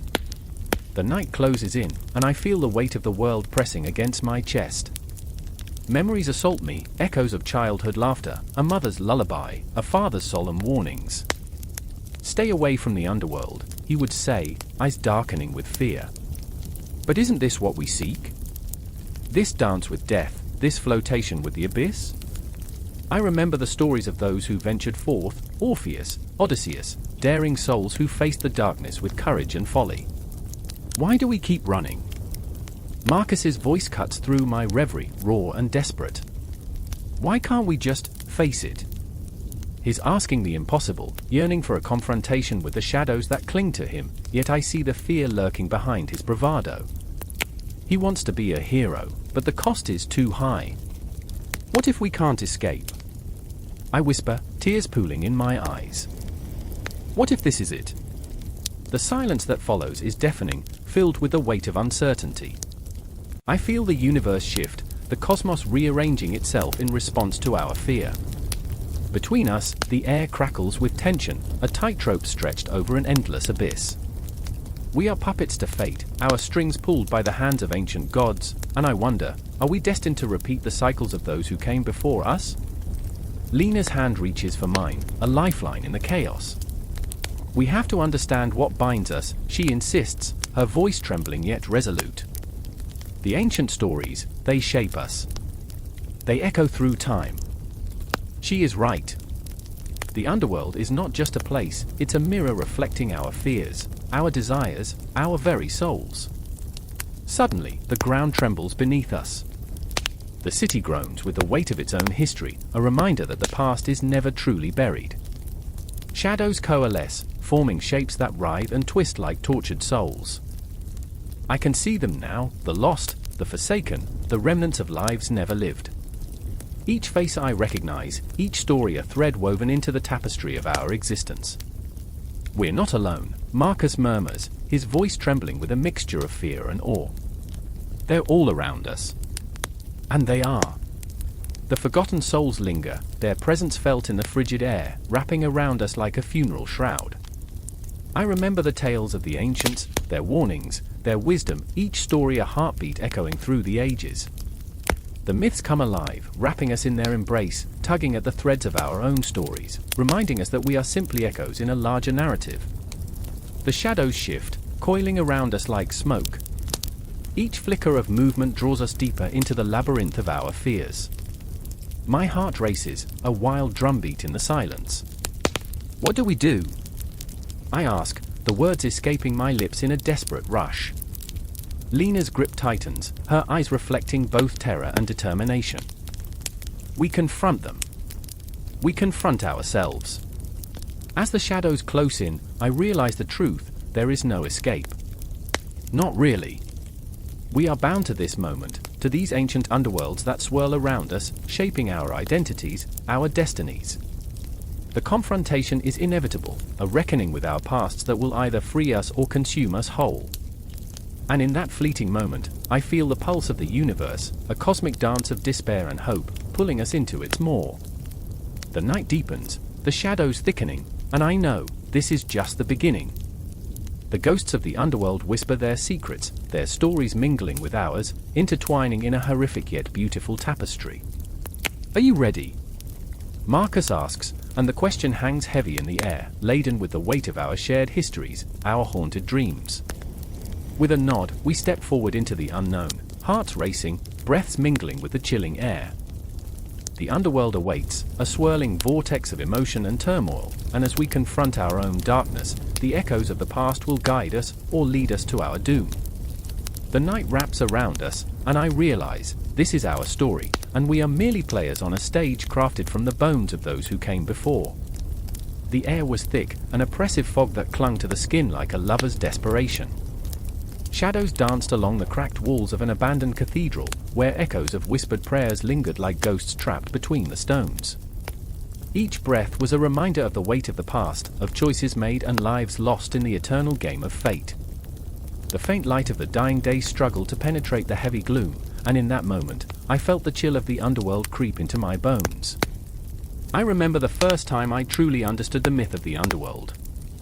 It was a summer night, the stars hanging low in the sky as if they were watching, judging. I was alone, a flickering candle casting a feeble glow around me as I recited lines from old tomes, the words twisting in my mind like vines choking the life from a tree. I had always believed that myths were mere stories, narratives crafted to explain the unexplainable. But that night, I learned they were far more, a reflection of our darkest fears and yearnings. There were 3 of us then. I stood at the edge of a precipice, the others on either side, their faces pale mirrors of despair. Clara, with her fierce eyes that burned like embers, was the embodiment of defiance, the warrior spirit refusing to yield to the haunting spectre of her past. I could see the shadows of her nightmare swirling around her, yet she stood tall, clutching her heart like a shield. And then there was Marcus, the quiet one, whose laughter was a fragile thing, easily shattered. He had once been the life of the party, his joy infectious, but that joy had turned bitter, twisted under the weight of grief. He carried memories like heavy stones, each one a reminder of love lost in the relentless march of time. His gaze flitted between Clara and me, a desperate plea for understanding. "Are we really doing this?" he whispered, his voice trembling like a leaf caught in a storm. Clara didn't answer, just squared her shoulders and took a step forward. The echoes of her footsteps reverberated through the hollow space, a haunting melody of courage. I felt the pull of her determination like a current, dragging me along. "I remember the stories," I murmured, the words spilling from my lips like blood from a wound. "The underworld is not just a place. It's a state of mind, a reflection of our guilt, our desires, our fears." The weight of my own confessions pressed down on me. I could almost hear the tortured whispers of those who had walked these paths before us, their voices woven into the very fabric of the air. And then it hit me, the realization that we were not just stepping into the darkness, we were inviting it in. The tension thickened, wrapping around us like a noose. Clara's hands trembled as she reached for Marcus, her fingers brushing against his palm, a silent promise that they were in this together. My heart raced, caught between their fight and my own spiraling fears.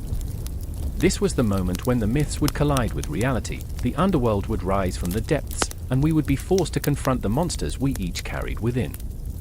"Do you remember?" Clara began, her voice barely above a whisper. The first time we lost someone? The first taste of death. I nodded, the memory flooding back, a kaleidoscope of emotions. A sunny afternoon shattered by grief, the sky darkening like the closing curtain of a play. I could still hear the laughter, the echoes of joy that turned to ash in my mouth. Every loss drags us down, doesn't it? Marcus said, and I felt the sorrow in his words, a weight that pressed against my chest. We try to forget, but the underworld, it doesn't forget. I could feel the chill of the shadows wrapping around us, each breath a reminder of the inevitability of loss. The cathedral was alive with whispers now, the walls echoing our fears and desires. I could almost see the silhouettes of those we had lost, their faces a blur of longing, their eyes pleading for remembrance. There's no escape, Clara breathed, and the intensity of her gaze pierced through the darkness. We have to face it. We have to confront the ghosts. My heart thundered in my chest, an echoing drum against the silence. I felt the panic rise, a primal instinct to flee, to hide from the encroaching shadows. But the truth was undeniable. The underworld was not just outside, it was here, within us, a mirror reflecting our deepest fears. I remember standing at the edge, the abyss staring back, filled with swirling shadows that beckoned us closer. What if we can't come back? I whispered, the words slipping through my lips like a confession. Then we go down fighting, Clara shot back, her fierce spirit igniting a spark within me. I could see the fire in her eyes, a flickering flame ready to consume the darkness. In that moment, we were united. The fear began to shift into something else, something raw and powerful. I could feel the pulse of the underworld beneath our feet, a throbbing heartbeat that matched our own. It was a reminder that we were alive, that we had loved, lost, and fought against the tide of despair. The shadows deepened, swirling around us like living beings, and I closed my eyes, surrendering to the moment. I could hear the whispers growing louder, echoing tales of love and loss, of battles fought and won, of souls trapped in the liminal space between life and death. I inhaled deeply, the scent of damp earth and decay filling my lungs. It was intoxicating, the promise of something greater lurking just beneath the surface. I felt the barriers breaking down, the armor around my heart crumbling. Together, I murmured, my voice steady now. And with that, we stepped forward, into the mouth of the abyss, where the myths of the underworld awaited us. Shadows swallowed us whole, but inside, in the core of our beings, we ignited a storm. There was no end, no conclusion, only the promise of confrontation, the shadows swirling, the echoes of our pasts intertwining into the fabric of our future. I felt the weight of our stories, a tapestry woven with threads of joy and sorrow, fear and love. And in that moment of surrender, I understood, the underworld was not something to fear, but a reflection of our humanity, a vivid testament to the emotional landscapes we all traverse. We were not lost, we were alive. The howl of the wind was a siren, a chilling reminder of the night that hung like a shroud over the hilltop. I stood there, the air thick with anticipation, the scent of damp earth mixed with something darker, something that whispered of the underworld. My heart raced to a primal rhythm as I clutched the worn talisman hanging from my neck, an inherited relic intended to ward off the spirits that danced just out of sight. They say the veil between worlds is thinnest at midnight, but tonight, it felt impossibly fragile. Beside me, Mara's face was pale, eyes wild and darting, as if each shadow that flickered across the firelight was a spectre waiting to drag her down into the abyss. "Do you feel it?" she murmured, her voice barely a breath above the wind. "The weight of the dead." I nodded, remembering the tales my grandmother spun like threads of fate, of ancient rituals performed to appease the lost, of offerings left at the riverbanks to soothe the restless spirits. Mara had come here searching for closure, an answer buried within the layers of history and grief, while I was tethered to my past, drawn to that same darkness like a moth to a flame. Then there was Leon, his broad shoulders hunched against the cold, the fire barely illuminating the sadness behind his laughter. He was a jester, the life of every gathering, but the glint in his eye was a mask for the sorrow that seeped through his cracks. "It's just a story, right?" he asked, tossing another log into the fire, sparks flaring like lost souls.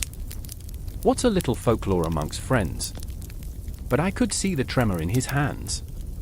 We all carried our burdens. Mara's was a ghost of a sister lost too soon, mine was the memory of a father who had vanished into the underbrush of our lives, and Leon's was a love affair that had turned to ash, still clinging to his heart like a phantom limb.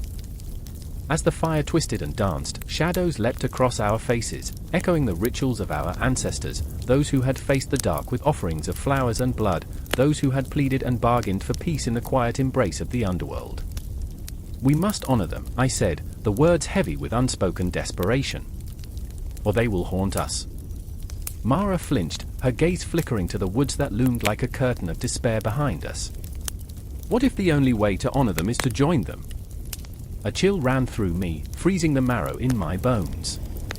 The legends of the underworld were rife with tales of those who sought to bridge the gap, to commune with the lost, to understand the unfathomable. We can't, I whispered, yet the allure of that finality tugged at me, a siren song luring me closer to the edge. The air crackled with tension, the night alive with a pulse that thrummed beneath our skin. I closed my eyes, and suddenly, memories flooded me, the sound of my father's laughter, the way the moonlight danced on his cheek as he told stories of the afterlife, of the souls that wandered like restless shadows. I yearned for those moments, clinging to them as if they were my lifeline. I remember, but just as I began to grasp the threads of hope, something shifted, a movement in the dark that twisted the very fabric of our gathering. The wind stilled, and an eerie silence enveloped us, a blanket woven from dread. Leon's voice broke the stillness, sharp and raw. Did you hear that?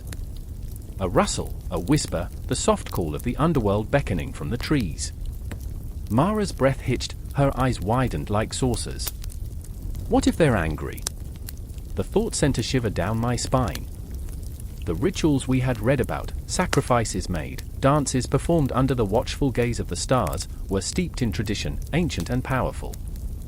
But what of the uninvited spirits? What of the restless souls who had not been honored? They lingered like smoke, ready to envelop us in their despair. As I stood at the precipice of the unknown, the fire flickering in the corner of my vision, I felt a pull, an undeniable urge to reach out, to grasp the darkness and pull it into the light.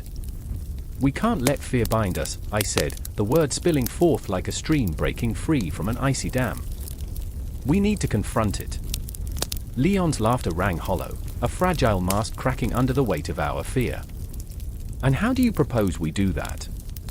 Dance around the fire like fools? Yes, I exclaimed, a wild idea taking shape. We perform the ritual. We honor the dead, not just with our words but with our actions. The conviction in my voice surprised even me. Mara's gaze darted to Leon, a flicker of uncertainty dancing in her eyes. But what if they don't want to be honored? What if we're just opening the door? The air thickened, and I felt the shadows press closer, as though they were listening, waiting. We can't live in fear of what might be, I urged. We owe it to them, and to ourselves, to confront this. And so we began, the three of us, standing hand in hand, our hearts beating a frantic rhythm against the night. The fire crackled, the embers like stars against the black sky, as we chanted words forgotten through generations, our voices trembling yet resolute. The ground beneath us felt alive, a throbbing pulse connecting us to those we had lost, to the undercurrent of sorrow and love that wove through the tapestry of our existence. The air turned electric, charged with something ancient and powerful. The shadows danced, swirling around us, whispering secrets that echoed from the depths of the underworld. I closed my eyes and felt the weight of history press against my chest. I remembered my father's stories, the way he spoke of the balance, the fine line between honoring the dead and inviting their unrest. The chant rose in intensity, fueled by our trembling hearts, pulled along by a force beyond comprehension. And there, in that moment, as the flames flickered wildly and the shadows stretched long, we were not just three lost souls, but a bridge, a living connection stitched together by grief, love, and the haunting call of the underworld. But as the final words left our lips, I felt a shift in the air, an answer echoing back from the darkness beyond the trees. It promised no peace, offered no solace, only a connection to something vast and terrifying, that would linger long after the night's rapture faded into dawn. A presence that demanded to be felt, to be feared, and yet, somehow, to be embraced. Tremors of doubt shot through me, but we had crossed a threshold, one that could not be unbroken. The night was alive with the sound of our shared heartbeat, and as the shadows closed in, I realized this was only the beginning. The underworld was no mere myth, it was a living, breathing entity entwined with our very souls. And whatever lay ahead was waiting, watching, pulling us deeper into the fold of eternity. The clock strikes midnight, its chime echoing through the empty alleyways of a city long forgotten. Shadows stretch and twist beneath the pale moonlight, revealing the porous boundaries between the living and the dead. A chill seeps into the air, thick with a sense of urgency, as I stand alone, feeling the pulse of the night thrumming against my skin. I remember the stories, the whispers that drifted through the cracked walls of taverns, the tales of those who teetered on the edge, caught in the suffocating grip of despair. Across the cobblestones, she stands, her silhouette sharp against the fog, a ghost of a woman, eyes glistening with unshed tears, haunted yet resolute. Mara. I remember the way she used to laugh, a sound like cracked glass, beautiful yet sharp, slicing through the mundane. But now, the laughter is gone, replaced by the heavy silence that surrounds her like a shroud. She's searching for something in the darkness, something lost, something stolen. The air thickens with her fear, her desperation. And there's Ben. Oh, Ben! A man with a heart so wild and reckless it might as well have been a beast, caged and howling to be set free. He's always lived on the edge, dancing dangerously close to the flames. He walks toward Mara, his breath visible in the cold, a desperate ghost seeking connection. I watch as he reaches out, fingers trembling, as if he fears she might vanish before him. Mara, he whispers, his voice a cracked whisper, barely rising above the silence. Don't, she gasps, recoiling as if he's lashed out. We can't go back there. Not again. I remember the dark nights they spent wandering through the underbelly of the city, where laughter turned to screams, where hope twisted into shadows. The underworld was not just a place, it was a state of being, an existence where life and death danced a macabre tango. They had lost themselves in its embrace, entwined in a love that felt like a fever dream, surreal and intoxicating. But the dream had soured, and now they stood on the precipice of something unspeakable. The air crackles, thick with unresolved emotions. Ben's face crumples, I see the pain etched in the lines around his eyes. I can't lose you, Mara. Not like this. Her eyes flash with anger, and I can feel the weight of their shared history, the memories pressing down like stones in their hearts. You think I wanted this? You think I wanted to follow you into the abyss? The words spill from her lips like venom, each syllable laced with the bitterness of betrayal. I remember the night it happened, the spark that ignited the fire. They had stumbled into a place where whispers became curses, where bargains were struck in blood and shadows. In the underworld, life was currency and death a mere afterthought. The line between the two had blurred, and now they stood at the edge of that precipice, teetering between the warmth of life and the icy grip of death. The moon watches, a silent witness to their turmoil. I feel the tension coil between them, electric and raw. Their hearts beat in tandem, a symphony of fear and longing, of love lost and hope fractured. It's a haunting melody, one that resonates through the veins of the night, urging them to confront their demons. Suddenly, a figure darts past, a spectre cloaked in shadows. I hear the scuffle, the whispered curses. The underworld is alive, breathing, hungry for the souls of the lost. We have to go, Ben urges, panic rising in his voice. They're coming for us. But Mara is rooted to the ground, her gaze fixed somewhere in the distance. What if I don't want to run anymore? A whisper, but it cuts deep. She's tired, weary of the chase, of the relentless pursuit of something that feels just out of reach. I see the flicker of something darker behind her eyes, a longing for the release that death promises, a siren's call that pulls at her very core.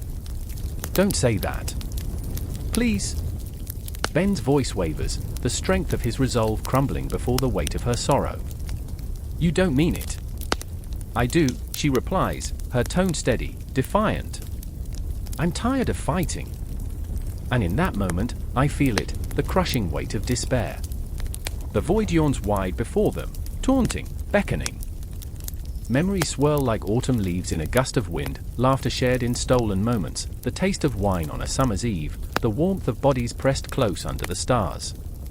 But the beauty is marred by shadows, by the ghosts of what they've lost.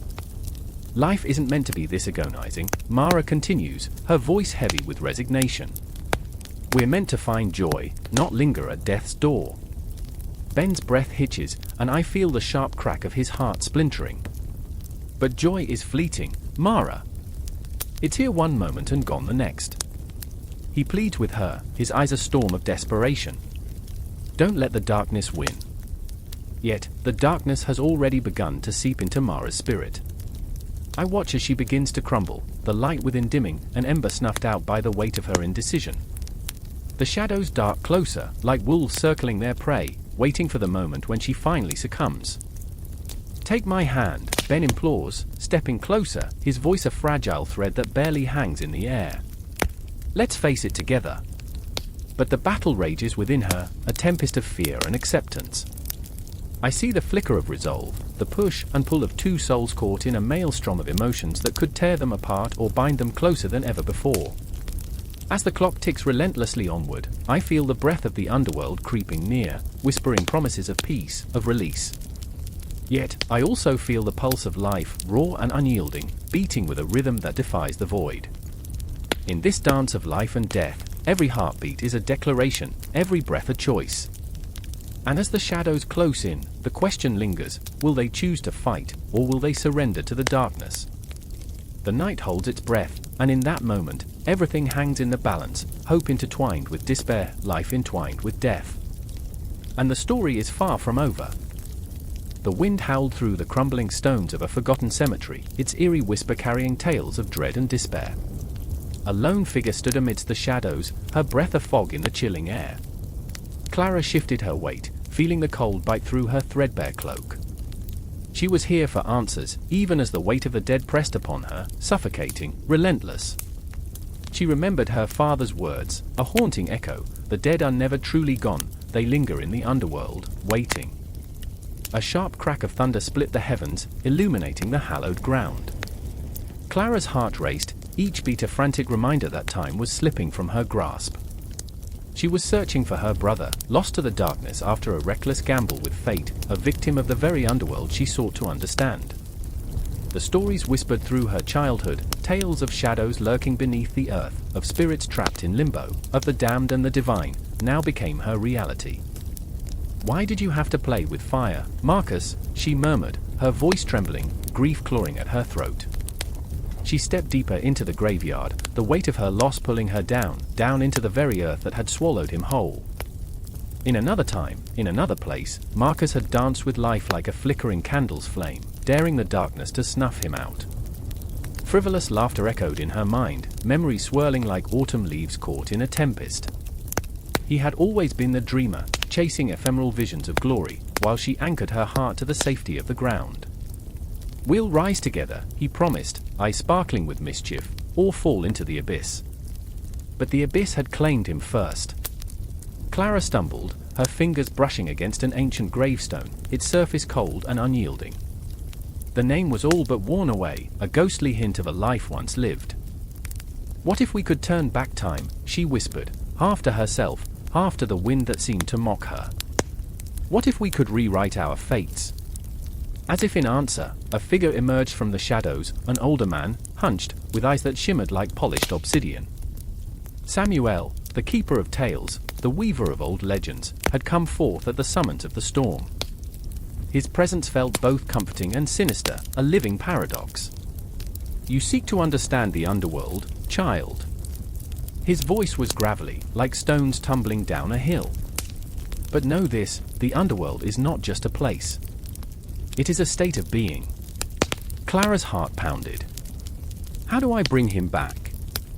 Samuel studied her, a flicker of something, pity, passing through his gaze. To know the underworld is to confront the truth of existence. It is not about resurrection, it is about acceptance. The past is a relentless spectre, haunting our every step. You must face it. Memories flooded back to Clara, memories of laughter, of grief, of love lost and found. She remembered her mother's warm embrace, the smell of freshly baked bread, the warmth of sunlit afternoons. but she also remembered the chill of the grave, the silence that swallowed her family whole, leaving her with only echoes. "Tell me about the underworld," she pleaded, desperation clawing at her insides. "Tell me how to navigate its shadows." Samuel's expression shifted, his eyes narrowing, as if searching for the right words in a tangle of forgotten lore. "The underworld has many names: Hades, Sheol, the land of the dead. Each culture weaves its own tapestry, a reflection of its fears and desires. What you seek is not just a way to bring him back, it is a journey through grief, through the acceptance that those who have passed shape our world, even in their absence." Clara felt a tremor beneath her feet, the ground trembling with the weight of history. "But what of the lost souls? What of Marcus?" "They wander the spaces between," Samuel replied, "caught in the web of existence. They are reflections of our unresolved emotions, of our deepest fears. They are the echoes of what once was, their presence both a comfort and a curse." The storm raged louder, lightning streaking across the sky. Clara clenched her fists, anger surging through her veins. "I refuse to accept that. I refuse to let him be lost forever." "Then you must confront him," Samuel said, his voice steady and unyielding. "You must descend into the underworld of your own making. Not a physical descent, but an emotional one. Face your brother's spirit, his regrets and yours. Only then can you find peace." Tension thickened the air, wrapping around Clara, squeezing as if the very trees conspired to silence her cries. "How do I face him?" The words tumbled from her lips, raw and frantic, like a dam breaking inside her soul. "Through memories," he whispered. "Through the depths of your heart." And in that moment, Clara felt it, a rush of memories, like a floodgate opened. She saw Marcus, wild and free, a fiery spirit unbound by the chains of mortality. "I remember," she gasped, the weight of the past crashing over her. "I remember our laughter, our dreams. I remember believing we could conquer anything." But with every memory came the crushing reality of loss, the echo of his absence. "I remember the moment he was gone. The darkness that swallowed me whole. The underworld is not just his, it is ours." Samuel nodded, a knowing look in his eyes.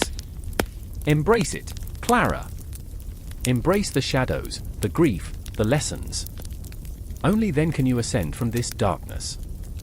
And just like that, the storm calmed. The cemetery fell silent, as if the very earth held its breath. Clara stood there, trembling, feeling the weight of 1,000 unspoken goodbyes pressing against her heart. The path before her was jagged and uncertain, but it shimmered with the haunting beauty of a promise that the underworld could lead her to a deeper understanding of life, of love, and of loss. In that sacred space, she found herself teetering on the brink of the infinite, a dance of light and darkness, a swirling chaos that begged to be understood. "I will find you, Marcus," she whispered into the night, her voice a fragile thread weaving through the silence. "I will face the shadows, and I will bring you home."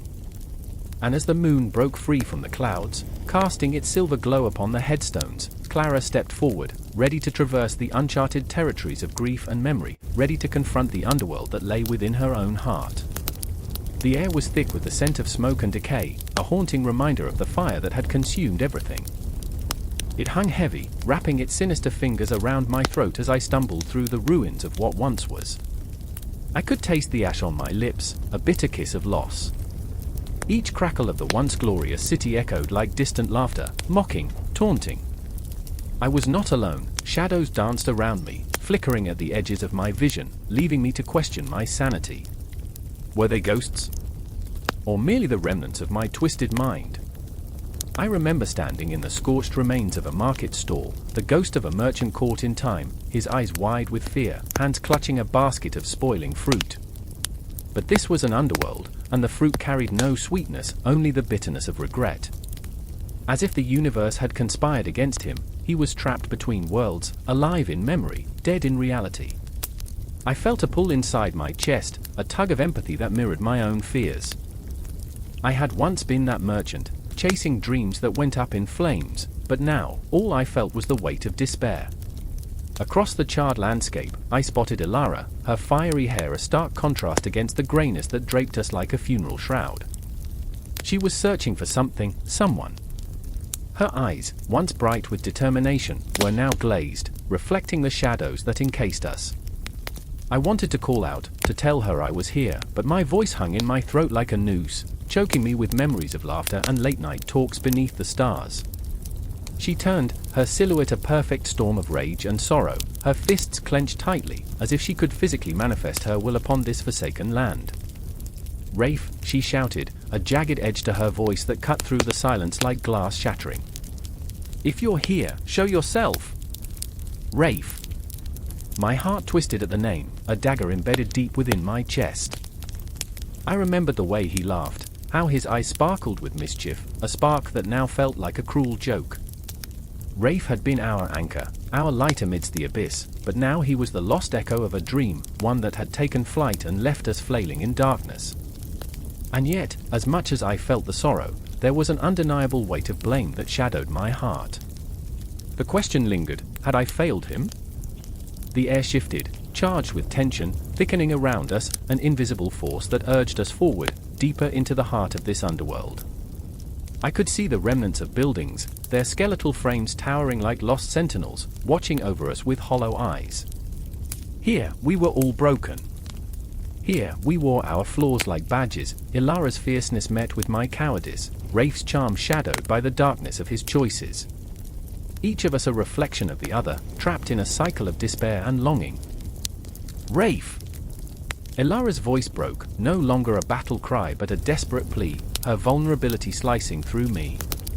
I wished to comfort her, to tell her everything would be all right, but my own heart was a fragile thing, trembling beneath the weight of uncertainty. "Come back to us. Please?" The shadows shifted, whispering secrets in a language I could barely comprehend. I could feel them pressing in, tightening their grip. What lay beyond the veil was an abyss, an expanse of nothingness that threatened to swallow us whole. I wondered if we were already ghosts in this underworld, mere echoes of what we used to be. Each heartbeat resonated like a drum, drawing us closer to the edge of despair, to confront the truth we had long avoided. There was something about this underworld that felt familiar, yet grotesquely alien. Was it the way darkness lingered like a shroud, or was it the sense of inevitability that hung in the air? They say every underworld reflects the soul of its inhabitants, and perhaps this was ours, a place of regrets and unfulfilled dreams, a mirror of our deepest fears. Here, Ilara and I were forever chasing shadows, haunted by the choices we made, or didn't make. "Do you remember the stars?" I asked, my voice barely a whisper, as if the mention of them would shatter the fragile silence. "Before all of this?" Ilara paused, her expression softening for the briefest moment, a flicker of warmth amidst the cold. "I remember," she began, her voice trailing off. "I remember lying on the grass, looking up at the sky, dreaming of everything we could be. Before the fire, the memory hung between us, a fragile thread connecting broken pieces, but the moment fractured as shadows crept closer, mocking our reminiscence. I could feel the weight of time pressing down on us, a relentless clock ticking in the distance, counting down to an unknown end. "We can't go back, Ilara," I said, the poignant truth slicing through the air. "We can only move forward." But what did forward mean in this desolate landscape? Each step felt like a dance with despair, an embrace with the very darkness we sought to escape. I caught Rafe's name flickering like a dying flame in my mind, an invocation, a curse. He was here, somewhere in the labyrinth of our failures, a specter of what might have been, lurking just out of reach. "Rafe!" Ilara's cries grew frantic, a desperate call into the void. The world around us seemed to respond, trembling in anticipation as if it too was bound by the weight of unfulfilled promises. Each shadow writhed, alive with unspoken fears, taunting us with the ghosts of our past. We were spiraling, our emotions intertwined in a chaotic dance that threatened to consume us whole. I could feel the ground beneath me shifting, a churning mass of memories that clawed at my heart. The clock ticked louder, each second echoing like a war drum, a countdown to confrontation, to the moment when we would face the truth of our choices, our grief, and the haunting presence of Rafe. I closed my eyes, and in that darkness, I saw him, a flicker of light, a reminder that even in the underworld, hope could spark. But would it be enough? Would we rise from the ashes of our regrets, or would we remain trapped in this cycle of despair? The answer lay shrouded in shadows, a question only time could reveal. As I opened my eyes, I knew this was only the beginning, a prelude to the storm brewing within us, threatening to break free at any moment. The darkness quivered, anticipation crackling in the air, and in that breathless silence, we stood poised for the confrontation that awaited us. The clock struck midnight, a sharp echo that pierced through the heavy silence of the room, reverberating off the walls like a desperate heartbeat. I stood there, paralyzed, the air thick with an unspeakable tension that wrapped around my throat like a noose, tightening with every breath I took. Shadows danced, flickering from the single candle that trembled on the table, casting grotesque figures that wavered between the past and the present, trapped in a limbo of my own making. There was a scream, like a blood-curdling, haunting sound that clawed its way up from the depths of my memory. I remember it too well, the night my sister, May, vanished into the underworld of her own despair. The darkness had embraced her, consumed her whole, and I felt like the last flicker of a dying star, helpless against the vastness of her loss. It was a chasm I could never cross, and yet here I was, surrounded by the very essence of that darkness, the remnants of her obsession with the myths that had once fascinated her, the stories of souls lost and found in the grip of the underworld. Across the dimly lit room, a figure emerged from the shadows, a presence that sent shivers racing down my spine. It was Jonas, my childhood friend, the boy who had once laughed with us in the sun-soaked meadows, but who now bore the weight of his own haunting memories. His eyes, once bright and full of life, were now sunken and hollow, glazed over with a glaze of fear and determination. I could see the tremors in his hands as they reached for a book sprawled across the table, its pages yellowed and crumbling, an ancient tome of myths and legends, each word steeped in sorrow and lost hope. I remember the stories. May loved them, he whispered, his voice breaking like glass. Do you think they hold the key to bringing her back? The question hung in the air, thick with desperation. I wanted to scream at him to stop, to shake him out of this delusion that myths could save the lost. But part of me ached with a longing I couldn't ignore, a flicker of hope that twisted my gut. The candle sputtered, and shadows lunged, revealing the edges of our reality. What if these myths weren't just old tales? What if they held more than mere fiction? For centuries, stories of the underworld have woven through cultures and time, tales of descent and resurrection, of souls bound and freed. They echoed the human experience, the universal dance of loss, love, and the search for meaning. As if knowing this, the candle flickered again, and I saw May's face, framed in the darkness. Every story needs a guide, Jonas murmured, as if reading my thoughts. Like Orpheus, you know? He went down there to retrieve Eurydice. We could, no. The word erupted from my lips, sharp and unforgiving. You don't know what you're asking. The underworld doesn't play fair. It's not a place for heroes, it's a trap. My heart raced, a wild drum in my chest. I thought of the legends, of the lost souls wandering in restless shadows, of those swallowed by despair. I saw Jonas's face shadowed in uncertainty, the flicker of madness and reason warring within him. What if we could find her? What if the myths are a map? He took a step closer, and I could feel the warmth radiating from his body, a stark contrast to the chill wrapping around me. I wanted to reach out, to pull him back from the edge, but I was frozen, ensnared by my own fear. I remember the rituals, I said, my voice almost a whisper, as my mind drifted to fragments of recollections, ceremonies, chants, the scent of burning sage, and the weight of grief heavy on our shoulders. We could light a fire, call upon the spirits, but in that moment, I saw the flicker of longing in his eyes turn to something darker. Do you really think we can bring her back? His tone shifted, revealing the raw fear lurking beneath his bravado. Suddenly, the candle flared, an explosion of light that cast the room into sharp relief. I saw it then, the swirling shadows converging, whispering secrets only half remembered. Portents, warnings, and promises danced in the flicker. I felt the ground shift beneath me, the air crackling with energy. I reached out, my fingers brushing against the cover of the ancient book, its spine cracked and weary, like the memories we carried. If we do this, I said, my voice trembling but resolute, we must be prepared to face what may come. The underworld doesn't just take, it demands.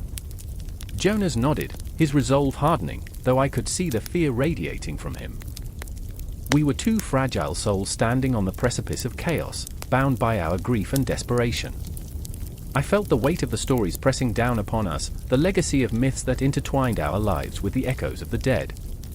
They were not just stories, they were warnings, whispers of the consequences that awaited those who dared to tread too close to the abyss. "Let's do it," he said, a fierce intensity igniting in his eyes. For May. In that moment, we sealed our fates, entwined within the legacy of Underworld myths, a legacy that echoed the eternal struggle of humanity, love and loss, hope and despair, life and death. With shaking hands, we lit the candle anew, its flame flickering with anticipation, as we plunged headfirst into the darkness, the boundaries of our reality blurring into a storm of chaos and longing. The shadows enveloped us, thick and suffocating, as we prepared to confront the specters of our past, our hearts pounding like war drums, reverberating through the silence. Each heartbeat echoed the legacy of those who had come before us, the spirits of the lost, waiting for us to make our move, to embrace the haunting dance between darkness and light. And just like that, we stepped forward, surrendering ourselves to the myth and its unforgiving grasp, knowing that there was no turning back. Thunder rumbles in the distance, the heavy air thick with unspoken dread. It feels like the sky itself is holding its breath, pregnant with foreboding. Raindrops begin to fall, splattering against the cracked pavement, each one a heartbeat pounding in the silence. I stand there, shivering, the chill creeping into my bones, my eyes tracing the jagged outline of the old city walls, crumbling yet defiant. They whisper tales of the underworld, of realms that shimmer just beyond the veil of our understanding, where shadows dance and lost souls linger. I remember the moment I first stumbled upon the entrance, a narrow alleyway, barely visible, hidden behind the chaos of everyday life. "This is the way," Sarah had said, her eyes sparkling with a mix of excitement and fear. Her voice trembled, haunted yet alive, pulling me in. "You'll see." Oh, how I thought I was brave, but bravery is often just a mask for vulnerability. Now, Sarah is gone, swallowed whole by the darkness we dared to taste. The memories of her laughter echo in my mind like a ghost, teasing me.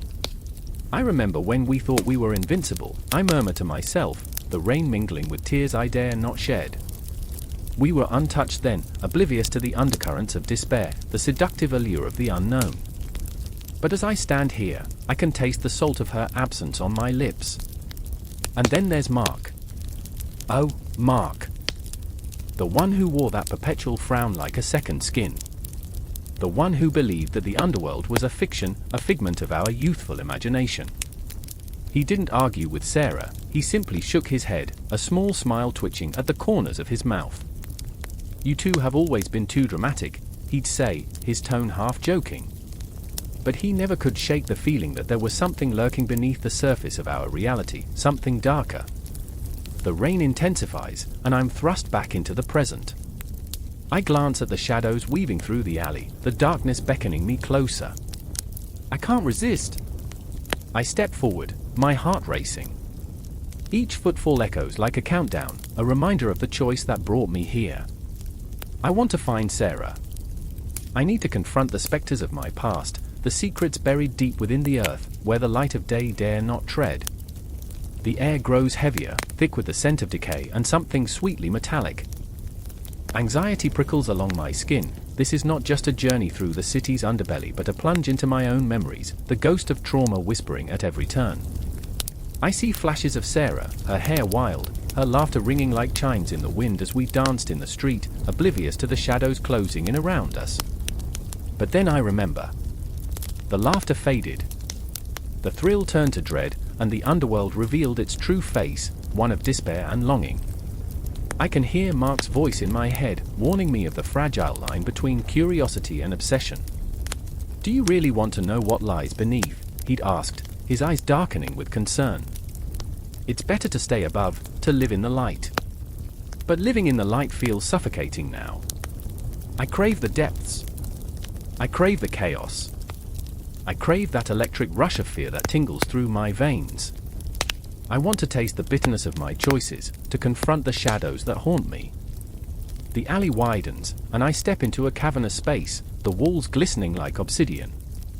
My pulse quickens, the air humming with an energy that vibrates in my bones. I'm not alone. I can feel the weight of other souls pressing against me, their whispers swirling like a tempest, fragments of lives lived, loves lost, sins unfurled. I want to reach out, to touch them, to understand their pain and passion. But as I do, the memory of Sarah's absence claws at my heart, a reminder of what I've lost. "Where are you?" I call out, my voice shaky and raw. The echoes bounce back, a cacophony of longing. I close my eyes, imagining her smile, her fierce spirit igniting the darkness around us. I remember the fragile hope we clung to, the dreams we spun like silk threads, only to watch them unravel before our eyes. The underworld isn't just a place, it's a state of being, a reflection of the chaos that lives within us all. As the shadows swirl, I suddenly feel Mark's presence beside me, his body tense, his breath shallow. "We shouldn't be here," he whispers, fear pricking at the edges of his voice. This isn't what we thought it would be. But the urgency in his tone only fuels my determination. I need to find meaning in the chaos, to stitch together the fragments of our shattered reality. A low rumble interrupts our thoughts, a shifting in the shadows that sends a wave of dread washing over us. The air crackles with tension, a warning, perhaps. I glance toward Mark, fear dancing in his eyes, and for a moment, I wonder if we're too far gone, too lost to find our way back. But there's no turning back now. The underworld has its claws in us, and I can feel it tightening its grip. "Stay close," I murmur, my voice barely a whisper. I reach for him, our hands clasping tightly, a lifeline in the overwhelming darkness. The shadows pulse around us, and I can almost hear their laughter, mocking our naivety. "We're searching for something," I say, more to convince myself than him. "We have to believe that it's here." And then, a flicker of light in the distance, a pinprick of hope, or perhaps another trap. The shadows shift, coiling around us, and I feel the weight of time pressing down, the ticking of a clock echoing in my ears. The past, present, and future collide in this dark embrace, a twisted tapestry woven with our fears and desires, our heartaches and memories. We move forward, step by step, deeper into the underworld's embrace, not knowing what awaits us. The air thickens with anticipation, every heartbeat echoing with the promise of revelation. I clutch Mark's hand tighter as we step closer to the flickering light, the pulse of our shared past beating fiercely against the suffocating darkness. In this moment, I understand. The underworld is not merely a realm of shadows but a reflection of our deepest truths. It is a journey into ourselves, a confrontation with the ghosts that linger, begging for recognition, for release. But will we find salvation, or will we be consumed by the very darkness we seek to illuminate? The question hangs heavily in the air, a ghostly reminder of the stakes at play, as we press onward into the unknown, hearts pounding, souls intertwined, forever searching for what lies beyond the veil.